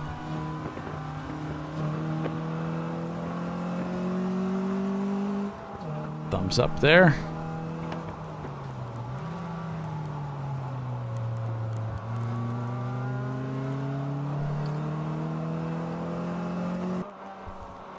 So, it's the 2-3 complex over there. So it's actually turn 2 is that first bend in. And then turn 3 is the second one there. So I need to correct that.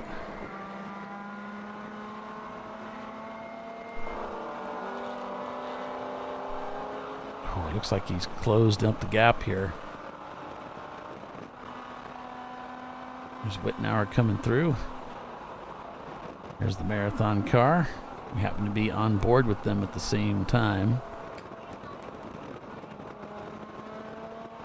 Crank Yankers Racing coming through. They're still working on their position right now, holding on to 11th place. They got a little ways to go to catch up to get into that top 10. There you can see the Huggins machine maintaining that gap. They'll come across the start-finish line here. I think I missed it. I saw it's 220. It separates them. But that last lap by, there was only 0.3 of a second different in the lap time. But still, the Huggins car just a little bit faster lap time. Probably lasts 4 laps in a row. You can see him still stretching that lead just a little bit, trying to get away.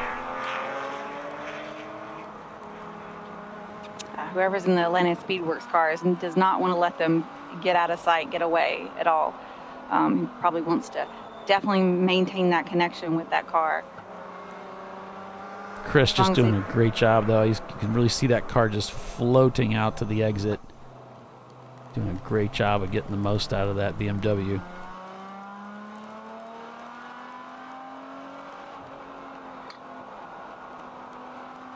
Back to yellow we go. We'll give you the update as soon as we get it. Full course caution here at NCM.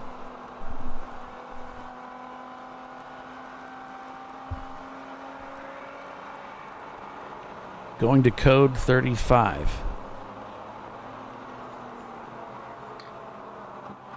Okay, our top 2 cars haven't pitted in a little while, so will they take advantage of this?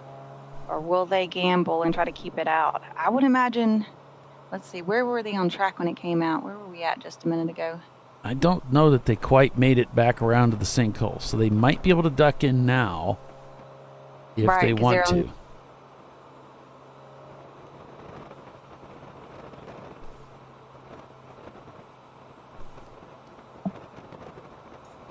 There's Wittenauer. Yeah, I don't think they made it back around yet because there's the sister car up ahead. They would have been pretty close. Like a fairly good position when the yellow came out to be able to duck in, I would think. Yep. It would have been a quick call. Looks like they decided to stay out. If I get this right, this is them here. Yep. Yeah, that does look like. They end up being very close together again.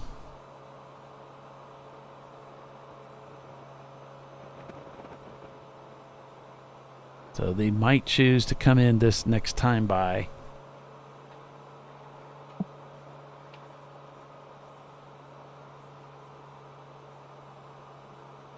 So it's in turn 9, the 524 of Fuse 15. One of our championship contenders went 4 off and got stuck. Wait a minute, that might be them. They're coming in.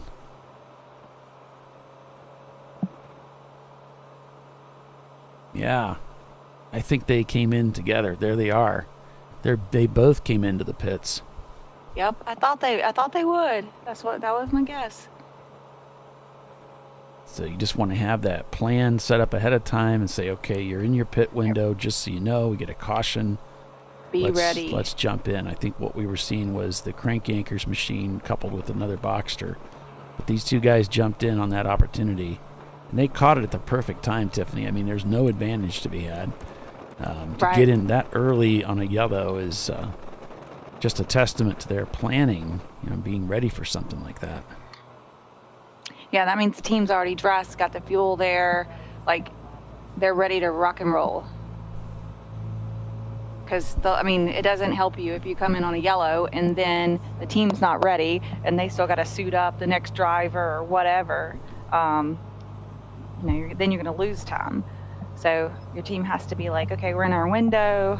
We're going to stay, in a position where we could do this driver change and fuel stop if it came out, because it really benefits you to do it quickly. As far as like if the car can duck into the pits quickly, because these purple 35s sometimes can get quickly resolved. And at 35 miles an hour going around this course, how long is this thing? Like 3 miles and some change? About 3.2. Yeah. That'll take forever. So if you miss your ability to duck in immediately and have to go all the way around at 35 miles an hour, by the time you may get a chance to get in under the purple 35, it's going to go back to green while you're in and you lose all advantage. So the reason for our caution, it's Fuse 15. They've got smoke coming from under the hood. They're stopped on track. Since we're under caution, we'll go ahead and take another break with hopes that when we get back, we'll be back to racing. So stay with us again. Champ Car Live, presented by AutoZone at NCM Motorsports Park. We'll be right back.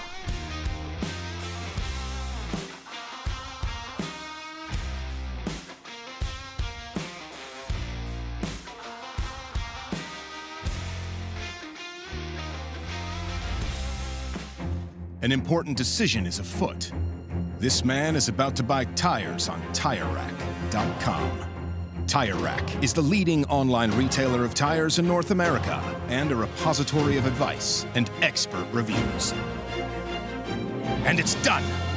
All that's left is to arrange for safe, easy installation at one of our independent recommended installers. Well, I guess he did that too. TireRack.com, the way tire buying should be. Come on, Road. Do your worst. We'll be at our best. Engineered to meet or exceed original equipment performance, exclusively at AutoZone.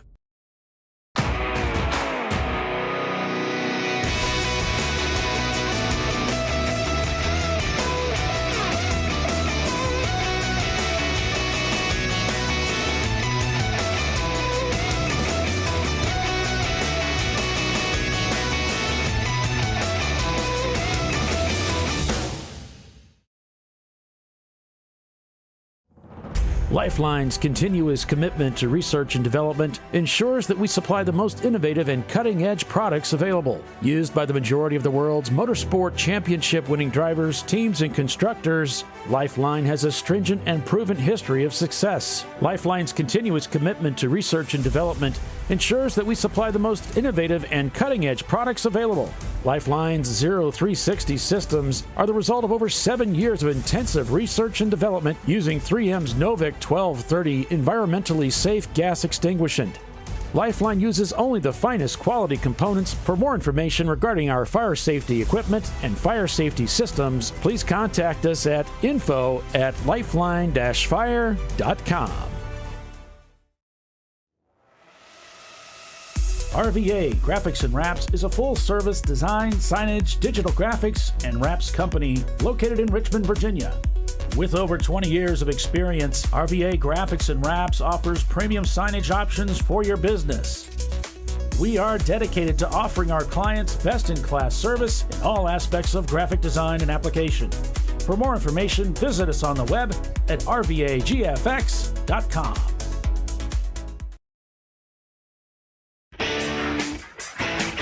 Located in Northeast Ohio with 40 years of combined experience, Money Shift Racing knows how to deliver performance and safety, offering everything you need to get your vehicle and drivers ready for race day.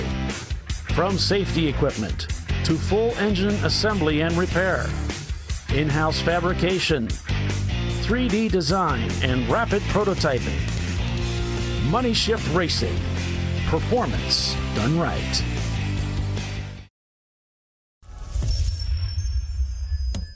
Frozen rotors from Diversified Cryogenics deliver increased performance and a higher level of safety, while significantly reducing braking system costs. So to tell you a little bit about the durability of this product. So we have seen an incredible extension of the life of our brake rotors using frozen rotors. We've gone from brake rotors every other weekend to 6 weekends on one set of brake rotors, and I think they can go farther. The durability has been amazing. And it's been a fantastic season, and man, a lot of that is due to the way our car can brake on those frozen rotors. For more information, go to frozenrotors.com. Sentinel is a comprehensive motorsports video solution incorporating live streaming, local recording, 3 cameras with picture-in-picture, flag status, and much, much more. Stop playing with multiple solutions.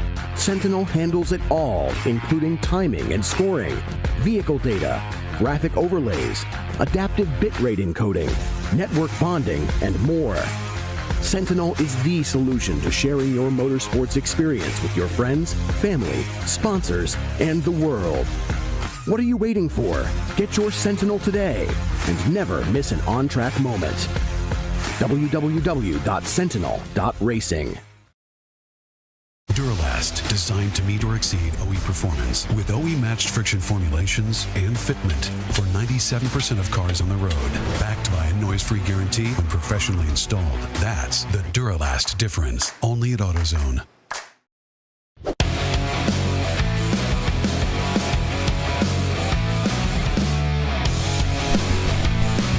All right, welcome back to ChampCar.Live, presented by AutoZone, the TireRack.com National Championship at NCM Motorsports Park for the TireRack.com Champ Car Endurance Series.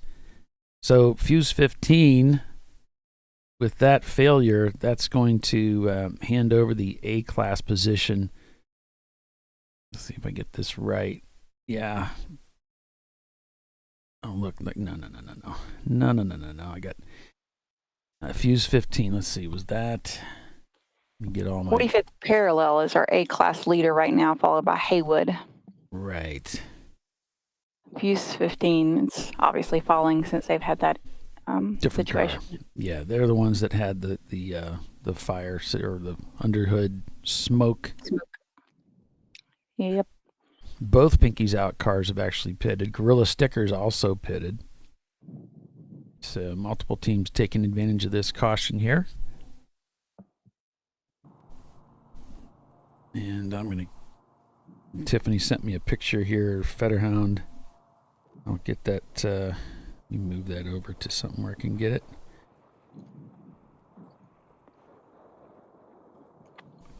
Is that their exploded diff? Yeah, it is.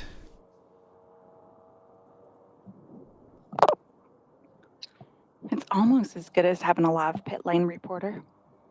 Yeah, it's pretty good. I might not wander off as much as Bill, though.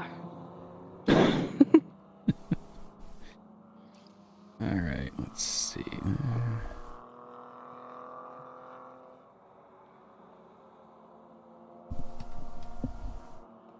Back to green. Yep. Green. So let's see how these top two teams shake out after their pit stop once they cross the start finish, and we can see what that looks like. Thinking they're probably about go back out, maybe. Here's a look at that differential. Kaboom. The back cover, yeah, kaboom is a good way to put it. That's what happens when a ring and pinion let go, most likely. Ooh, yeah. Pinkies Out of cross start finish, and now Atlanta Speedworks of cross start finish. So several seconds between them. Both showing a 9-minute and 8-second pit stop with the lap and all. It's almost exactly. I mean, Pinkies Out did it 0.3 of a second. We're talking about 0.3 of a second on a pit stop lap. That's how close that is. Isn't that crazy? Yeah, it really is. It's pretty close racing. Yeah. Between two cars that are so different. I mean, both German-made, but very different race cars. Very similar performance.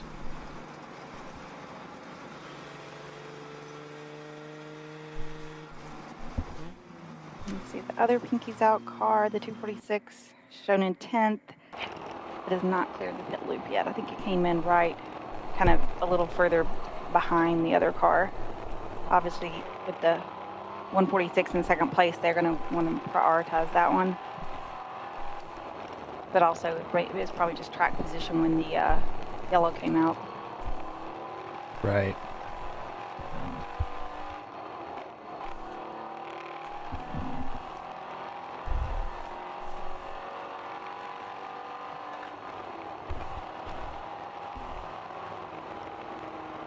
So we had some 27 championship contenders take the green flag yesterday of the 60 cars that showed up here.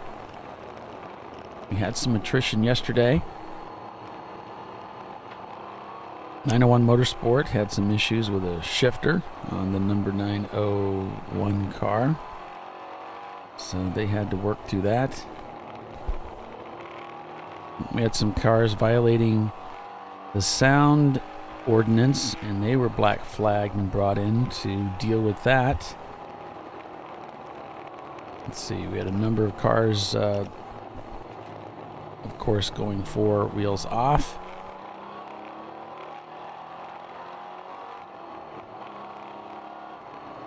We had a nasty car accident yesterday. I don't know if we still got that or not. Now this is the bump between Average Joes and one of the other BMWs here going into the corner. We also had Bavarian Mustache Works braking early. Went back and showed you that video this morning. And it was just a matter of a driveline failure. And we've seen a number of that type of failure happening today. Fetterhund, of course, we had the Chrome Crushers with rear driveline failure.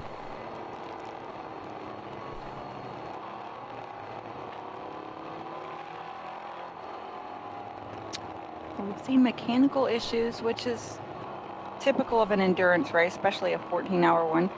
And but we've seen a lot of penalties come into play for today's race. Well, we kind of got the hint that we were going to have some issues with tire wear today based upon what was happening tomorrow with cars going down to the cords. We had Rockwell running into problems with tire wear, and a number of cars revealed that same concern here today.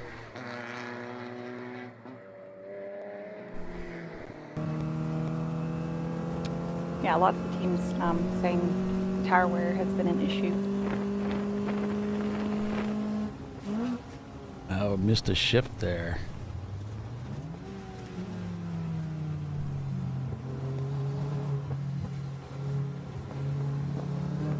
Benny says that's a difficult failure to overcome. Got it.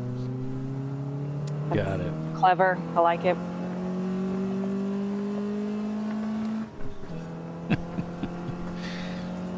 Hey, keeping yourself amused is half the battle. So, I'm not going to fault you to that.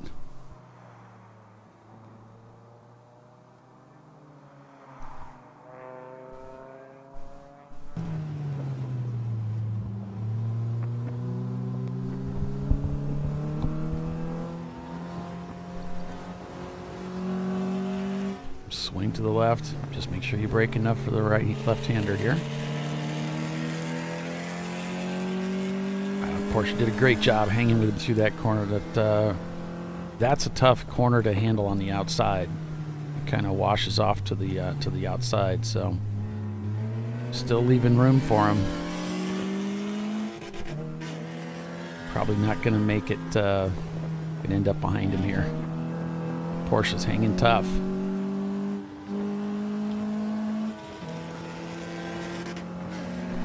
Banging on that rev limiter. Porsche driver getting distracted. Through tabletop here. Gets the run. Gets the downshift done early. Back on power here. Gets the downshift in there. A little wide.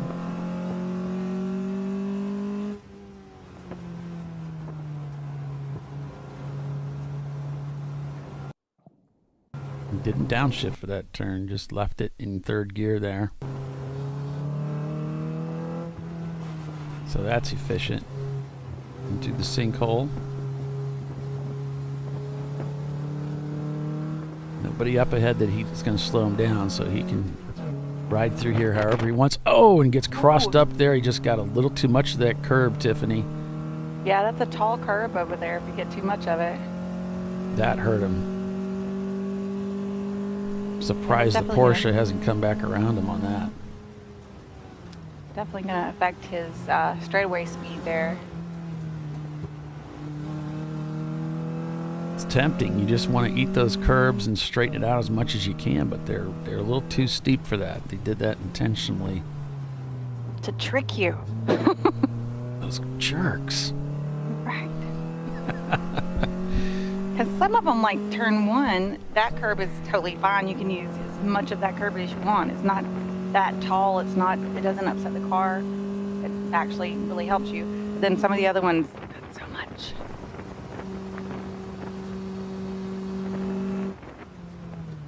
So it really behooves you to know which ones. Yeah. Whereas a lot of drivers came to this race not having any experience on this track other than the practice they got in on Fridays. On this past Friday, I'm sorry. I'm lining up the next guy up ahead here. I don't think he's close enough at 10, but he might be able to catch him in tabletop. Looks like the Z car. Probably the Soggy Bottom Boys.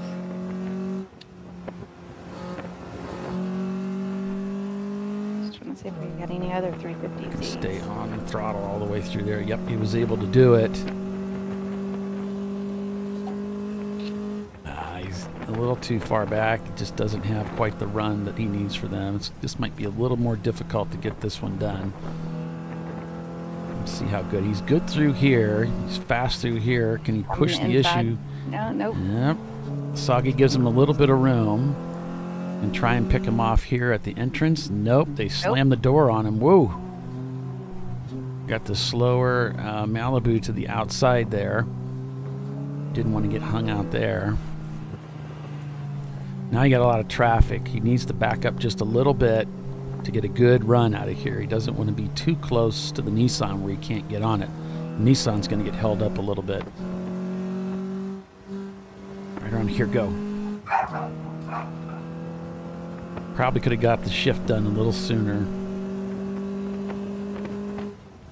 Nah, it's just too much traffic here. It's going to be difficult. He's going to get the Miata, I think, but now they're getting stacked up in here. Get the Miata on the outside. Go for it. He's going to get off the track here a little bit.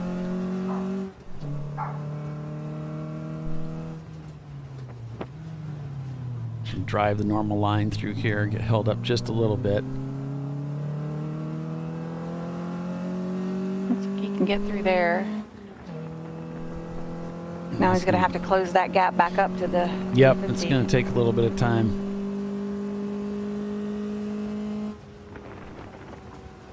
Looks like the 350's got a dash of power advantage. But this little Miata can just hang these curves like nobody's business. Yeah. You can try to force the issue on the inside. This is like my favorite spot to pass. Hammer it, pop out on the other side. Now brake really hard. No. Oh, golly, he's not leaving him any room. He didn't quite get the advantage coming up the inside. He really didn't get up there. He was close. And try and come down the inside, and that's how he's going to hit him if he's not careful. Yeah. Then it messes his momentum coming out of the turn up. Yeah, well, it's clear he's not going to get him on tabletop the way he did the other car. He doesn't quite have the legs. This is all going to be a handling routine. So he really wants to get him going into around that 16 area where he can get him all the way through the twisties and get a good exit going onto the straight. It's not going to do him any good catching him coming out of the S's. Right, because then he'll just stretch his legs on him again. And let's see, the 350 is currently shown in 22nd position, whereas the car we're on board with, the average Joe's car, is currently shown in 6th position. So he's got everything to lose if he, gets into trouble with this car, but he needs to get by him. Yeah, but he can be a little patient here. He's not going to get him on the front straight. He's probably not going to make it unless the Z car misses a shift or something. Now he's got a little bit of a run here. This might work. Pop out. Inside he lane. Might. That gear change. He might get him here. Right there. Just all this traffic. Yeah. Stand on it. Just ride the outside. Go, go, go. Stay to the inside here, maybe. Oh, now he got held up by the Toyota. I think that's going to be it. I think that will work. Yeah? I don't think the Porsche has enough to get by him just on power. Has enough to hold him off. Like, you mean the 350? The 350. Is that one of the 901 cars up ahead? Could be. Red and BMW-y. Well, he can really throw the anchors out on that Miata. Whew. It's pretty impressive. Let's see, catch him here out of the pop out to the left. Brake Try hard. that move again. Yeah. It's a good move. It's my favorite pass at this track. I love that.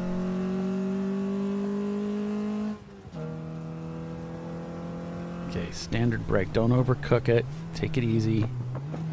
He didn't even get down there. I kind of like that. Not quite getting all the way down to the curb. I've wondered about that.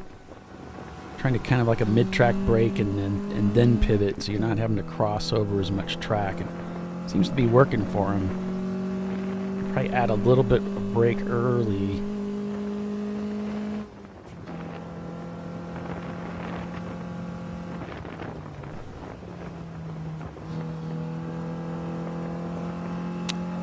Oh, so now Rockwell Autosports #1 car has passed Pinky's Out for first place. Interesting. So now they're going after the 996 of Atlanta Speedworks. There's only 1.3 seconds between Rockwell and Pinky, so it probably just recently happened.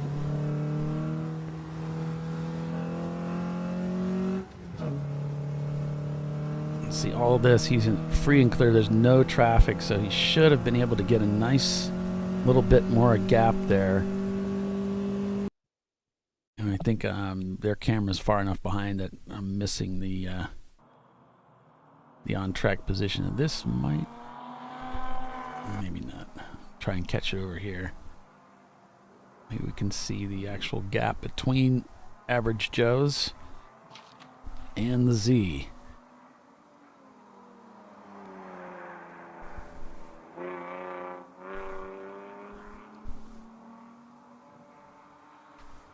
There's Average Joe's there, coming alongside. Yep.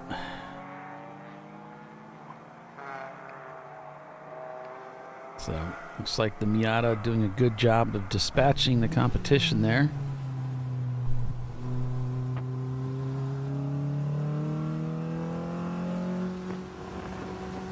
That puts them, they're in 5th place, leading B class. Gotten by 901 Motorsport. So the next customer up would be Danger Racing Group, quite a ways up there, showing about a lap on Race Hero, and they're actually a little slower than Danger on that last lap, but both cars, their fastest lap times are the same at 2:23. So it's going to be pretty difficult to catch them. It's just going to be a matter of how the cars are working and which driver happens to be in the car.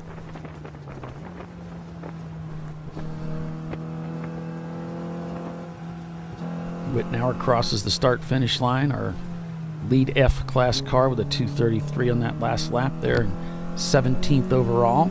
Standings right now, working lap 229. Atlanta Speedworks leads in the number 996. Rockwell Autosport Development in the #1 car is in 2nd place. Then it's Pinky's Out in 3rd. 4th place, Danger Racing Group. In 5th, it's Average Joe's. In 6th, 901 Motorsport, the car number 903. 45th Peller Racing is your lead A-class car there in 7th overall, followed by Haywood Racing, back about 41 seconds. Then we have 901 Motorsport in the number 901, and Pinky's Out, the number 246 in 10th. Right now there's a 2-second gap from Pinky's Out to Rockwell there for 2nd place. As Tiffany just pointed out, they just recently got past there. So that's a close battle there. 12 seconds from 901 up to Average Joe's. Yeah, and in the 146 of Pinky's Out, that is David behind the wheel, and in the 246, that's Chip behind the wheel. And 246 is sitting back in 10th place overall. Average Joe's going around Marathon there. Let's see, they got by.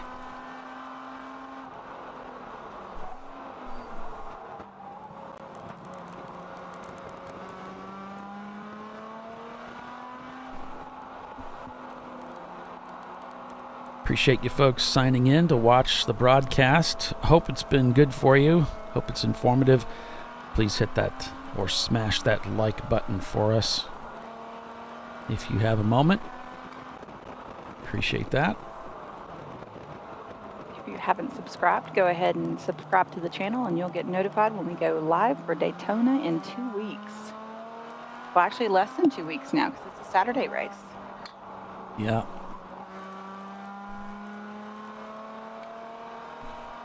You said you do the podcast or YouTube of Jordan Peterson, right? Do you listen or watch Chris Williamson? Haven't heard Chris. Modern Wisdom? Oh, he's fabulous. Okay. I watch a little bit of Mel Robbins and some of Jordan Peterson's stuff. Heard quite a bit of his stuff. Do some of his and some others, but Chris Williamson is my favorite. Modern Wisdom by far. He interviews all kinds of people and all kinds of different kind of careers and different things. And okay, I know who you're talking about now. Yeah, he's actually interviewed Mel Robbins. Those two kind of helped each other out. Yeah, I know who you're talking. He's an Peterson interviewer a couple of times. Yeah, I know who you're talking about. Him, my favorite.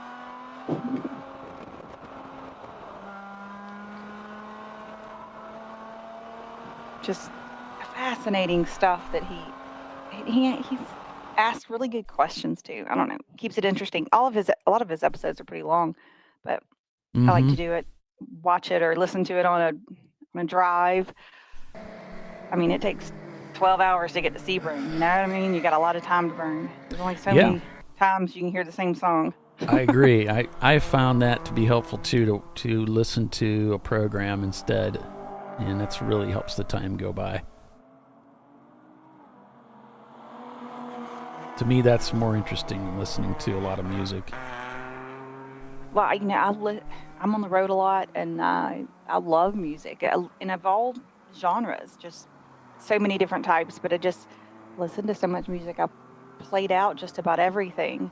I just kind of wear it out. So I like having something I can switch over to, and I feel like time passes even faster. And it's less likely to make me speed more. Yeah, right. Certain songs like get me in trouble.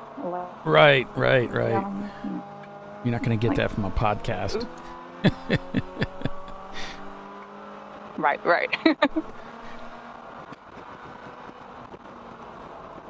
There's a reason I have a playlist on my phone that's called Trouble, because, you know, like I need it to keep me awake, but it also gets me in trouble when I'm driving sometimes. It's got some of my favorites on there.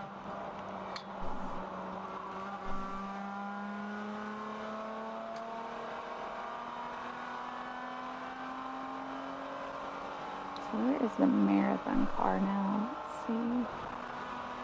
They are sitting in 15th.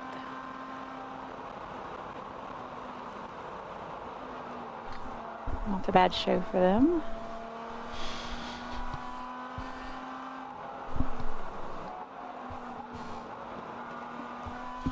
Pinky's out now, 6 seconds behind the Rockwell machine, as they're continuing to gradually drop back a little bit. 901 Motorsport now 17 seconds behind Average Joe's, as Average Joe's turns into 227 to 901 Motorsport's 233, continuing to stretch out that gap. So they are looking for Danger Racing Group. They just turned a 224 to Danger's 225. So it's going to be a long 2.5 hours trying to reel them in without some kind of help from up front. Not seeing a lot of other close battles on track here as I look across the field on Race Hero, with the exception of second and third place. Yeah, about 24 seconds from 6th up to 5th. 33 seconds from Haywood up to 45th parallel. There's no Z and Mazda. They're not championship contenders, but they started out like 33rd yesterday, and they've worked their way slowly over this entire, race up to 12th now overall. Crank Anchor's not having a good day yesterday, but they're up to 11th today.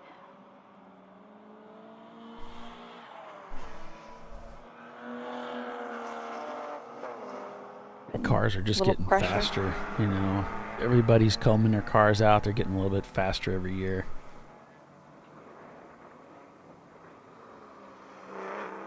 Pretty crazy how you can make a car that was built in the 80s as fast as some of these cars are. It's 80s and 90s model cars, Mm-hmm.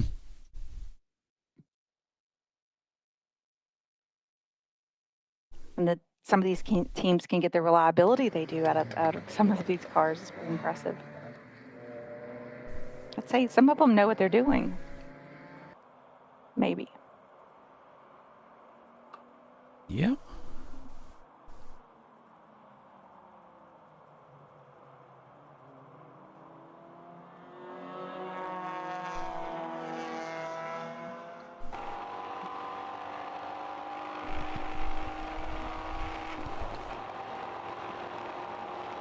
Well, we've been green for a good 30 minutes now, so let's see if we can carry this on through the rest of the race. We'll see.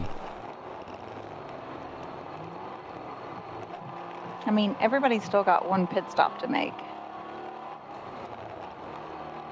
So if some get to do it under green, have to do it under green, and some end up getting a yellow, that'll make a huge difference as well.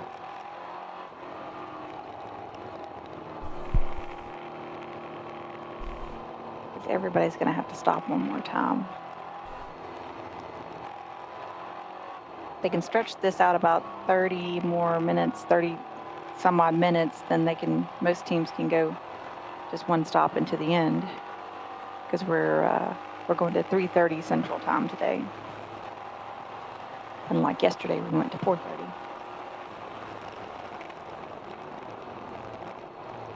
Having a little trouble with fourth gear there is 901 Motorsport. Just noticing them having to repeatedly go after fourth gear on multiple corners.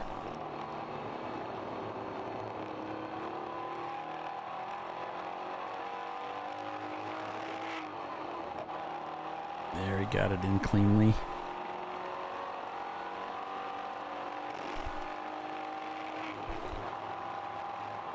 Grabbing fifth gear here, heading into 5.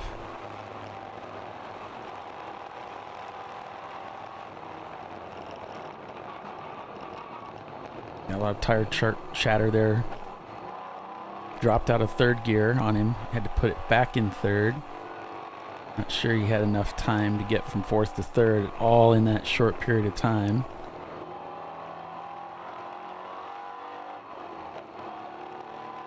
He's pulling it into fourth and kind of holding it there before he releases the clutch to make sure it's in. Being very deliberate about third gear too.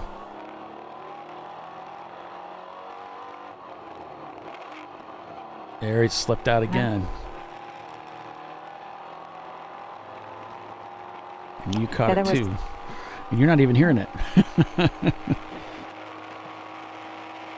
But they say he's having a hard time getting the car into fourth, the team is saying.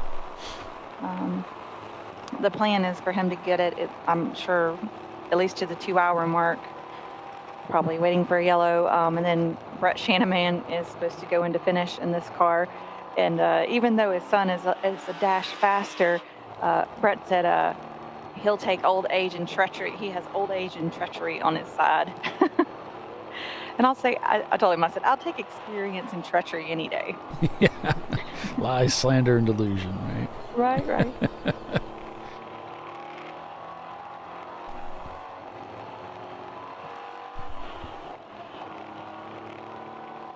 Saying Ron Morrison is in the 732. That's the Wittenhauer car. Yep. Yeah, not Sig 11 saying, I told you all wrong, but had some lunch, and that kind of set me straight. Hey, all is forgiven, my friend. Don't worry about that. Thank you for letting us know. Good to hear. We're going to take a quick commercial break again and be back in a few. Stay with us. You're watching Champ Car Live, presented by AutoZone. We'll be back in a few minutes.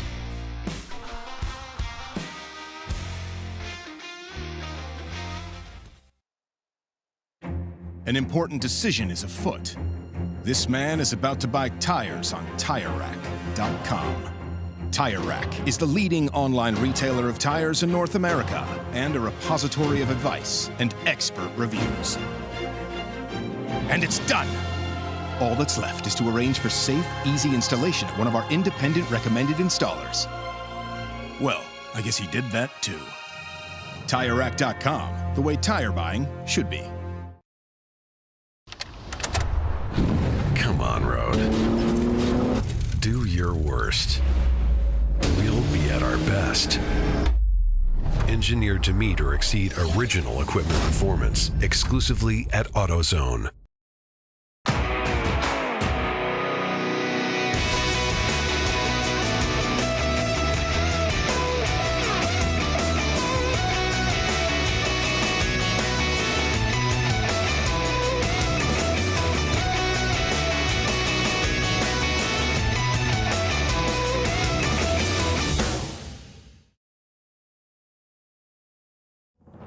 Lifeline's continuous commitment to research and development ensures that we supply the most innovative and cutting-edge products available. Used by the majority of the world's motorsport championship-winning drivers, teams, and constructors, Lifeline has a stringent and proven history of success. Lifeline's continuous commitment to research and development ensures that we supply the most innovative and cutting-edge products available. Lifeline's 0360 systems are the result of over 7 years of intensive research and development using 3M's Novik 1230 environmentally safe gas extinguishant. Lifeline uses only the finest quality components. For more information regarding our fire safety equipment and fire safety systems, please contact us at info@lifeline-fire.com. RVA Graphics and Wraps is a full-service design, signage, digital graphics, and wraps company located in Richmond, Virginia. With over 20 years of experience, RVA Graphics and Wraps offers premium signage options for your business. We are dedicated to offering our clients best-in-class service in all aspects of graphic design and application. For more information, visit us on the web at rvagfx.com.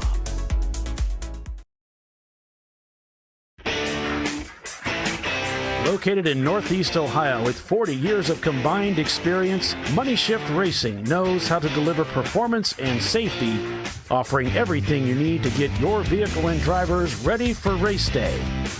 From safety equipment to full engine assembly and repair, in-house fabrication, 3D design, and rapid prototyping. Money Shift Racing. Performance done right.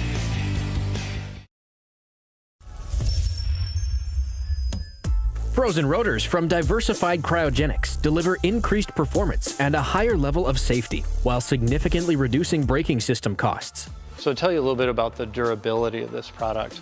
So we have seen an incredible extension of the life of our brake rotors using frozen rotors. We've gone from brake rotors every other weekend to 6 weekends on one set of brake rotors, and I think they can go farther. The durability has been amazing. And it's been a fantastic season, and man, a lot of that is due to the way our car can brake on those frozen rotors. For more information, go to frozenrotors.com.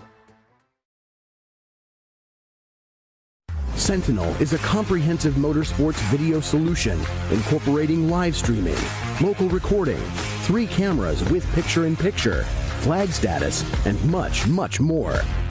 Stop playing with multiple solutions. Sentinel handles it all, including timing and scoring, vehicle data, graphic overlays, adaptive bitrate encoding, network bonding, and more. Sentinel is the solution to sharing your motorsports experience with your friends, family, sponsors, and the world. What are you waiting for? Get your Sentinel today and never miss an on-track moment. www.sentinel.racing. Duralast, designed to meet or exceed OE performance with OE-matched friction formulations and fitment for 97% of cars on the road. Backed by a noise-free guarantee when professionally installed. That's the Duralast difference. Only at AutoZone.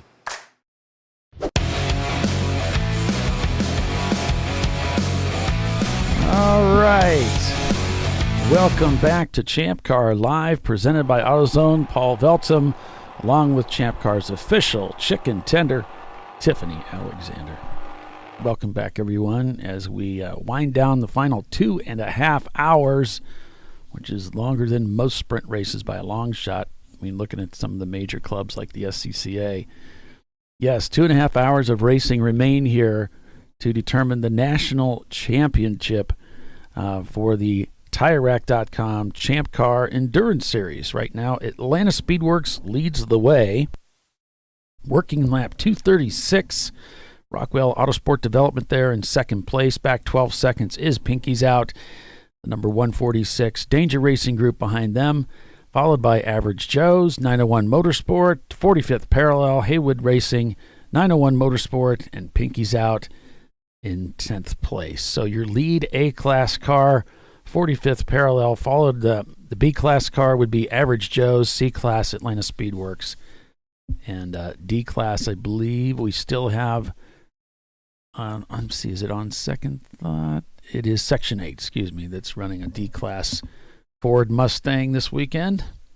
So they're holding down D-class here today. Now, the points that are scored today, those will carry into for each of the teams for the 2024 season. So it's sort of a race within a race, where you're racing for the championship whether you're a contender. But also those points, even if you're a contender, will be carried forward for today's event into this season as well. So if that makes sense to you, I think I'm confused now. Makes more sense to you than it is to me. Have you confused yourself now, Polly? I don't know. Yeah. Average Joe's in 5th place there, leading B class. Just had a really good day. I mean, they've had a good weekend. They've been strong all weekend long. This car, they've had a few little hiccups here and there. Had some taillight issues. They bumped into a car at one point. Hard to believe with 60 cars out here, you'd run into that problem. But no, for the most part, maybe a pit stop or so that didn't go the way they wanted it to. But they've been doing really well.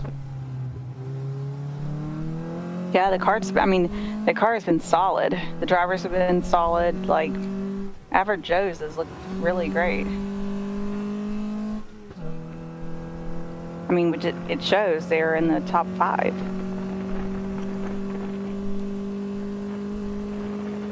So Frank is saying that the 901 car, that that's the same thing. Or wait, it's 901 Motorsports. The 903 car. That's the same thing that they were having at Road Atlanta, but it was a different transmission. But the same thing was happening in that car with it popping out of gear. Yeah.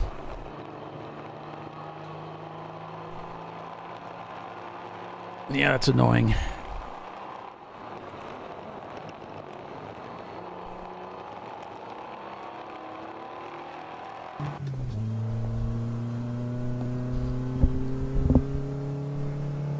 He's just trying to manage that as best he can, I imagine. Nice, close to that wall on the exit. Of course, you'd rather it pop out of gear than pop into the wrong gear. Oh, well. Yeah. I mean, you'll only make that mistake once. Yeah. Some BMWs have a tendency to do that pretty easily if they're not modified to help prevent that. Then you have to do your gear changes pretty gently to try to make sure you get in the right gear, but also like kind of letting off the clutch a little gently to make sure it doesn't shoot up the RPMs. Yeah. And that really takes a little competitive advantage away when you're having to, be quite that, careful with it. Yeah, it does. I always tried to be a little bit careful with, a little bit slow on the gear change to make sure that everything was doing what it was supposed to do and I wasn't in the wrong gear. Like you said, especially going into 5th. Even on my vintage car, I would just let that clutch out a little, put it in gear, let the clutch out a little bit gently, like you said, to make sure that if I'm in the wrong gear, I want to be able to react. I want to have time to react to it. Because at high speed like that, can you imagine? Yeah. If you stick it in 3rd, when you're going for 5th at that speed, you could go for a ride. Yeah, and the BMWs I've been in, it was the 3rd to 4th change that would always get you. You'd go 3rd to 4th, and the car, like especially if you're doing it in a big higher G turn, then you come down to what you think is 4th, and it's 2nd. Mm. And it's the ones that haven't been modified, and I don't remember the exact fix for it, but you can. It just slips into 2nd gear like honey. Just easy. Like you think you're in 4th, and then as soon as you start to let off the clutch, you can feel that pressure quickly, and you're. Right. I mean, you got to be aware that it can do that, right? So that you're ready to react. But that's, not ideal because you can't just throw it in the gear and kind of drop the clutch-ish, Right. I don't know if that causes more wear on the clutch, having to come off of it more gently like that. Does that put more heat in it? I'm not a mechanic. Well, if you're slipping the clutch, yeah. But if you're it just depends on how much power you're putting down compared to how gently you're releasing that clutch. But when I release the clutch, I'm not usually on the power. I'm just going through that transition of letting it engage without really putting a lot of power down. So that's not really a problem. Looks like Huggins is in front of that Porsche again. Yeah, the last time they came over the start finish, they were right together. Yeah, 23.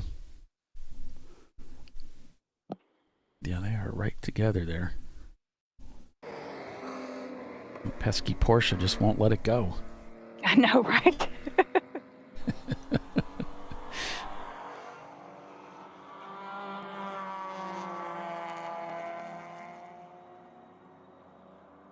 And they're all blue Boxsters. I started my track life in a blue Boxster. Yeah?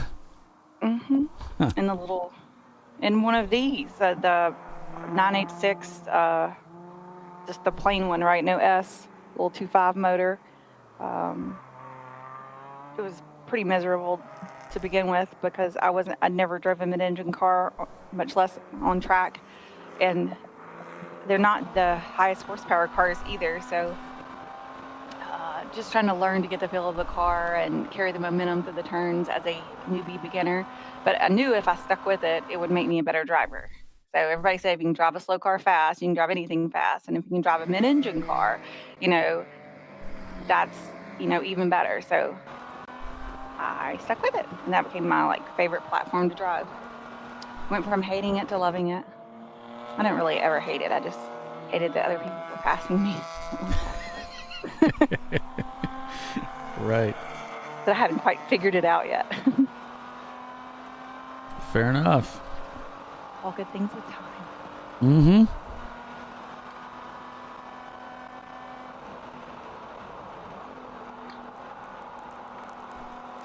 There was one time we had 3 blue Boxsters at home. I was like, I think we have a problem.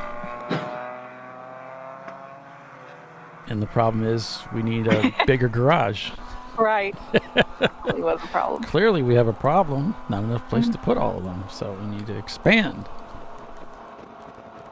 Oh, you mean I have too many cars? Oh, that problem. That's not a problem. That's a problem? Sometimes.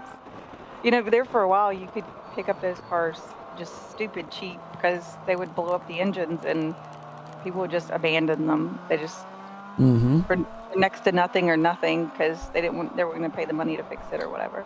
Okay. Or had it popped out and they weren't worth much years back. And then after PCA had the spec series, and that's only the 2.5 motor, so no S's allowed, then started the value start going up as they destroyed more of them and needed more parts and pieces, and all the junk ones, became snapped up more and more frequently. Now you can't pick them up for nothing anymore. It's weird how you add a race series that, is just for that car, and it picks up the value of the car, the street model. Right. I guess because they broke all the other ones. They started breaking them. Started getting fewer and fewer of them out there.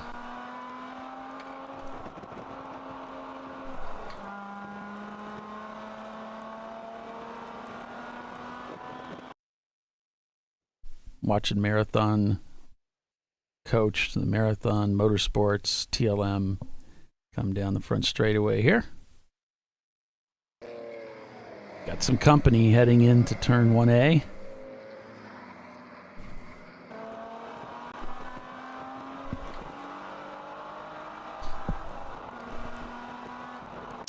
Let's see, Rockwell's last lap time was a 2:21 compared to first place car at a 2:25.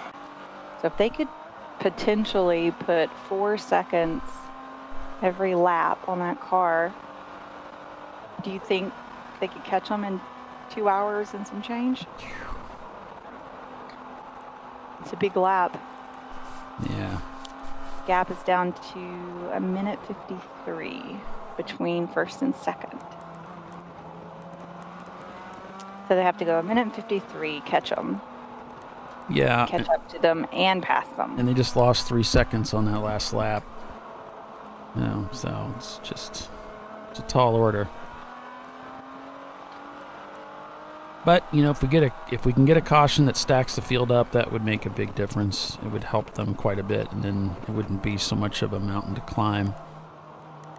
It would help Rockwell, but not the Speedworks team. Yeah. So. Now, Pinky's out showing 29 seconds behind Rockwell now with that last lap as Rockwell continues to pull away. So I might be looking at the wrong information that you were trying to drive to. I'm saying Rockwell is catching Atlanta Speedworks. Gotcha. Yeah. Gotcha. Okay. Yeah, I wasn't looking at this right. Yeah, I don't know. Somebody knows how to do that math. Yeah, math is hard. Robin Bank probably knows. I could do it if I wanted. I'm going to stretch my brain that much. Chase Bays showing in the pits there in 14th place.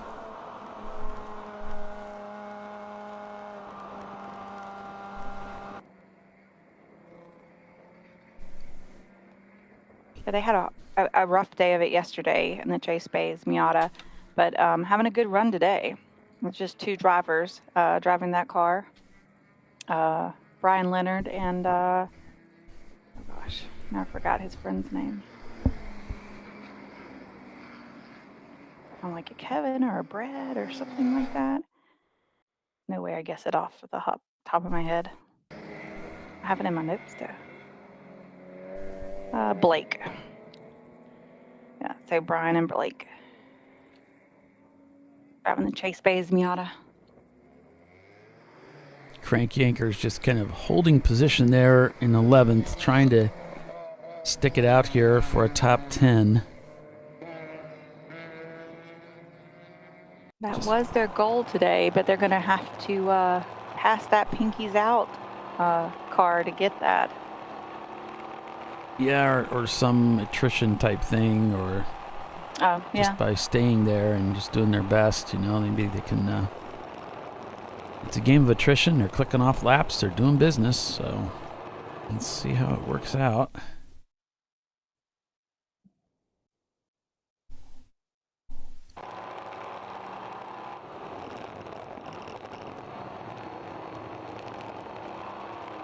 It's like the 2 901 Motorsport cars are relatively close together.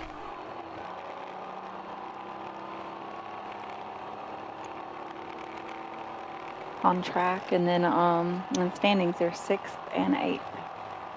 So fairly close together that way too.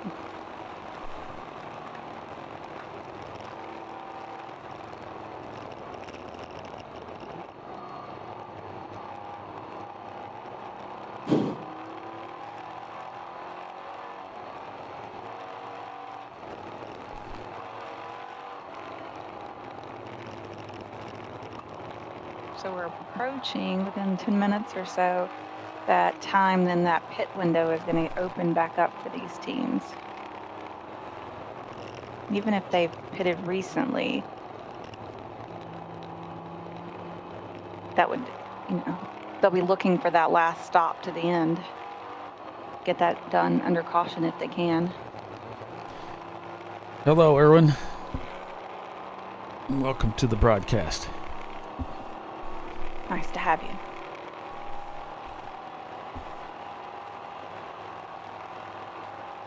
And Clive Bogle, if you're listening, I said your name on the broadcast. It was one of his life goals, was to get me to say his name on the show. I did it yesterday and again today. Clive runs a Nissan Z-Car restoration shop. So if you're a Z-Car fan, and who wouldn't want to own a Z-Car, a nice Z someday, he's definitely the man to go see about getting that done. He's got a shop called BLM, so you can check him out. He's on social media, on Facebook. You can get connected with him. And he's been racing with us a long time. The gap down to 1 minute and 49 seconds between first and second. Nice.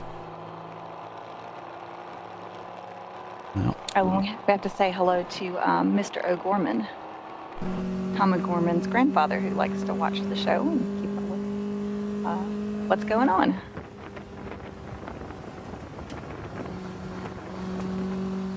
Yeah, I hope you're having a great weekend and a good start to the next week here. Happy St. Patty's Day. Need like green cookies or something. If you were talking about cookies earlier. Yeah. And if you're watching our show today, we're sorry that it's come to this.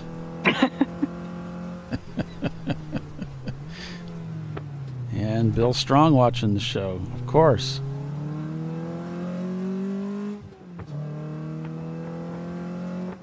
So, I mean, we're like 12 hours into this 14-hour competition because the first hour really didn't count yesterday. So, But we can say we did it together. we did do it. Counted for us. Yeah. The drivers mostly stood around and got antsy, staring at the fog. That was a lot of fog. I don't remember it ever being like that here. Very, very foggy.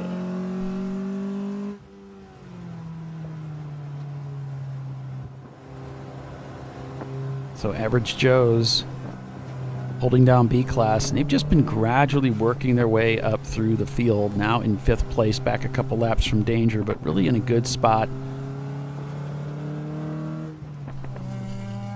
Marathon just up ahead. Looking for a way by here. Now onto the straightaway. Let's see, he's getting that push down the front straightaway. Might have missed him here already. Yeah, there he's just going by. Gets by heading into turn 1A.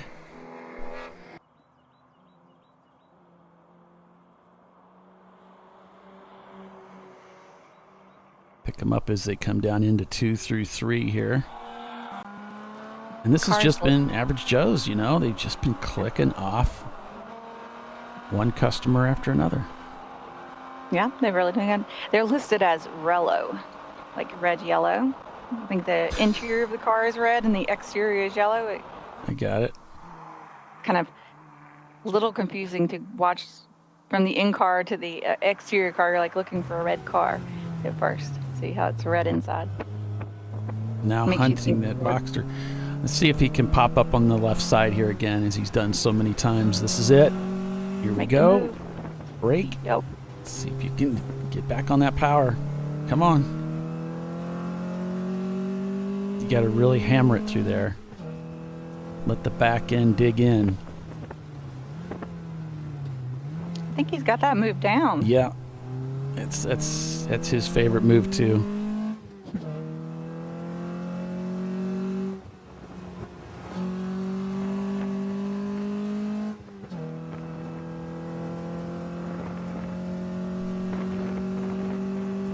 Nice pass. The Porsche lets him go.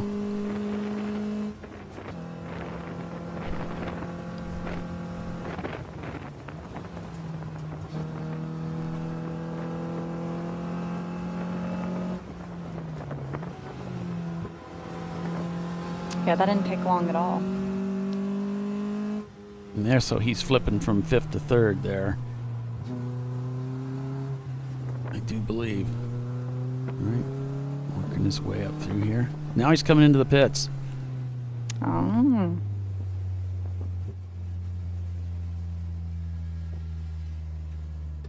It's a little shy of the 2 hours, but if they take the full 5 minutes, that should put them right over the cusp. Bunch of smarty pants. Got it all figured out. There they are picking up their clock.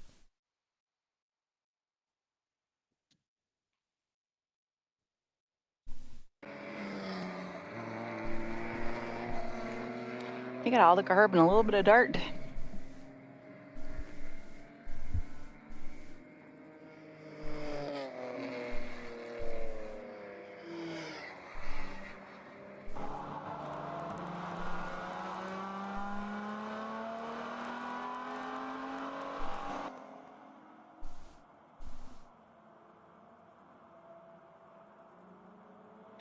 Been saying and hoped everybody enjoyed the race till now and that we didn't have a crash like yesterday. Absolutely, we haven't had one like that in a long time. That was pretty rough, but everybody was okay and no incidents like that today. Been fairly clean. A little mechanicals have slowed down the field a couple of times, but that's about it. Been a pretty smooth sailing. We haven't really heard about any contact of any kind today, so to speak about. So well, we had good. one car get in the wall, but they kept going and it just did some damage. Remember that? Yep. I think we might have some side. That might be about the only contact. Yeah, pretty clean day as far as that goes. A little bit of side to side contact, but you'll have some of that. It is racing.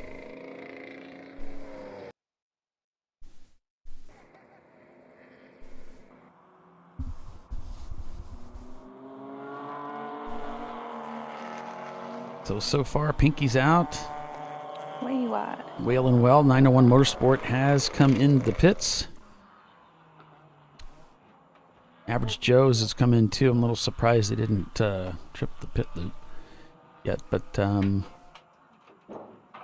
must be their pit box must be ahead of the timing and scoring loop. I think they're out at the end. Yeah, they're way out at the end, so they should have crossed over. That's weird. Yeah. Sorry, my bad. Hey, you can take a look at the tire. Look. It's a little silly. Yeah, but he can look at the tire.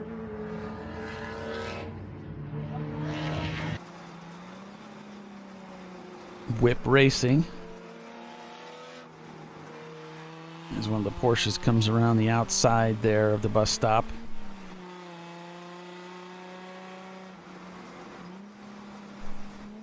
And back on board with Marathon Motorsports, TLM Racing in their 2000 BMW 328i.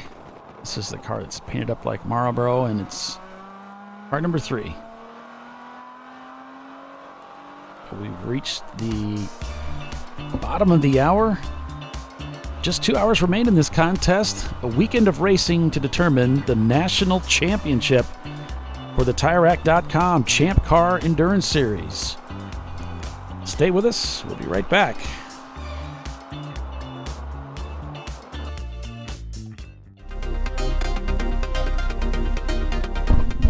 Welcome to TireRack.com, revolutionizing tire buying since 1979.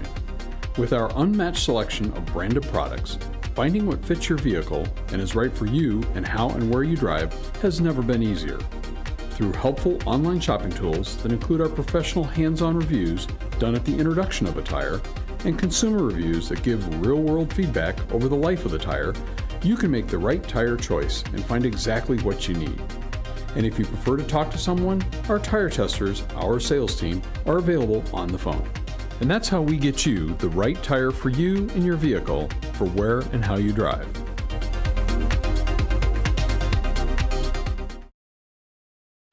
At AutoZone, you get what you need when you need it. Got a today job? Pick it up free same day at your local AutoZone. More of a tomorrow project? Order as late as 10 p.m. with free next day delivery. Getting the job done just got easier.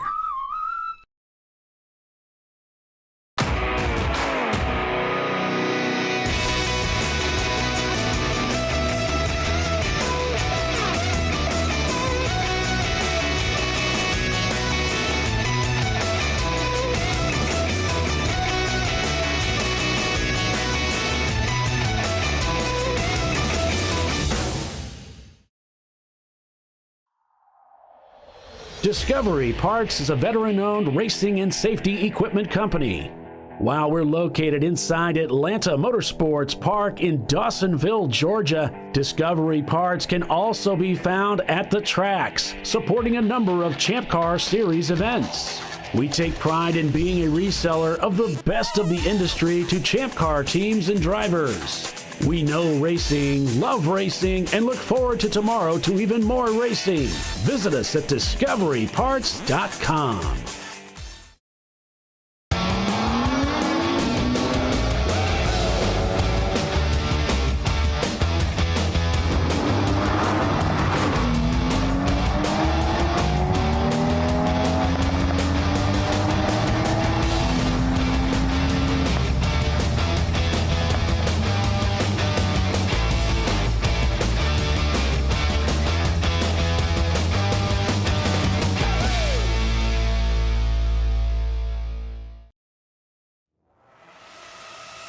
RVA Graphics and Wraps is a full-service design, signage, digital graphics, and wraps company located in Richmond, Virginia.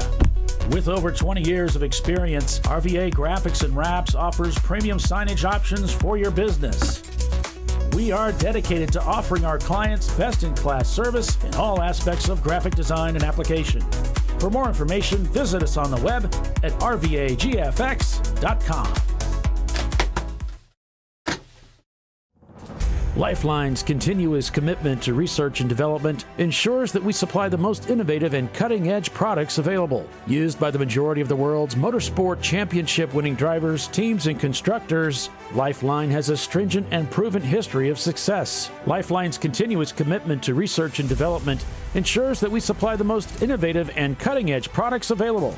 Lifeline's 0360 systems are the result of over 7 years of intensive research and development using 3M's Novik 1230 environmentally safe gas extinguishant. Lifeline uses only the finest quality components. For more information regarding our fire safety equipment and fire safety systems, please contact us at info@lifeline-fire.com.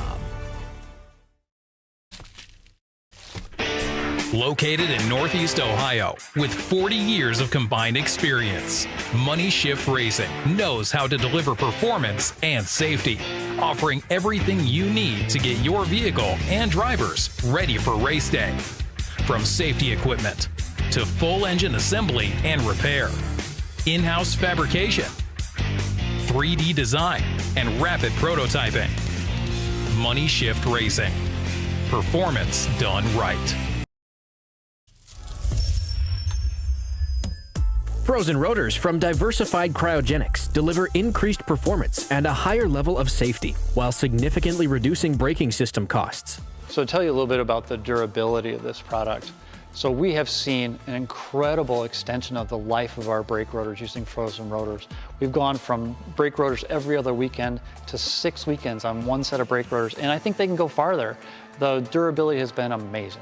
And it's been a fantastic season, and man, a lot of that is due to the way our car can brake on those frozen rotors. For more information, go to frozenrotors.com. Sentinel is a comprehensive motorsports video solution incorporating live streaming, local recording, 3 cameras with picture-in-picture, flag status, and much, much more. Stop playing with multiple solutions. Sentinel handles it all, including timing and scoring, vehicle data, graphic overlays, adaptive bitrate encoding, network bonding, and more. Sentinel is the solution to sharing your motorsports experience with your friends, family, sponsors, and the world. What are you waiting for? Get your Sentinel today and never miss an on-track moment. www.sentinel.racing. Bring on the frozen tundra. The grinding gravel, the cratered concrete, the rain-soaked streets. Come on, road. Do your worst. We'll be at our best. Reliable performance in unreliable conditions. Designed to meet or exceed original equipment performance. That's why more auto technicians choose Duralast parts. Exclusively at AutoZone. Oh, was my mic open? Sorry about that.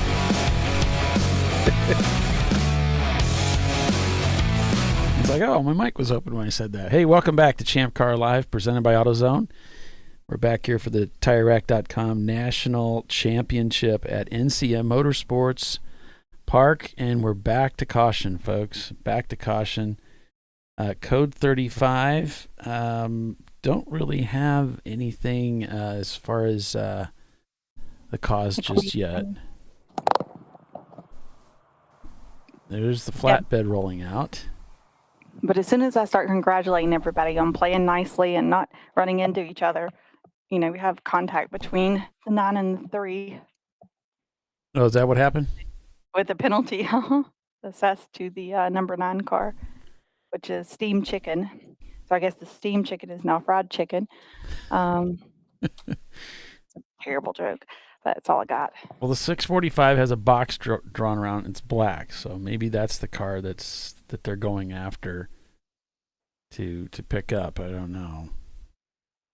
It would be around tabletop there. Oh, and it's black, yeah. Gotcha. Yeah, I've Let's got see. my marching hands is working for a chance. Open Throttle Racing. That's the Specs car. They're F-Class Miata. Yeah, that's the one that got into a tussle yesterday with the Mustang that got turned around. I do believe. Maybe. Oh, really? Was it Open Throttle or was it? I think it's one of the Haywood cars, actually. I don't know. Don't listen to me. It's late. It's been a long weekend. I've already erased some of yesterday. Make room for today. Yep. So Atlanta Speedworks leads. Yep. Pinky's out in second. Rockwell Autosport Development in third, the number 1 car. Then you have 901 Motorsport, Danger Racing, and Average Joe's in sixth.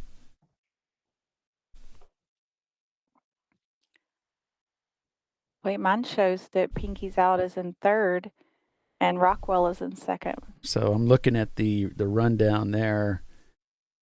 Yeah, because I'm showing Average Joe's in fifth. So that, I think that pylon that's running off of, this is off of the marching ants, just isn't quite right. I wonder too if maybe, let's see where this is at, if it's not delayed or something. Showing Rockwell in the pits, though. Yeah, this is all wrong. And Danger and Average Joe's and Haywood and 901 and Pinky's Out and Crank Yankers. And there's Nosy and Mazda. So this is right at the we're at the 2-hour place. So they pit now and then they can be good to the end. So everybody was kind of waiting on this to happen. So it's not surprising that the entire field of, what is that? The top 17 cars all pitted immediately. Yeah, I was way behind on the my marching ants thing was way behind, so that was probably a couple 2-3 hours ago. Got it all sped up. This is a little bit more current. 970 at the pits there. You crossing over? Yep. So 970s come into the pits.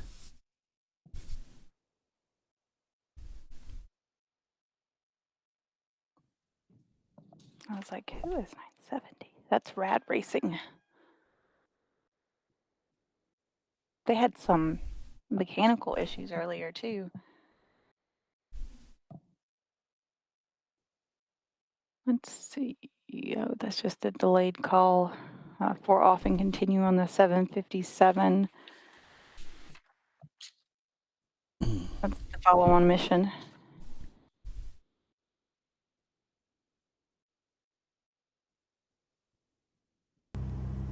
It looks like they're reviewing that, so we will wait for further action. Yeah, daring greatly there ahead. Had some trouble yesterday. I think they bumped into the wall or something, had some damage on that left front, and got the car out there today, though. They were back out yesterday. Looks like they picked up 901 or 903.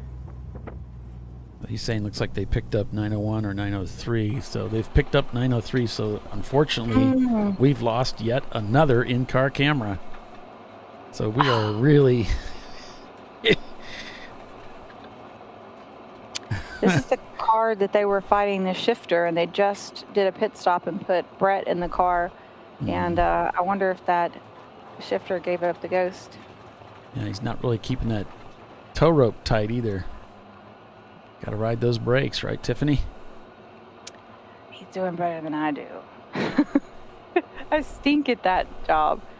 He does have yellow gloves, though. Yeah. We got to give him props. Yep. I tell him, I was like, if you got to come get me, just in the flatbed. Just please, just put me on it. This might end up being a radio show, folks. No.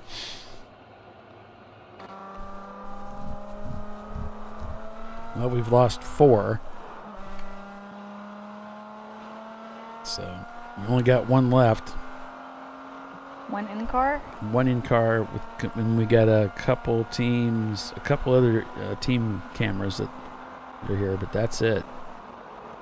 We've got the other 901 car, right? No, we lost that one a long time ago. Oh. We're back to green. All we have is marathon, and we got average Joes, and then we've got the whip racing.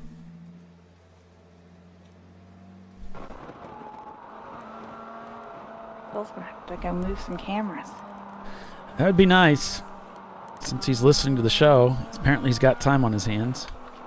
Apparently. We got a camera in the 903 car and from the Leviathan car. Both those cameras are good. Just not the cars. Just not the cars. So the Wittenhauers just did a pit stop and put Kelly Wittenhauer in to take them to the checker in that 732 Mini Cooper.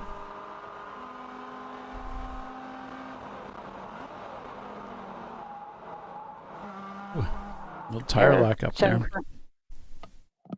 They're shown currently in 18th overall, and that is our F-class leader.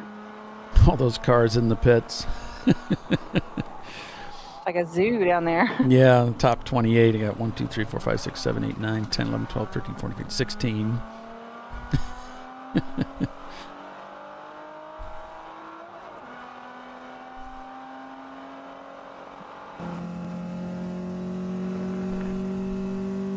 Now, that's really a shame for 901, you know. Brought 2 cars out here and had trouble with both of them. But the number 901 car is probably okay, and it's just in the pits. It's too bad our camera quit working there.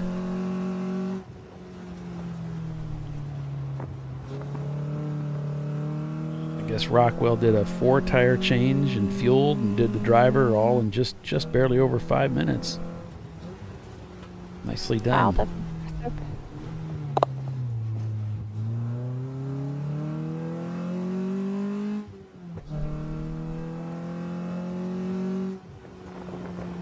So in the 246, Pinky's out. Chip Schnick just got out of the car, and Ringo, Alex Harrison just went in.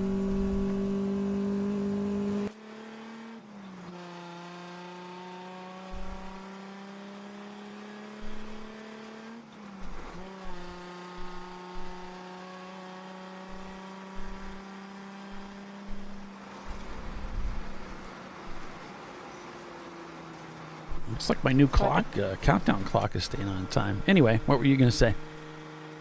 Oh, good. I was going to say everybody came in except the 146 of Pinky's out, the second place car. They came in last on lap 219, so they're probably good on fuel at the moment. I guess they're rolling. But that was before the 2-hour mark, so they'll have to pit one more time before the race ends. So this allowed them to bounce up as everybody else pitted. But they still will, everybody else won't have to come back in the pits, and they'll still have 1 pit to make. My guess is they're rolling the dice on a gamble of they can do that stop under a yellow flag, maybe. Yeah. They just need 1 more yellow flag before the end. But I mean, that's a decent roll of the dice. I would say it is. Yeah.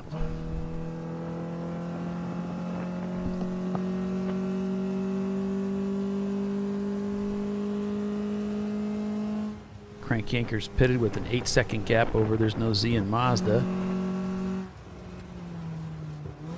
So looks like they're going to give up their 11th spot, but No Z probably has to make a pit stop, just like everybody else. Actually, they just came out of the pits, so this may hurt Crank Yankers a little bit. They just cleared the pit loop, so we'll see next time There's No Z and Mazda how Crank Yankers fares after that pit stop. Looks like they may have come in ahead of them, but we shall see.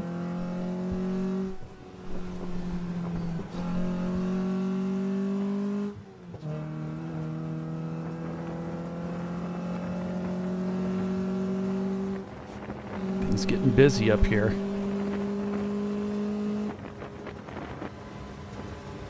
Just kind of pedaling it through here.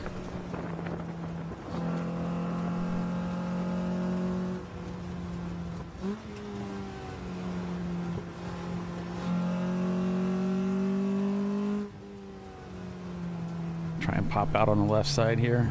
No, not quite.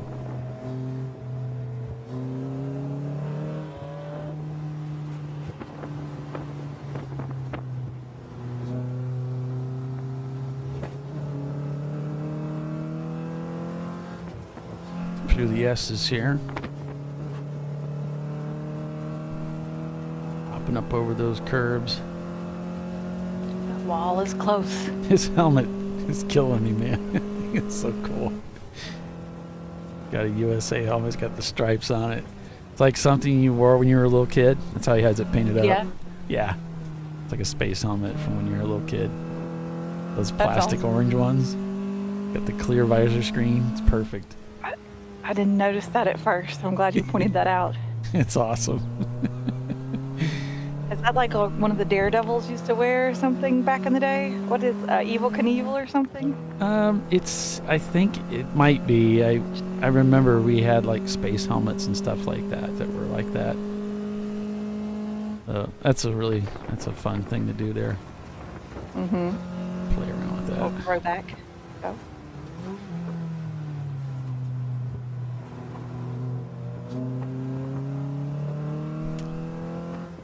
See if we can grab the left side here. No, the BMW took it. Look at the lean on that E36. I mean, he was dragging the door handles going through that corner. Can come down the inside of 10 here. This is a popular spot too. Tyler did a nice pass on me right through here one day. And that looks like the one of the Pinkies Out cars ahead. Jumps on the power there and deception, the upshift.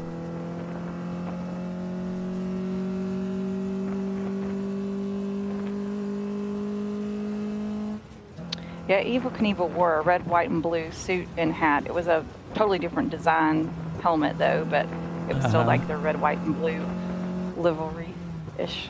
That's what I was thinking of.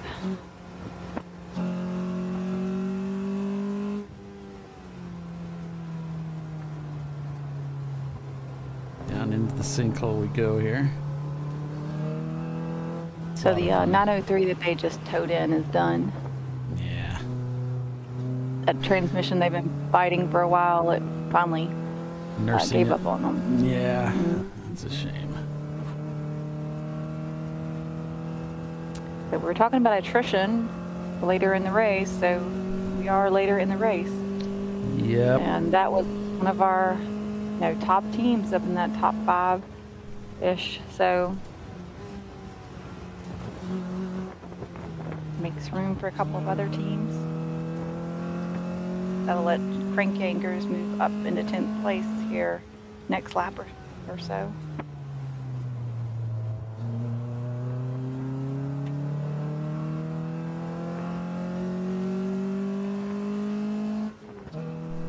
So looking at the standings after 251 laps, Pinkies Out leads the race for the first time today. Atlanta Speedworks in second, Rockwell Autosport Development in third. This is all unofficial, of course. Danger Racing Group in fourth, Average Joe's in fifth.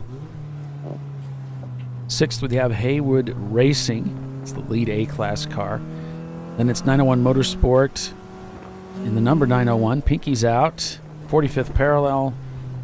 And Crank Anchor's about to move into 10th place here, Tiffany, as we talked about, just wearing out the competition through attrition, stick-to-itiveness.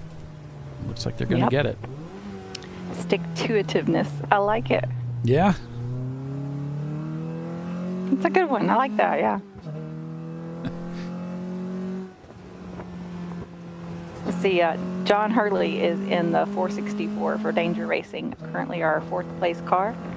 Yeah, they've had a great weekend. Mm-hmm. Haven't heard too much from them. That's usually a good sign. Right. And if you're not in the news, it's probably good. Good news, yep.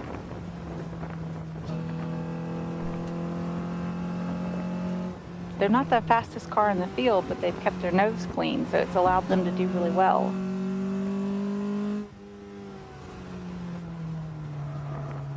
Ooh.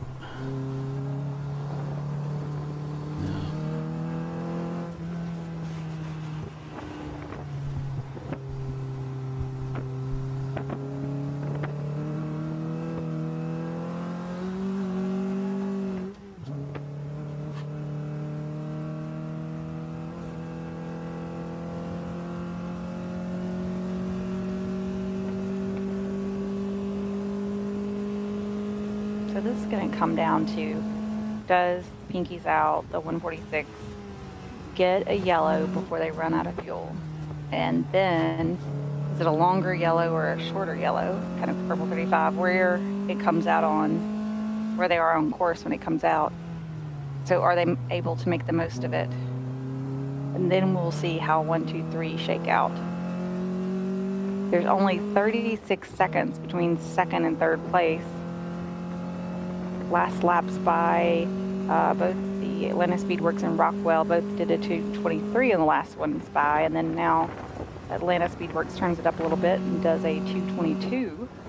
We'll see in about 20 seconds what Rockwell has to offer to that 2:22.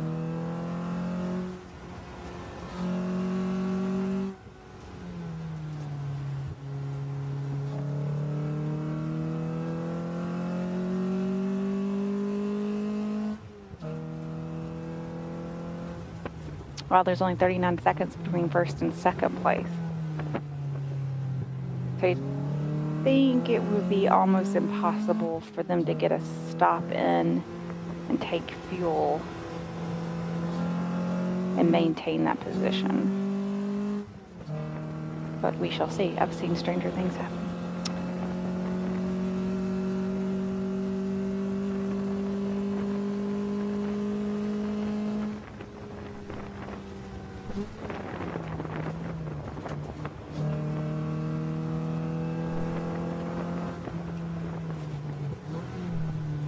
Gets around the Mustang there.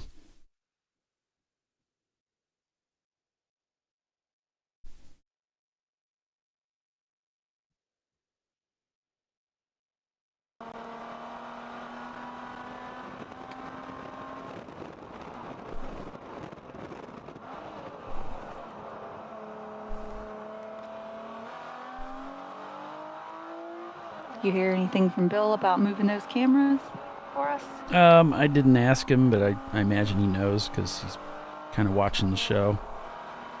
Okay. I guess he's doing the race control logs. Yeah. But I don't think that's that important. He's walked away from that before.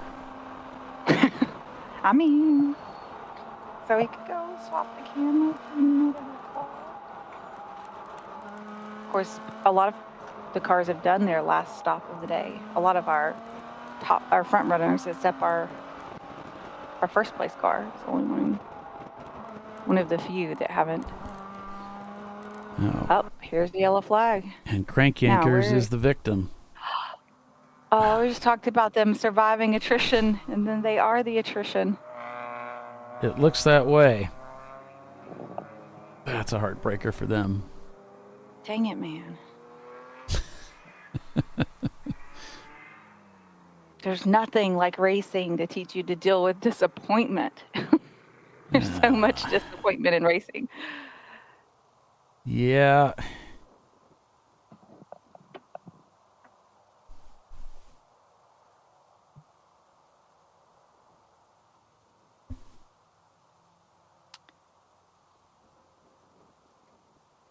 Whip Racing coming into the pits again. They've spent quite a bit of time in the pits, but they're bringing that car in.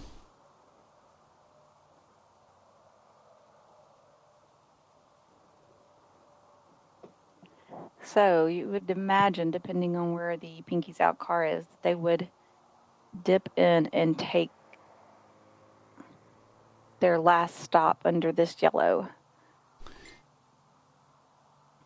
I would imagine, but we shall see what they do.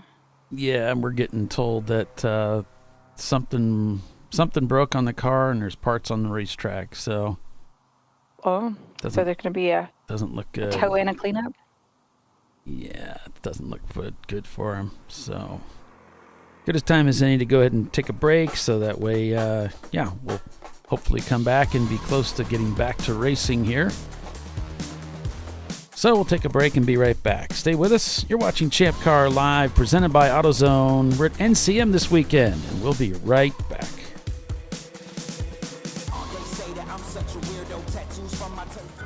You know, I'd buy tires online, but then what? We've thought about it. We're TireRack.com. They should let you ship directly to a mechanic. Actually, we call them independent recommended installers. They should have like 1,000 mechanics. Try over 7,000 installers. Then you just make an appointment. At a time that's convenient for you. This could change tire buying forever. TireRack.com, the way tire buying should be. Come on, Road. Do your worst. We'll be at our best. Engineered to meet or exceed original equipment performance, exclusively at AutoZone. Lifeline's continuous commitment to research and development ensures that we supply the most innovative and cutting-edge products available. Used by the majority of the world's motorsport championship-winning drivers, teams, and constructors, Lifeline has a stringent and proven history of success. Lifeline's continuous commitment to research and development ensures that we supply the most innovative and cutting-edge products available. Lifeline's 0360 systems are the result of over 7 years of intensive research and development using 3M's Novik 1230 environmentally safe gas extinguishant. Lifeline uses only the finest quality components. For more information regarding our fire safety equipment and fire safety systems, please contact us at info@lifeline-fire.com.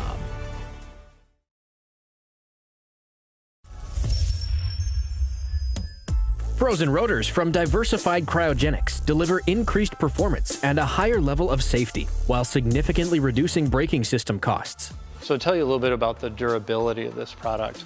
So we have seen an incredible extension of the life of our brake rotors using frozen rotors. We've gone from brake rotors every other weekend to 6 weekends on one set of brake rotors, and I think they can go farther. The durability has been amazing.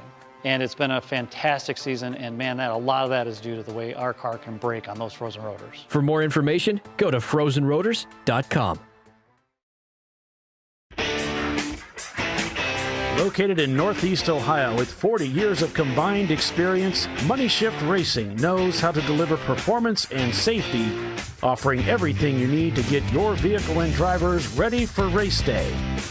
From safety equipment to full engine assembly and repair, in-house fabrication, 3D design, and rapid prototyping. Money Shift Racing. Performance done right. Discovery Parts is a veteran-owned racing and safety equipment company. While we're located inside Atlanta Motorsports Park in Dawsonville, Georgia, Discovery Parts can also be found at the tracks, supporting a number of Champ Car Series events. We take pride in being a reseller of the best of the industry to Champ Car teams and drivers. We know racing, love racing, and look forward to tomorrow to even more racing. Visit us at discoveryparts.com.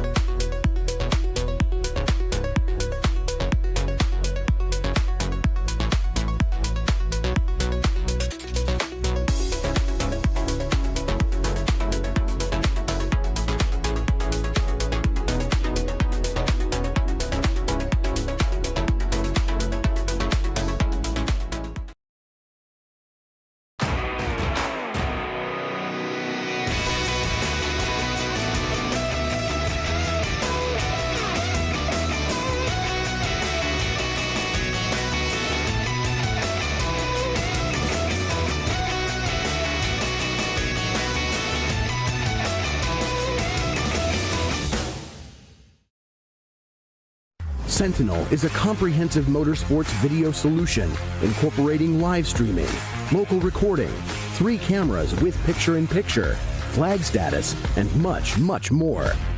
Stop playing with multiple solutions.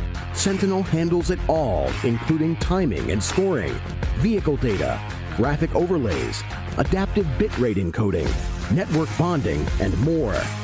Sentinel is the solution to sharing your motorsports experience with your friends, family, sponsors, and the world. What are you waiting for? Get your Sentinel today and never miss an on-track moment. www.sentinel.racing. No. Seriously? Oh, come on. No. You for real? Dale. Really? Wow. So maybe just a cable? We can help you. Welcome to America's #1 battery destination, AutoZone, your battery solution. All right, well, we're back to green. Welcome back to ChampCar.Live, presented by AutoZone. It is the TireRack.com National Championship at NCM Motorsports Park. Condolences to the Crank Yankers family and friends as that car's being brought in on the rope. Some kind of a mechanical letdown. Failed me for the last time. So frustrating. But as expected, Pinky's Out did pit during that yellow. Now it's back to green. They haven't cleared the loop yet, so I'm not sure where they're at in their pit stop right now or if they're back out. Chris Huggins is going in the car or has already gone into the car to finish this last stint for them. The car owner, builder, he's going to bring it home. Looks like they're still doing their pit stop, so that's going to cost them since it's back to green. It's not what they want to see.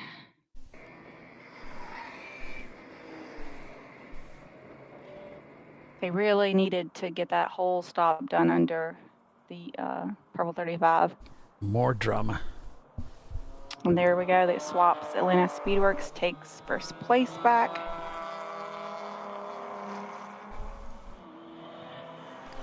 And they even had their fingers crossed and nothing. I had mine crossed too. Atlanta Speedworks leads over Pinky's Out. Then it's Rockwell Autosport Development, Danger Racing Group, and Average Joe's. That's your top 5. A-Class being led unofficially by Haywood Racing, number 663. B-Class by Average Joe's. C-Class by Atlanta Speedworks. And EC being led by RVA Graphics and Wraps. Haven't had a chance to talk about them too much today. D-Class by Section 8. RVA Graphics and Wraps, their 411 car. Broke yesterday with a broken exhaust collector. That was the word. That put them out for the rest of the race. But their EC car is still out there. Not sure why this Marching Ants shows cars stopped occasionally.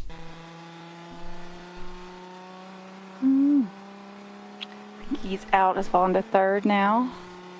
Yeah. Finishing that stop. Yeah, they have dropped to third. Moving Rockwell up into second place.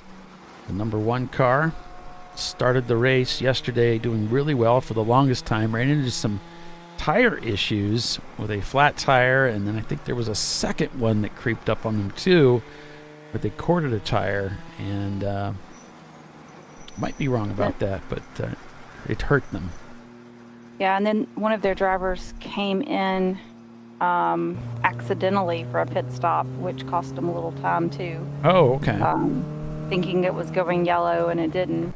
So that hurt them a little today. I gotcha. But they are our defending national champions. They were last year's champions. Yeah. So they were trying to make 1-2. There's 37 seconds separating first and second place currently. Yeah, picked up that win at the Road Atlanta race last year. Yep. Pinky South's cleared the loop now, so they are shown in third, 1 minute and 23 seconds behind the second place car of Rockwell Autosports. Thanks for hitting that like button for us. I know that many of you hit it or leave the broadcast and then it backs it back out. So thank you to everybody that's been participating with that. As the cars just hit it and leave your TV on, even if you walk out of the room. Yeah, even if you lose interest, which, we wouldn't be surprised if you did. I mean, we might understand, but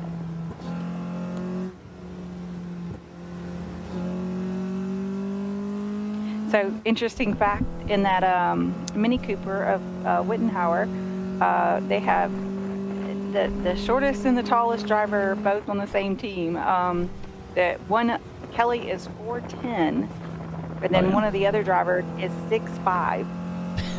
Yeah. So they have to have different shoulder belts. Ouch. Got two off, and that was painful over there.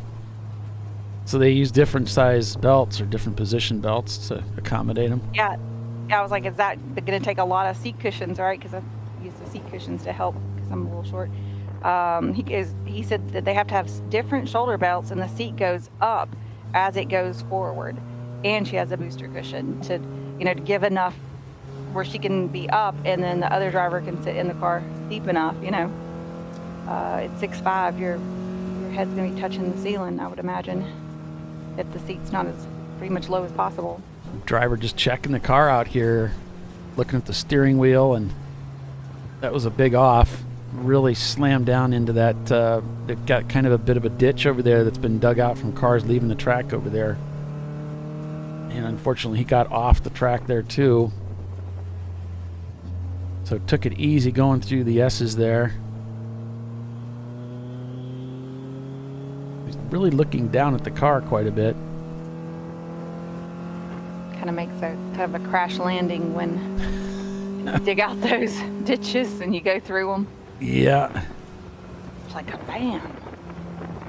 He's just kind of taking it a little bit easy with the car here.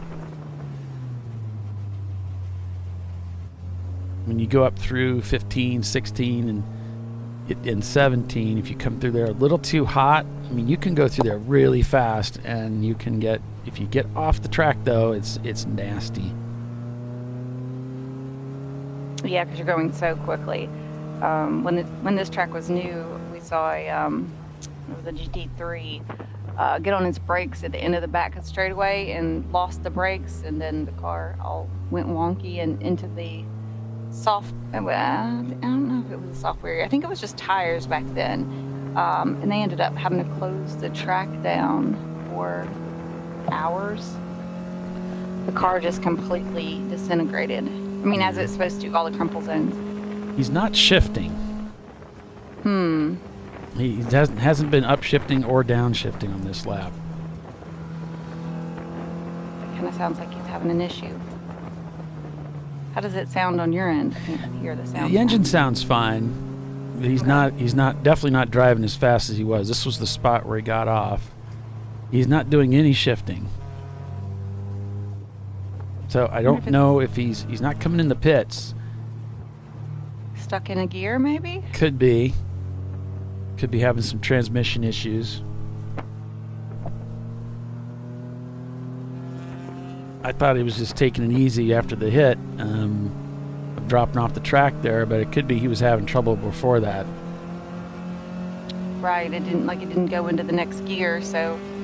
Yeah, I think he's in fourth gear. That's going to make the hairpin rather interesting. It's just been, he just kind of lugged his way out of it.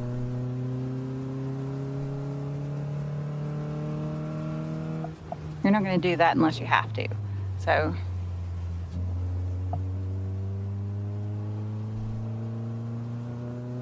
Oh, and Crank Yanker's pulling off to the side there. Coming out of turn number 3. Wonder if they're having a problem with that mobile. Looks like they Crank kept anchors? going.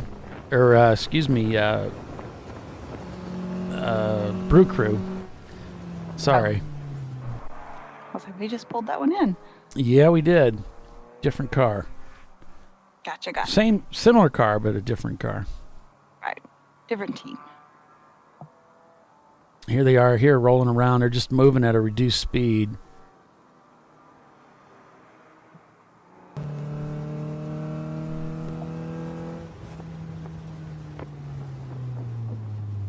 So here's how he's negotiating. He's just not shifting, just going through slow. Not much else you can do.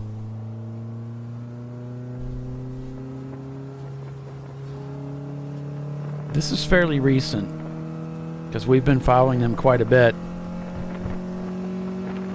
And his lap time didn't look absolutely terrible compared. I mean, the last one was a 2:28. So Yeah, it not, could by not as quickly as they were going, but yeah, and it could be that's why he got off. We're going to full course caution here because he just a little bit out of his rhythm. So over in turn 6, there's an issue over there, and it is the car number 86. So they probably pulled off over there. Mm.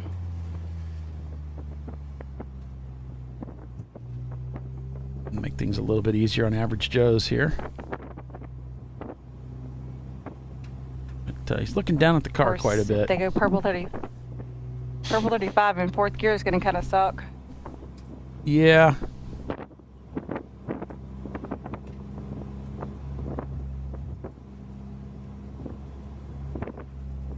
Which we are definitely purple 35. Yeah, so the report is they're 4 off and stuck, which is the Brew Crew car, and so they will be sending support to pick them up.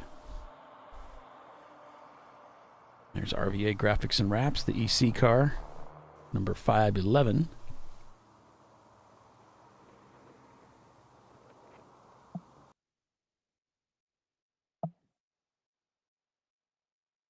Another very good showing for the Pinkies Out team, holding down places 3rd and 8th. With sister team Danger in 4th with them. Yeah.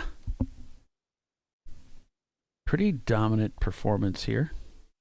Yep. Considering their company, there's a lot of really strong, really fast cars out here. Absolutely. Great teams. But they are one of the better teams, too. Yeah, a race like this brings the ultimate competition teams out. All the heavy hitters.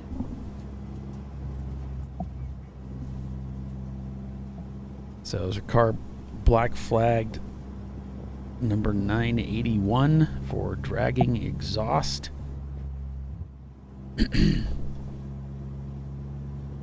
Yeah, that was a little while ago. So they were meatballed, and that's one of the Atlanta Speedworks cars, and they're going to be watching these Code 35s very carefully for cars speeding, and they will bring them in if they are speeding under these conditions. So Whip Racing coming into the pits again,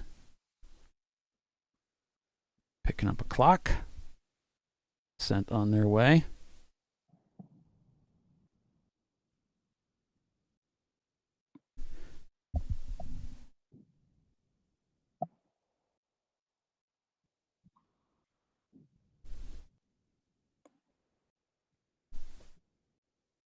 So yeah, we'll be doing a show for Daytona, and then back in May, in May we will be doing a show for the Watkins Glen race, which is the 25th and the 26th. So looking forward to hanging out with you folks then. So is Daytona the first Saturday in April or the last Saturday in March? It's the first Saturday in April. It's going to be the 6th. Okay, good. That's what I thought. I didn't have it marked on my calendar. And then when we said 2 weeks, I flipped it. I thought it was the Saturday before Easter. And I was like, no.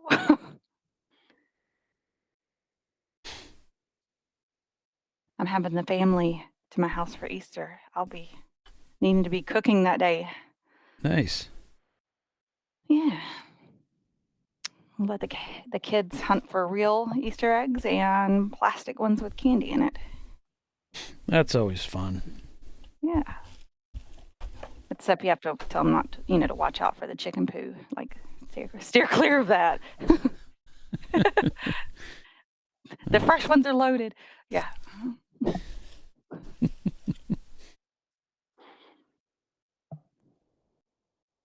We get to Easter egg hunt every day.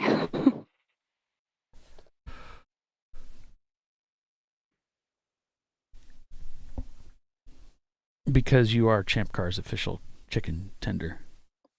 The official chicken tender.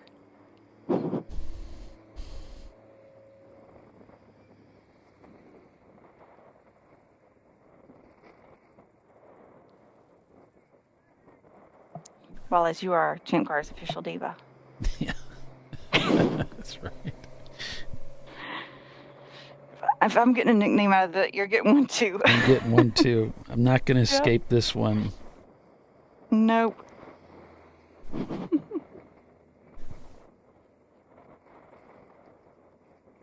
Yeah, turnabout is fair play.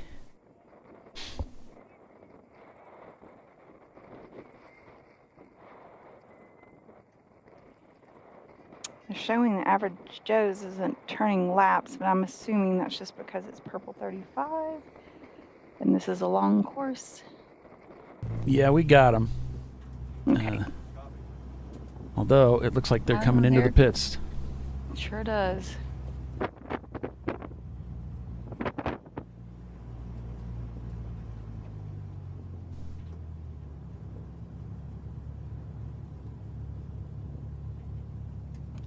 They've put on a really impressive race all weekend. Having a mechanical here towards the last hour is definitely not what they're wanting. Well, it's got first and second gear just fine. Okay. Let's see what happens here. We'll turn up the audio and maybe we'll be able to hear a little bit of speak. I don't know.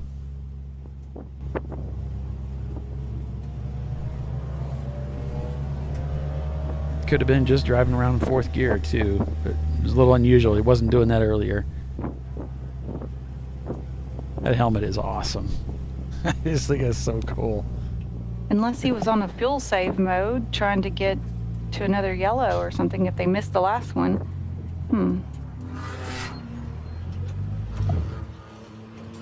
Kills the power, drops the net. He's hopping out. Gonna do a driver change. They just stopped on lap 240, so. Have fun. Just please be safe. Shift smooth, just drive smooth. Have fun, and just bring her home. Okay. And around the left-hand turn, if you're driving hard, I feel like that's weird. I don't know what that is, so just don't drive hard. What? Just don't drive hard. Don't drive hard in left-hand turns. I can't see this. I'll get it. Okay, there. Okay. Sorry, I didn't have my different. That's all right. You got your glasses? You need your I'll glasses? get my Okay. So they are having some issues with the car, and I guess just about everybody is. So he's got some noise. Got some noise going on left-hand turn, just saying just don't drive it hard. Just bring it home. That's the goal. So they're going to go out there and do laps. And so they're not going to be pushing it.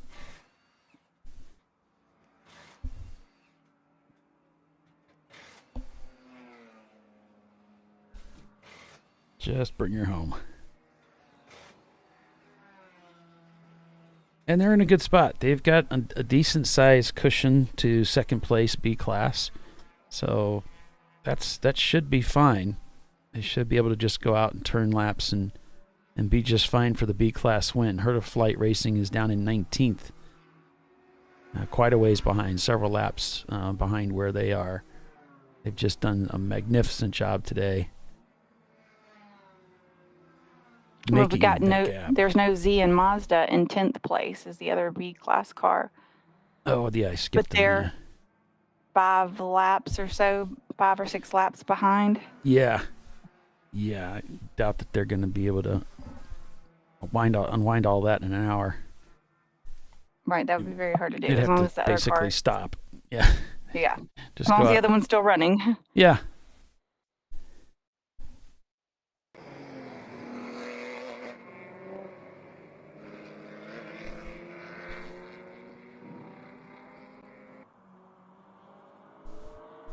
Showing Brockwell to 7:15 in the pits as well. Yeah, they pit out of 11th place. Their last pit stop was on lap 211. And we're now working lap 261.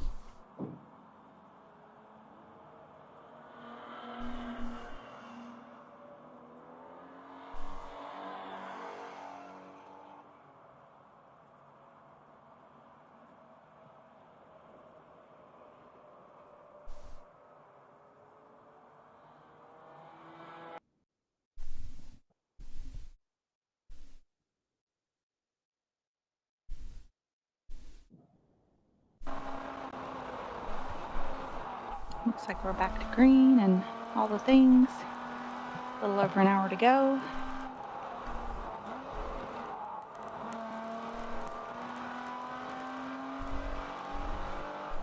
Well, Rockwell had worked that lead.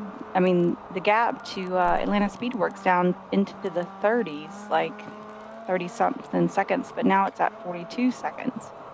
So they lost a little time in there somewhere. Wittenauer's kind of holding the outside line around the sinkhole here. Maybe seeing Marathon come and trying to let them through.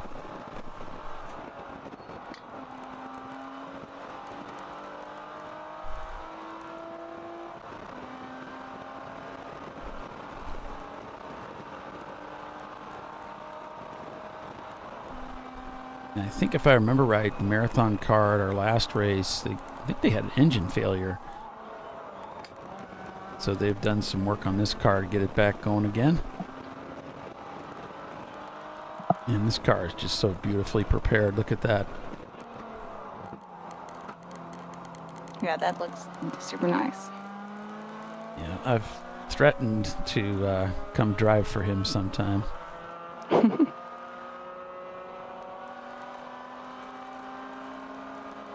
sure he'd love to have you drive for him. I mean, who wouldn't? I mean, come on. Right? The infamous Polly. Yeah, that's for sure. Until I've driven for you, then it's like, well, maybe we're okay.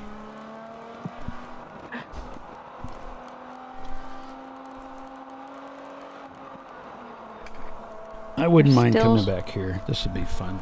This would be fun with the Honda. I wouldn't mind coming back here and race with you.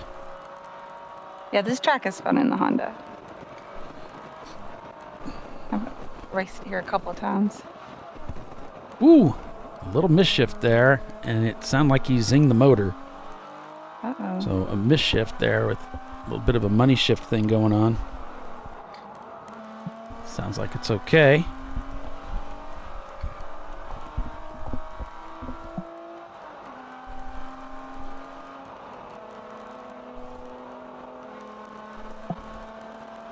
Looks like Pinky's out coming by on the left there.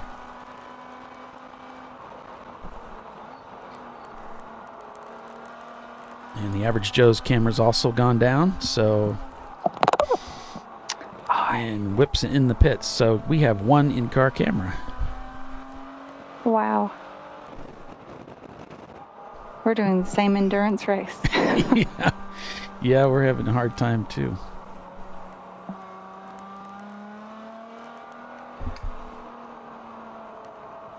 Now just 40 seconds separating first and second.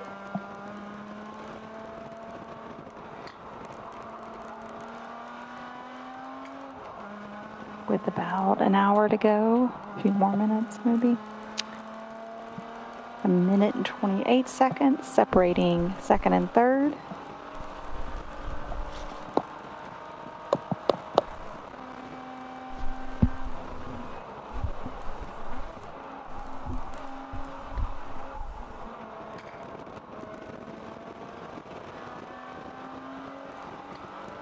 Everybody at the top of the field has done their driver change for the end of the race. Everybody should be good to go.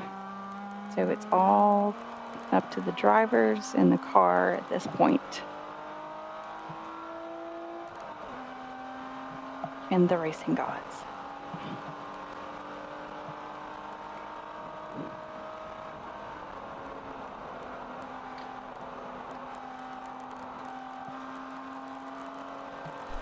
Trying to figure out how to drive that turn 5, just feathering the throttle through there. Yeah, I believe David said he's the only one on the team that's been to NCM before. The rest of the team, this is all of their first times here. Oh, yeah? Mm-hmm. Well, this fella seems to have it pretty well nailed down. Quick learner, huh? Pretty relaxed. Oop, got a little crossed up there. Oop.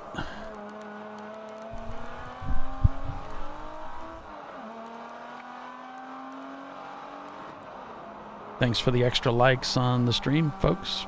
Do appreciate that. It's the little things.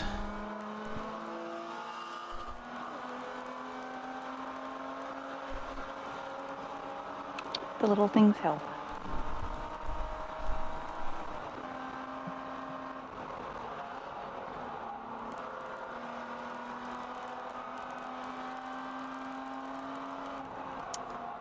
So now down to 39 seconds between first and second.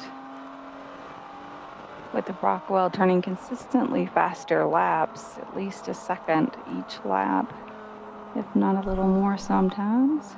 Yeah, they would have just enough time to catch him by the end of the race. This one might come down to the wire. Yeah, you can bet there's probably another yellow in our future. And so that would stall things. I don't know, might be close. Atlanta Speedworks turns in a 223, and Rockwell's last was a 220. So if Rockwell can match that 220, that makes them that much closer. 3 seconds is a lot. Yeah, 3 seconds a lap is makes a big difference. So the drama continues here at NCM Motorsports Park. Even after all this time, the race is not over yet. 1 hour remains in this contest to determine the national championship for the TireRack.com Champ Car Endurance Series. Stay with us. We'll be right back.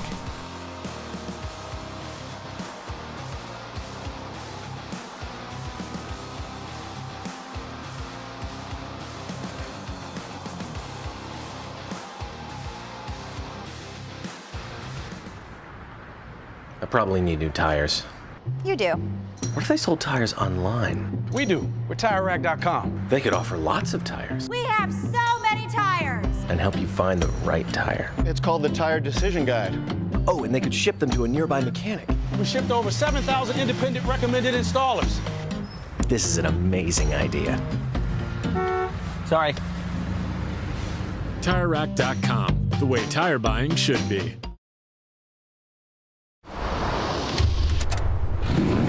Bring on the frozen tundra, the grinding gravel, the cratered concrete, the rain-soaked streets. Come on, road. Do your worst. We'll be at our best.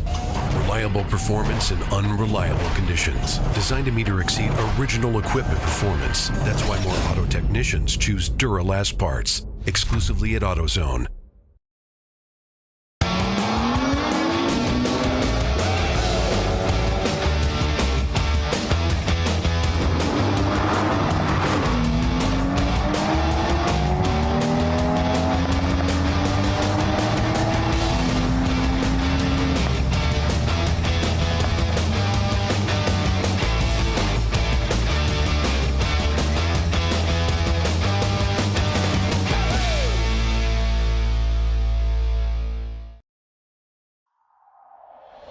Discovery Parts is a veteran-owned racing and safety equipment company. While we're located inside Atlanta Motorsports Park in Dawsonville, Georgia, Discovery Parts can also be found at the tracks, supporting a number of Champ Car Series events. We take pride in being a reseller of the best of the industry to Champ Car teams and drivers. We know racing, love racing, and look forward to tomorrow to even more racing. Visit us at discoveryparts.com.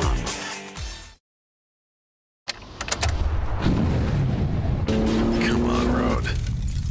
Do your worst. We'll be at our best. Stress tested to meet or exceed original equipment performance. Exclusively at AutoZone.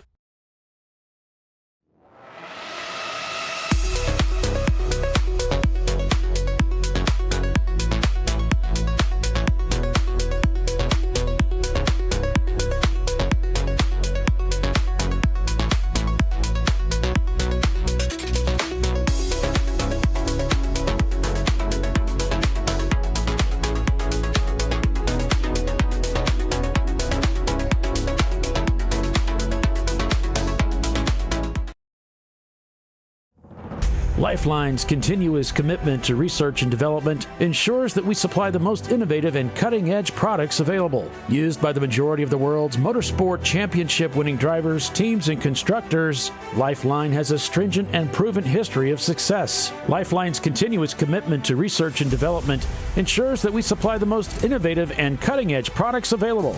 Lifeline's 0360 systems are the result of over 7 years of intensive research and development using 3M's Novik 1230 environmentally safe gas extinguishant. Lifeline uses only the finest quality components. For more information regarding our fire safety equipment and fire safety systems, please contact us at info@lifeline-fire.com. Located in Northeast Ohio, with 40 years of combined experience, Money Shift Racing knows how to deliver performance and safety, offering everything you need to get your vehicle and drivers ready for race day. From safety equipment to full engine assembly and repair, in-house fabrication, 3D design, and rapid prototyping. Money Shift Racing. Performance done right. Sentinel is a comprehensive motorsports video solution incorporating live streaming, local recording, 3 cameras with picture-in-picture, flag status, and much, much more. Stop playing with multiple solutions.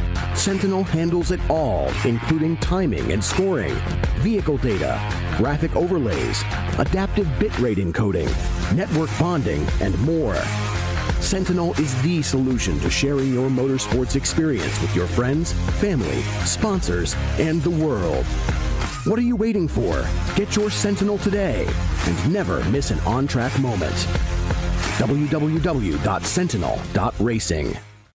Duralast, designed to meet or exceed OE performance, with 2-layer shims and OE-style slots and chamfers to eliminate noise. Backed by a noise-free guarantee when professionally installed. That's the Duralast difference, only at AutoZone.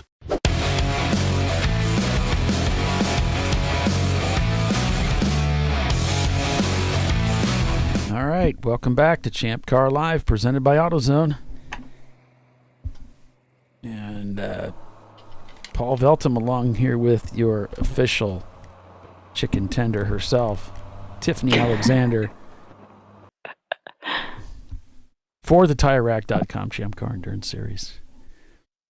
And Purple 35. National Championship. Yep. About to crown a new winner. Yep.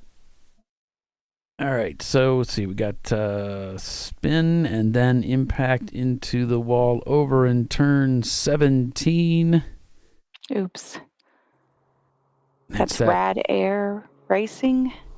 That is the popular hangout for broken cars over there. That's the place to be. If you're cool, you'll be there. That's where the cool kids hang out. Yep. That's where the cool kids hang out.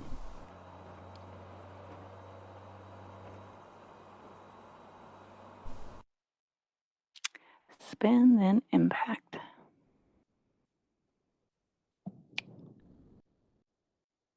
Seeing a lot of action over there.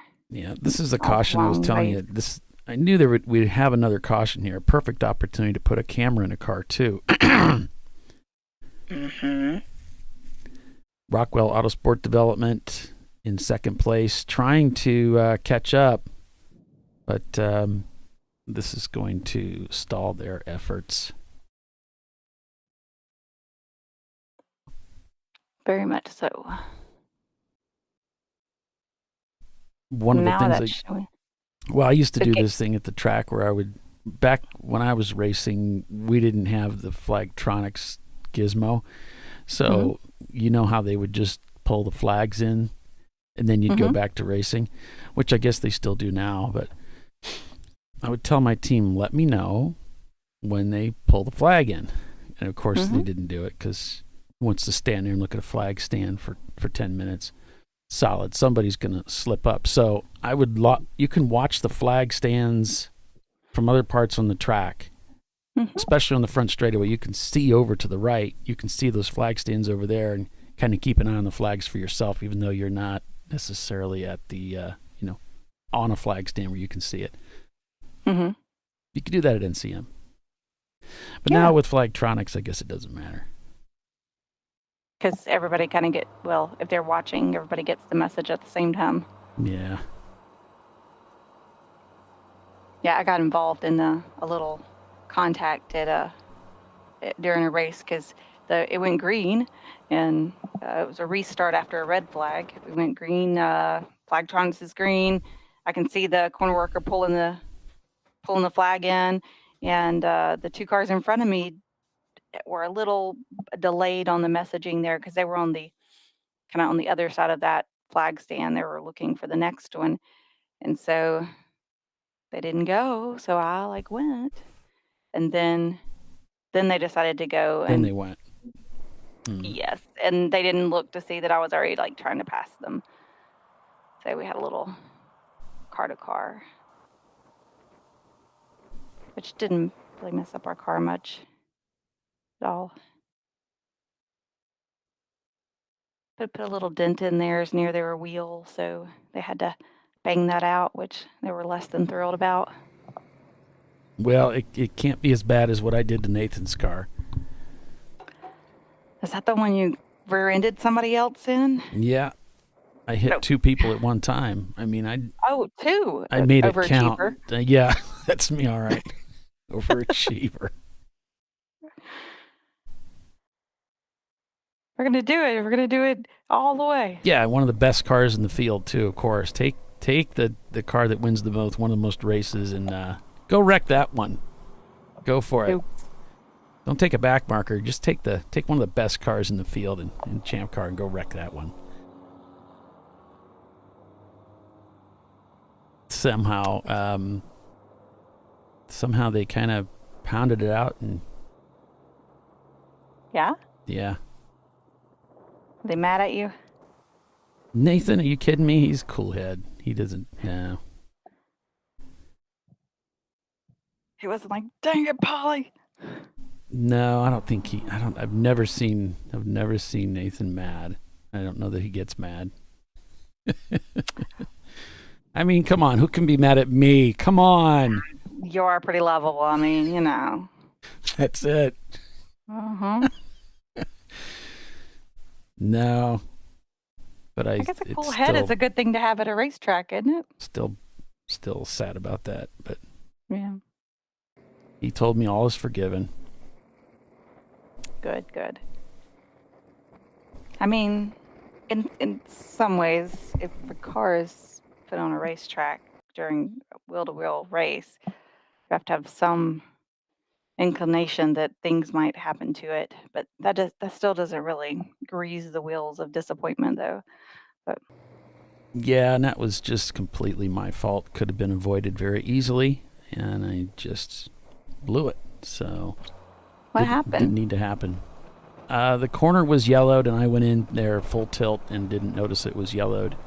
And there was a gaggle of cars ahead of me. And although that car was amazing on brakes and amazing in many ways, it was working incredibly well.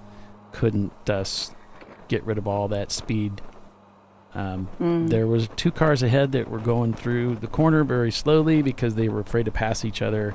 They were going a little slower than usual, but it's not their fault. It's my fault. The yellow was clearly displayed, and I didn't see it.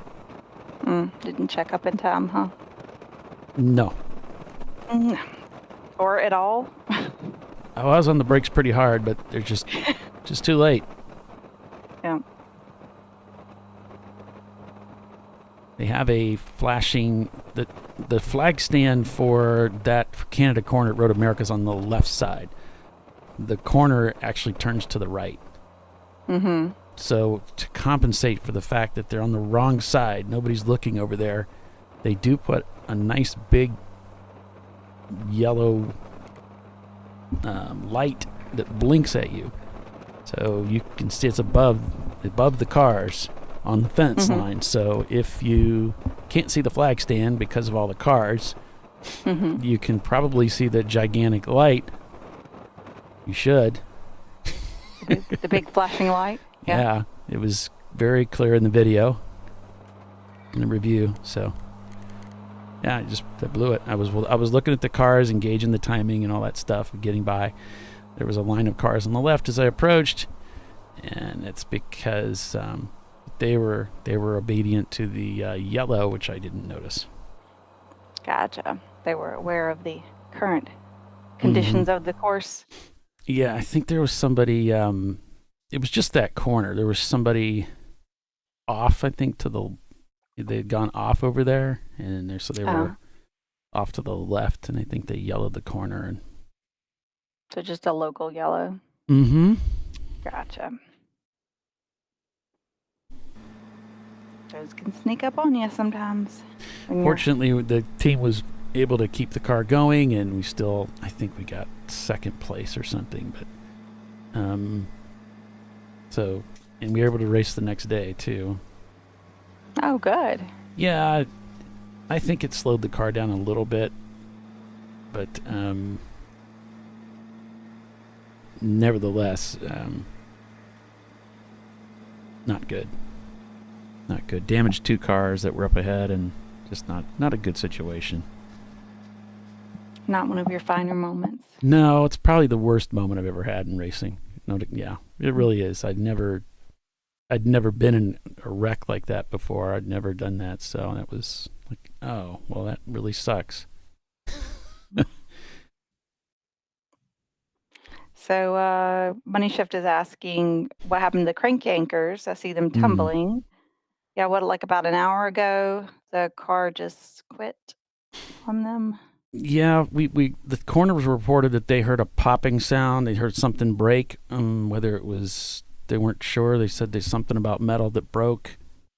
And then they rolled to a stop there at turn 5, headed towards 6 there. They rolled to a stop, and then they got picked up. So I don't know beyond that what happened. There were some parts or pieces on the course, I think, maybe. Yeah, that's what we were told. Maybe there was debris on the track, and not going to bother Tyler with that. This doesn't sound like they'll be returning before the end of the race.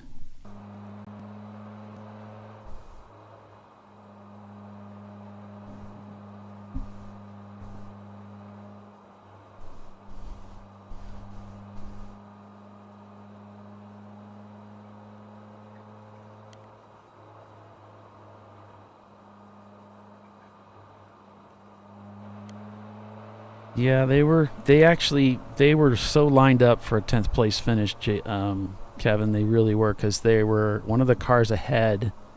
They apparently broke, and they were just like, poised. They were going to be in the top 10 for sure, and it was like a lap or so later that they broke too.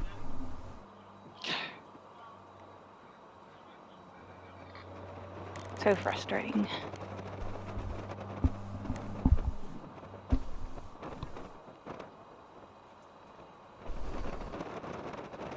Lots of things breaking lately. But I do have an in-car camera on the hood of this car, if we want to watch that. That one's still working, but the car's not, of course. That's rather unfortunate. And I could point a camera. I have a web camera here where I could point at my tabletop. I could get some Matchbox cars out and sort of reenact what's happening on the track too. So lots of options here. Back to green.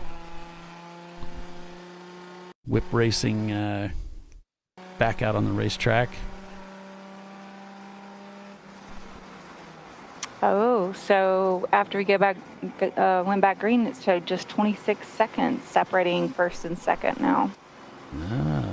Wow. So yeah, that yellow actually, I think it kind of helped him out a little bit. Mm-hmm. Unfortunately, we can't check in on Average Joe's to see how things are going there. We just know they were going to just kind of soldier on there. Yeah, they're having some issues, but trying to keep the car out on course and take that B place trophy.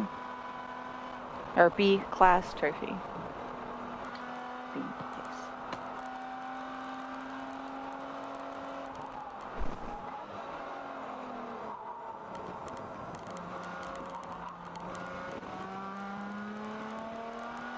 Somebody posted something on, I think it was Clive. It was somebody else posted on Facebook that the company called Ignition or Ignite, they're making these 1/18th scale Datsuns, and they made one of the Datsun Roadster like my race car, and it looked bad. It was cool. They had the fender flares similar to what my race car had on it, which where it's not really fender flares, they're just flared fenders. And it's a 1/18th scale. It's like a off-white, black wheels. Oh man, it looks cool. I was really loving that. The only problem is it's $348. I'm not quite ready to spend that on a model. No. But I love it. It's really cool. But yeah, probably not that cool. That would be a special gift to me if I get like another big job or a contract or something, and I don't mind parting with that much money. But yeah, I don't think so. Wow, look at all those cars rushing down at us as we head into turn 1A again. The clock continuing to count down. Now unofficially 40 minutes remain in the national championship hunt for this race today.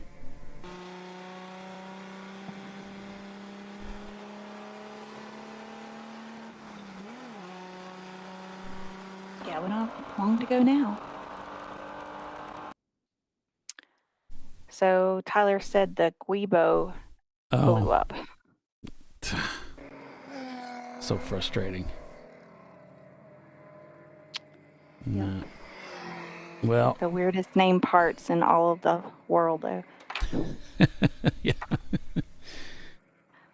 Yeah, that's the joint that joins the two halves of the drive shaft together on a BMW. And it's like Sounds a pretty rubber. Important. Yeah.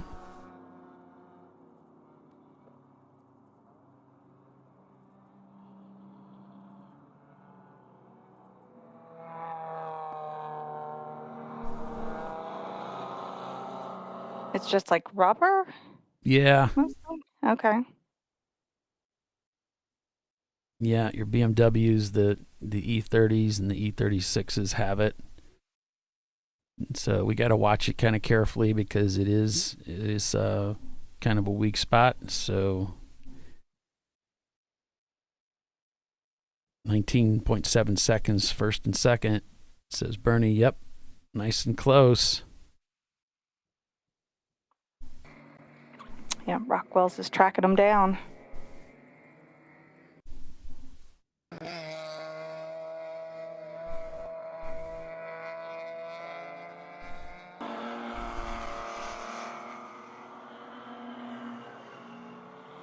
Weather staying clear here.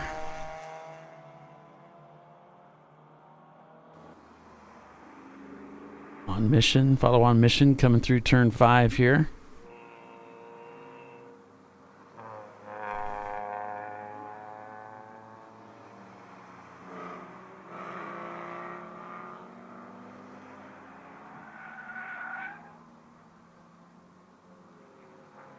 There's Wittenauer coming through. We'll go back on board with Marathon Motorsports. They're following Whip as they come down into the sinkhole. Now down to 14.5 seconds between first and second.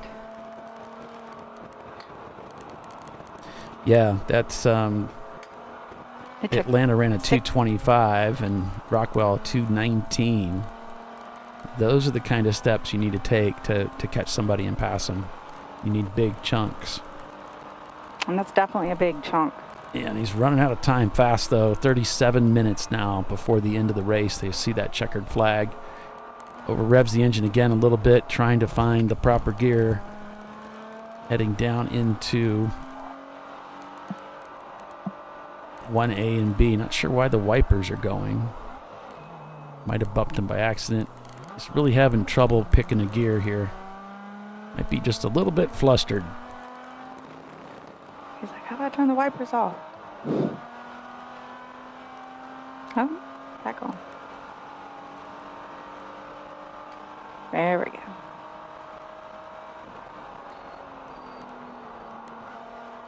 Maybe the wipers are a button on the steering wheel. Could be. Bump that when he's struggling getting into gear.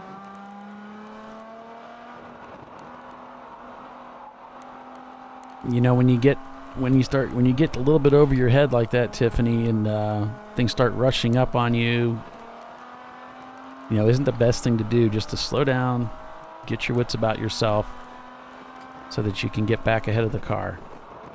Yep, because your brain's just a little overwhelmed at that moment, so you have to kind of take a deep breath and, you know, not drive out ahead of yourself. And you're touching things inside the car and holding the steering wheel too tight and your butt's clenched, and that's just not the way you drive, right? So we're going to get a new gap lap time here momentarily on first to second place. After all this racing, it could come down to just the last couple of laps. 14.3 seconds that time through. Again, they took about a second. A little less than a second. Like they're continuing to catch them. Atlanta Speedworks, no doubt, sees what's coming and has talked to their driver, perhaps to say, let's see what we can do, depending on, you know, what ailments they may be dealing with. Right.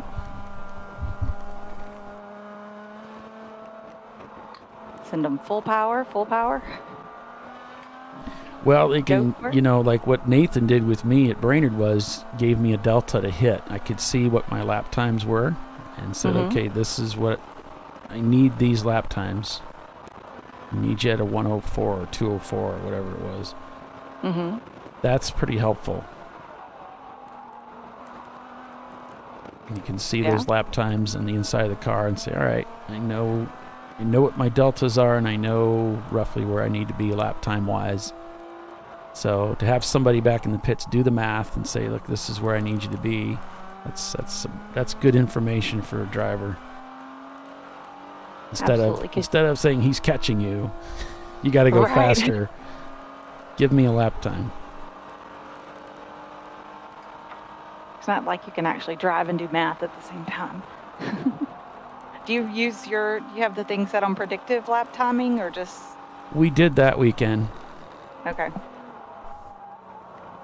They can tell as you're going whether you're getting closer or further away from that. Yep.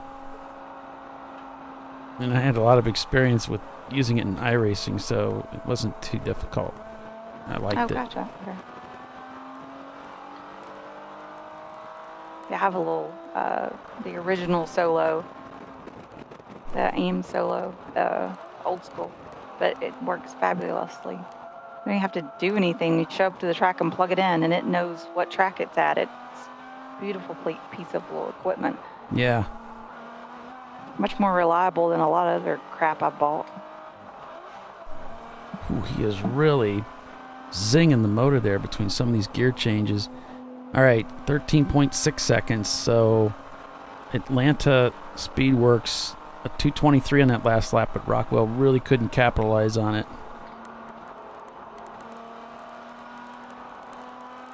It took a little time off. but not much. Down from a 14 to a 13. Money Shift saying it's going to be a close finish. Yes, it is. Yes, it is. 30 minutes and 13 and a half seconds. Yeah.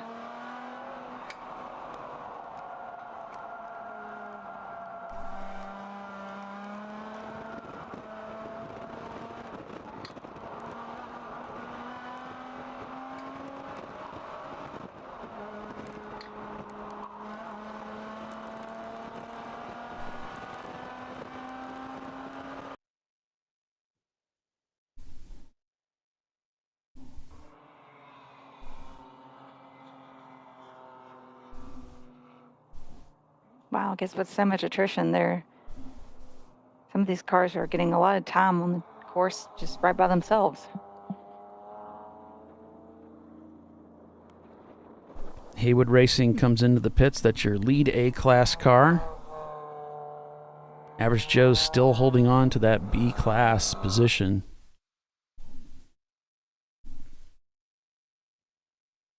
Keep an eye out here looking for Atlanta Speedworks to come across the start-finish line and see what kind of a lap time they've cranked out this time.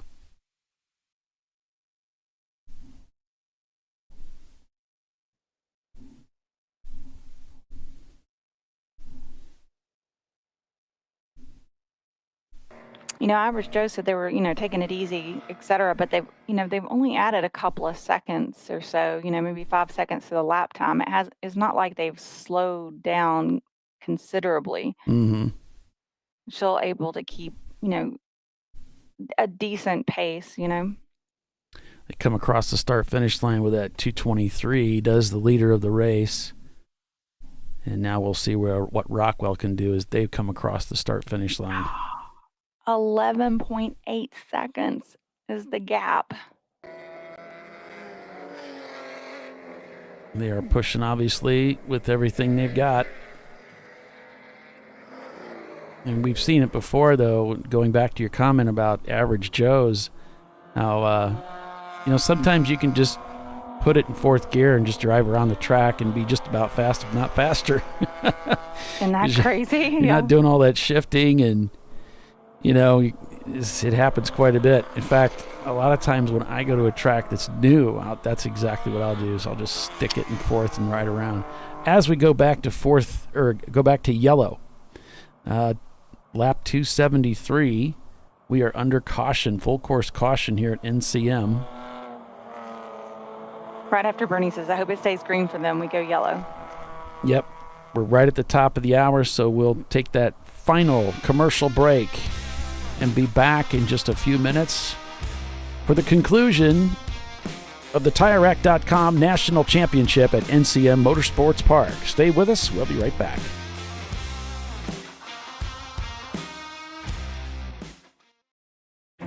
An important decision is afoot. This man is about to buy tires on TireRack.com. Tire Rack is the leading online retailer of tires in North America and a repository of advice and expert reviews. And it's done! All that's left is to arrange for safe, easy installation at one of our independent recommended installers. Well, I guess he did that too. TireRack.com, the way tire buying should be. Come on, Road. Do your worst. We'll be at our best. Engineered to meet or exceed original equipment performance, exclusively at AutoZone.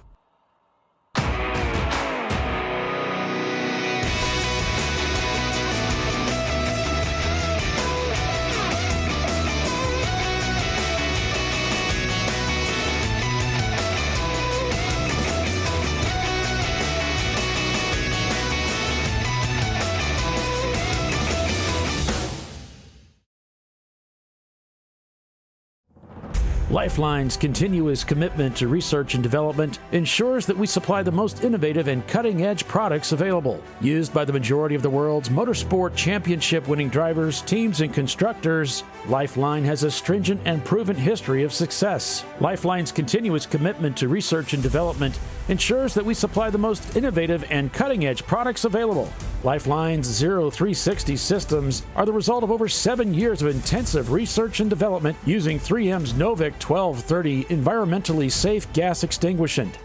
Lifeline uses only the finest quality components. For more information regarding our fire safety equipment and fire safety systems, please contact us at info@lifeline-fire.com. RVA Graphics and Wraps is a full-service design, signage, digital graphics, and wraps company located in Richmond, Virginia.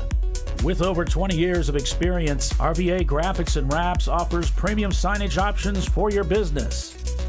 We are dedicated to offering our clients best-in-class service in all aspects of graphic design and application. For more information, visit us on the web at rvagfx.com.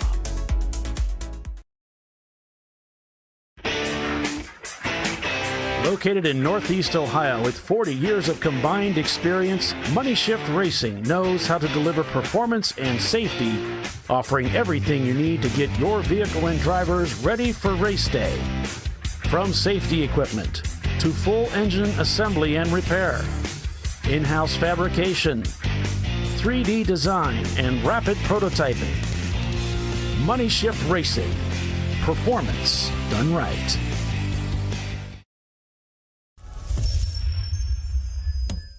Frozen rotors from Diversified Cryogenics deliver increased performance and a higher level of safety while significantly reducing braking system costs. So to tell you a little bit about the durability of this product. So we have seen an incredible extension of the life of our brake rotors using frozen rotors. We've gone from brake rotors every other weekend to 6 weekends on one set of brake rotors, and I think they can go farther. The durability has been amazing.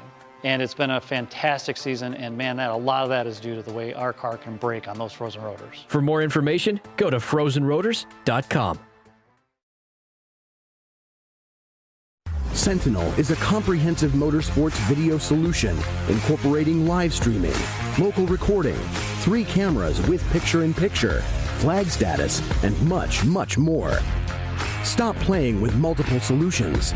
Sentinel handles it all, including timing and scoring, vehicle data, graphic overlays, adaptive bitrate encoding, network bonding, and more. Sentinel is the solution to sharing your motorsports experience with your friends, family, sponsors, and the world. What are you waiting for? Get your Sentinel today and never miss an on-track moment. www.sentinel.racing. Duralast, designed to meet or exceed OE performance with OE-matched friction formulations and fitment for 97% of cars on the road. Backed by a noise-free guarantee when professionally installed. That's the Duralast difference. Only at AutoZone.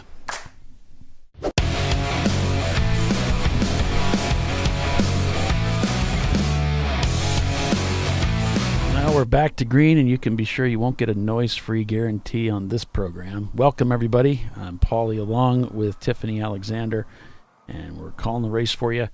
That's it. The commercial breaks are over. Final 30 minutes, 25 minutes or so till the finish, the conclusion of this race. It's all come down to this. This is the big one, the National Championship race at NCM Motorsports Park. This is for, as they say, all the marbles, all the glory. This is what it comes down to.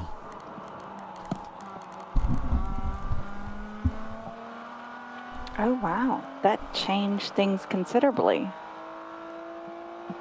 Now we show a 35-second gap between first and second place.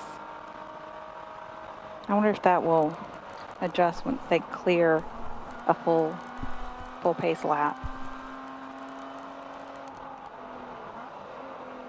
Tire smoke there, lock up from the car ahead, the whip machine.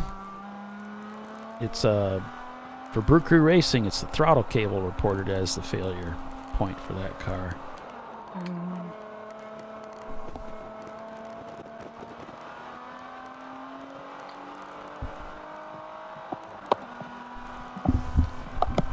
So that was that caution was to pick up that car again.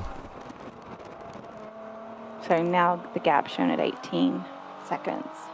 18.4 between first and second.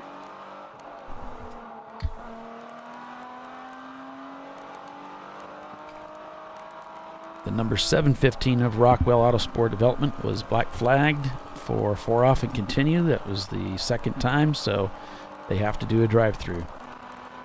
Yep,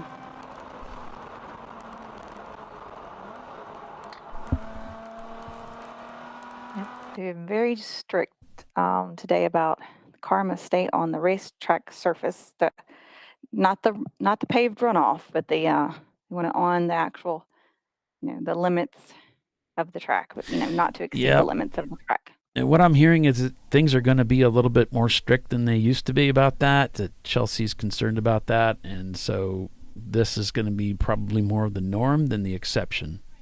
We're going to have to be a little more careful out there. So as you Moving said, more in this direction. Yep. Okay. She's the boss.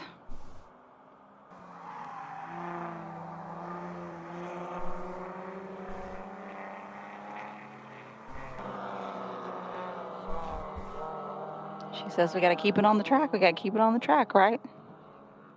Well, it's going to help us. This kind of goes forward into our relationship with the track. True. So how we handle ourselves out there affects our relationship with them. And if we want to keep doing this, we're going to have to play responsibly. Crap. And then we're talking about race car drivers, right? Yeah. Yep, that's a hard one for some of us. We can do it, yeah. We can do it. I mean, if you can race around Watkins Glen, you can do it anywhere. Yeah, because there's no paved runoff there. Not much to choose from, yeah. Okay, 221.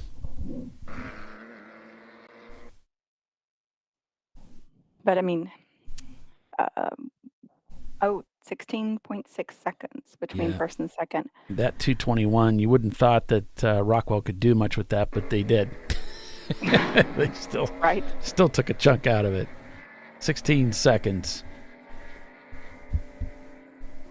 That's scrappy Porsche Boxster. Woo, here we go. The race is on, folks. Hanging that tail out, trying to put down those lap times. They are on the hunt for that national championship win. And Tiffany couldn't hear. They power slided that car all the way through 2 into 3.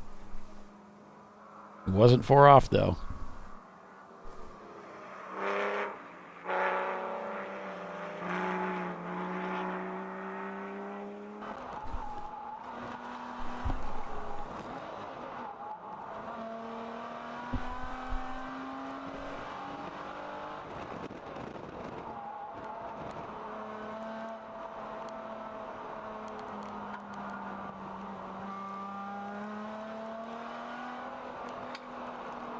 So I'm hearing from the Haywood racing team. They're falling in the standings currently out of the top 10. They said that the rear hub broke. So they are done with 30 minutes to go to end the race. They put in all of this race, and now their car is broken. Yeah, that's the weakness of the Miata is those hubs. You got to watch it. It's too bad. Apparently they had 13 and a half hours in them, but not 14. Yeah. Wow.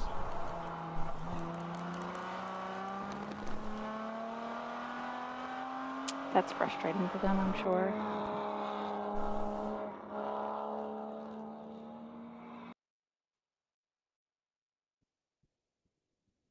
.222 that time by. We'll see what Rockwell can do this time by the start-finish line.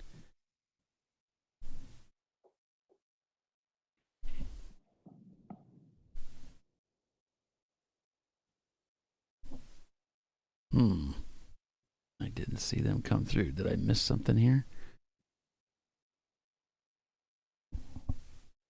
Impact in the wall. Car number 970 in turn number 1. That's rad racing. I was really hoping we get to finish this under green.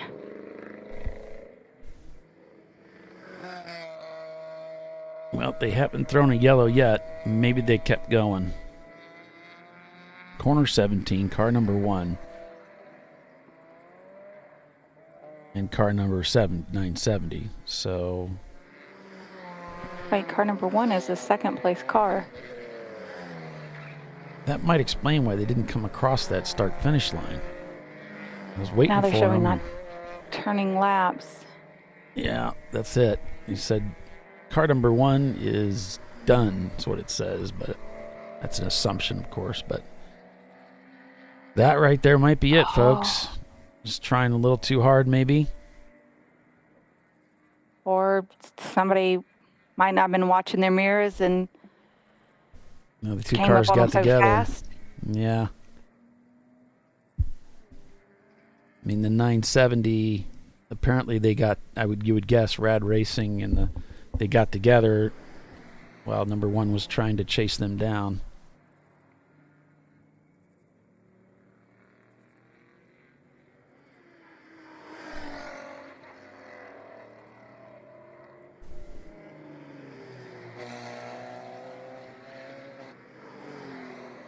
And Rockwell begins to tumble through the standings. Pinky's out, moves into second. Wow.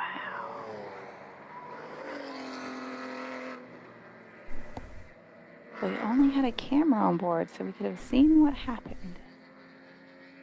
We still haven't gone yellow, though. Now, it could be if they're in a safe enough spot, they're just going to let this ride out so that we can finish under green. Sometimes that happens. I mean, if they had a collision that put them in the wall in turn 17, that's hard to believe it wasn't a hard impact. Yeah, especially if one of the cars is done, supposed to be done.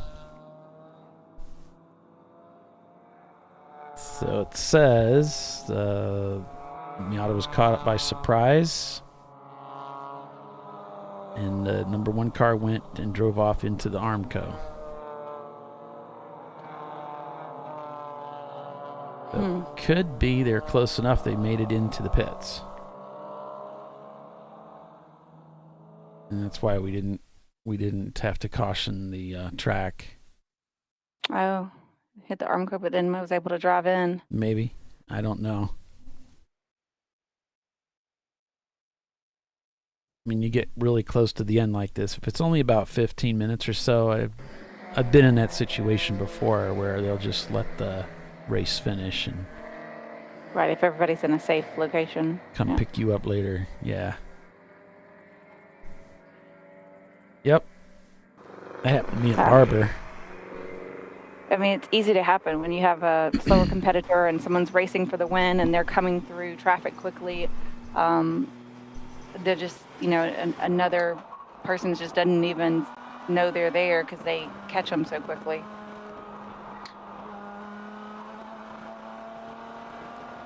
Just kind of not expecting somebody to come up on them that fast, Yep.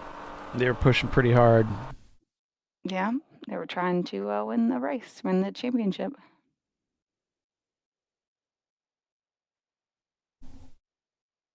So the pressure's off now. They cross the start-finish line with a 2:27. Definitely wind it back now.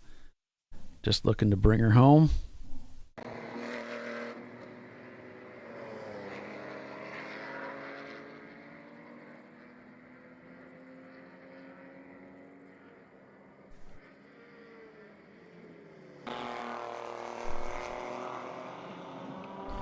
It's just showing a 1-lap gap currently between first and second to the Pinky's Out car. Okay, and I'm getting a message that's exactly what happened according to the corner worker. And so that means they must be in the pits. So Everybody's okay. It's just disappointed.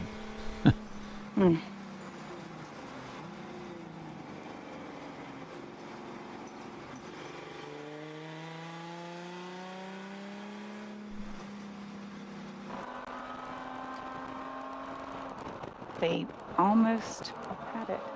Yeah, it was just within grasp. And then snatched away. Or thrown away, depending on your perspective. To feel the keen sting of fate. Mm-hmm.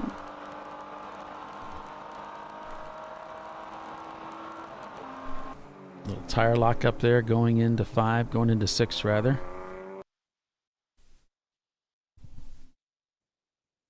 So Atlanta Speedworks, they still need to bring it home. They don't have that much of a cushion that they can relax too much with Pinky's out right there, just about a lap back. So they still need to, hit those marks and keep their speed up to some point. They can't just quit just yet. 11 minutes unofficially remain in the race.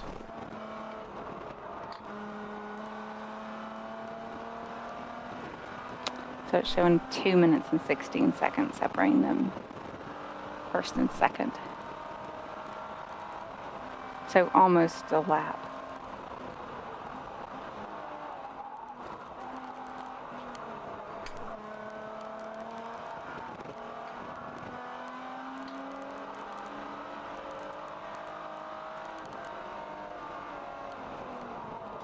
So that's going to be next to impossible to make up in 10, 11 minutes or so.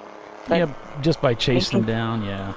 Yeah. But if he makes a mistake, does a spin, some kind of hiccup, yep. All 4 off, and they've been off before, they could get called in. Yeah. Just got to stay focused and stay on point with everything you're doing. Keep your mind ahead of the game. And just hit your marks. Yep. If the car doesn't break, we've had so much car breakdown throughout this weekend. The car holds together, should be okay.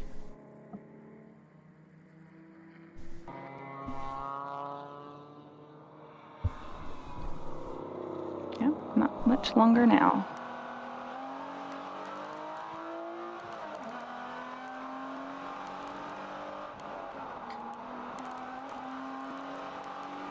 So that's going to allow Average Joe's to move up into 4th place. Here in a minute. Yeah. Pretty amazing.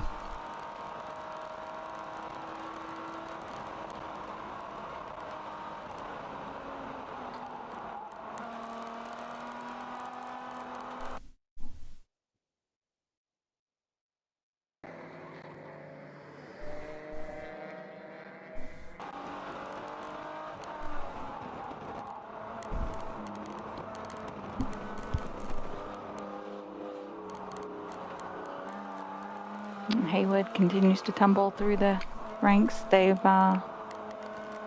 broken and they're done. Just putting on such a good show. With a rear hub failure, they're out. That'll let Chase Bays move into 11th place. Here comes your leader.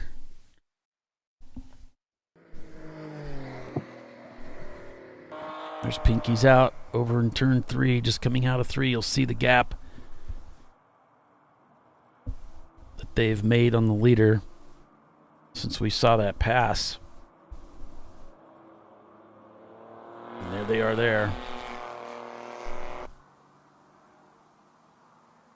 Pinky's out is not giving up, and that's the thing to do.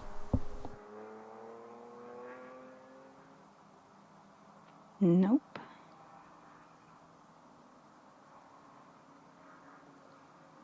I mean, they just made up like 6 seconds on that last lap. If they had another half hour to go, they could, or so, they might could catch them. I have a feeling Atlanta Speedworks would kind of turn up the wick as well.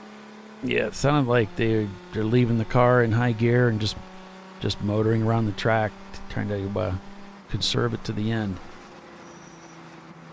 And I believe they did a pit stop at the very, very beginning of the 2 hour mark. So, like, went out, at the beginning of a 2 hour mark. So, Marathon Motorsports TLM down into 10.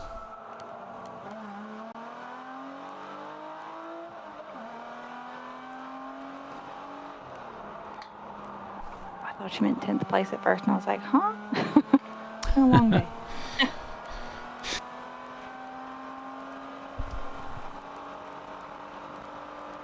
Lots of people on the move, but Marathon in 13th. A-Class being held now by 45th parallel. B-Class by Average Joes, who stand 5th overall. Really impressive drive for them. C-Class by Atlanta Speedworks. And D-Class by Section 8, still on track with that Ford.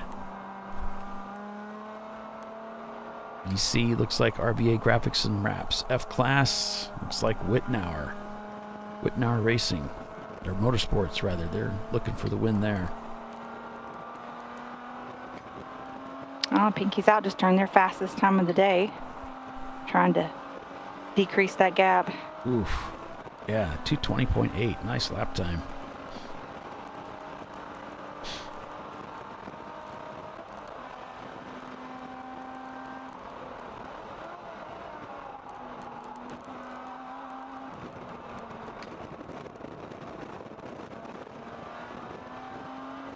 So I'm hearing that the 4-offs need to stop. As of today, race directors will start pulling drivers for not controlling your car, which we already kind of talked about.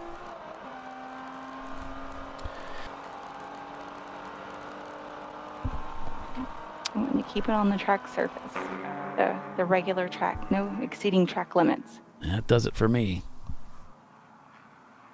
That does it for you? Yeah. I always go off the track at some point. I've ventured off a few times myself, but it's never the intention.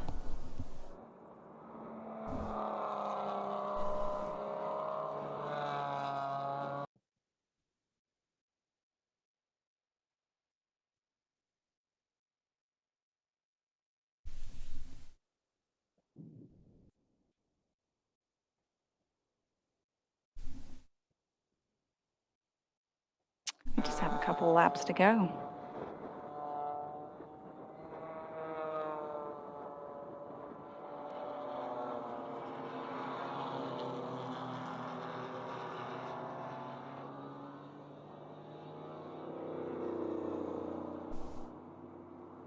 I didn't see the gap though the last time by. It was in the 2-minute range. Okay, 2 minutes, 2 seconds. Yep. And so it's down to 2 minutes, 2 seconds, but that's still forever and a day away with only 4 minutes. 5 minutes left to go. 4 or 5 minutes. So probably like 2 laps-ish. Probably see the one to go shortly.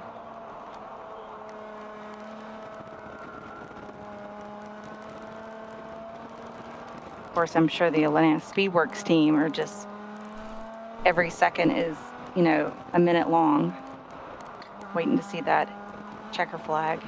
Put this one in the bank.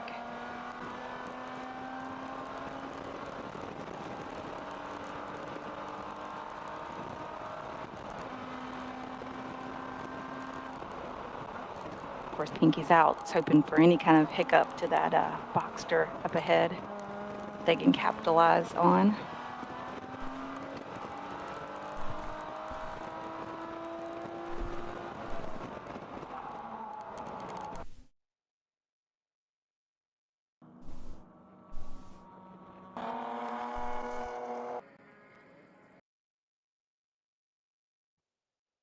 Yeah, I'm trying to catch up with them, see where they're at on the track.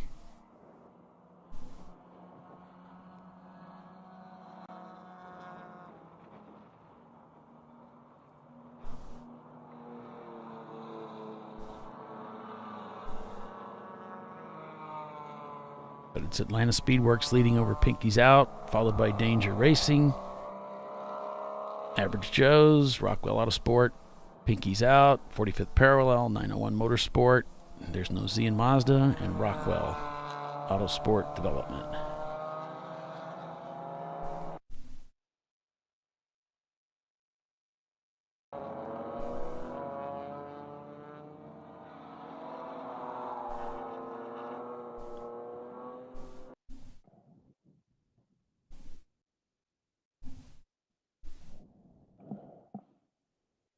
So you would expect to see the one to go. Is he starting to show him?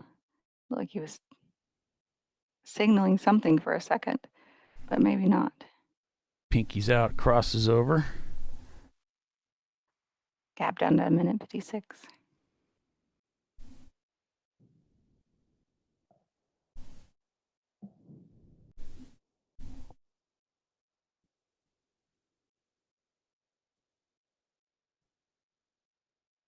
Lots of cars giving point buys as they're just trying to get the car home.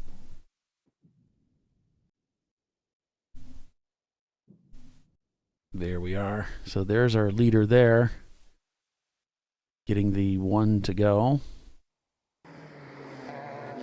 Looks like they're going to finish together here. Team cars.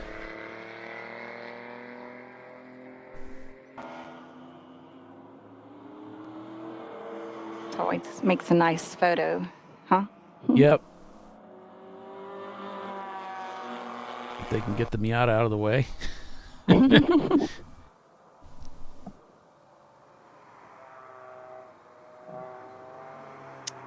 on the last lap of the National Championship here at NCM Motorsports.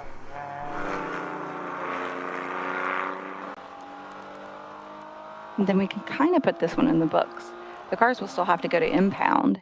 They'll usually reserve about 30 minutes for cars to be looked over by the competitors and by tech and make sure there's nothing illegal or something's protested or whatever before they'll call the race results official.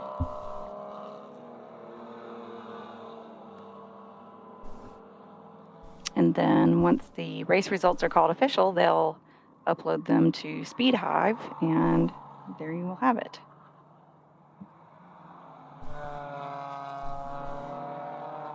Well, it has been a long weekend for these teams, with 60 teams that hit the track early Saturday morning after an hour's delay for fog. And Atlanta Speedworks has been in the hunt all weekend long.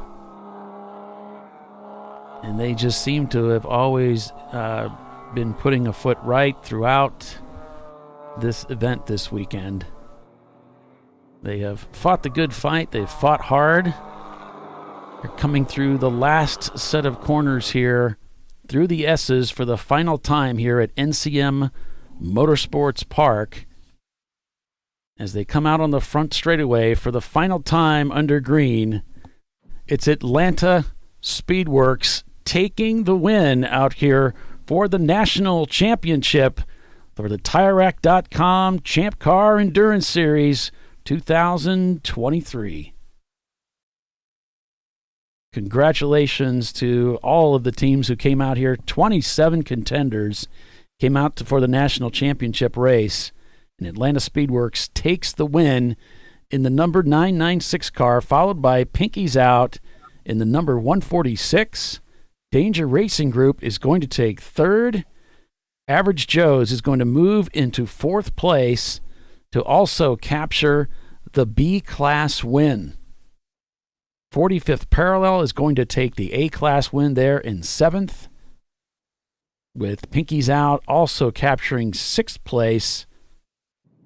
So both of those teams, Atlanta Speedworks and Pinky's Out, bringing both of their cars home, 2 of their cars home for wins or top 10 finishes. Then you've got 901 Motorsport finishing in 8th place. There's No Z and Mazda in 9th. And 10th place will go to Rockwell Autosport Development for the 715 car. A-Class looks like 45th Parallel is going to take the win there for the A-Class. C-Class will go to Atlanta Speedworks. F-Class will go to Wittenauer Motorsports, who pulls off a 17th place victory in their Mini Cooper. And D-Class will go to probably the only D-Class car I think that's still on the track. Looks like they pulled it in. It's Section 8. It's going to take D-Class in their Mustang. So the checkered flag waves for everybody this weekend. But the national championship to be crowned, it's Atlanta Speedworks in their Porsche Boxster here for the TireRack.com National Championship at NCM. So congratulations, fellas, ladies and gentlemen. Well done. A season well driven for sure to get to this point. Congratulations. Absolutely. My clap. I think I've got a little cheering thing here.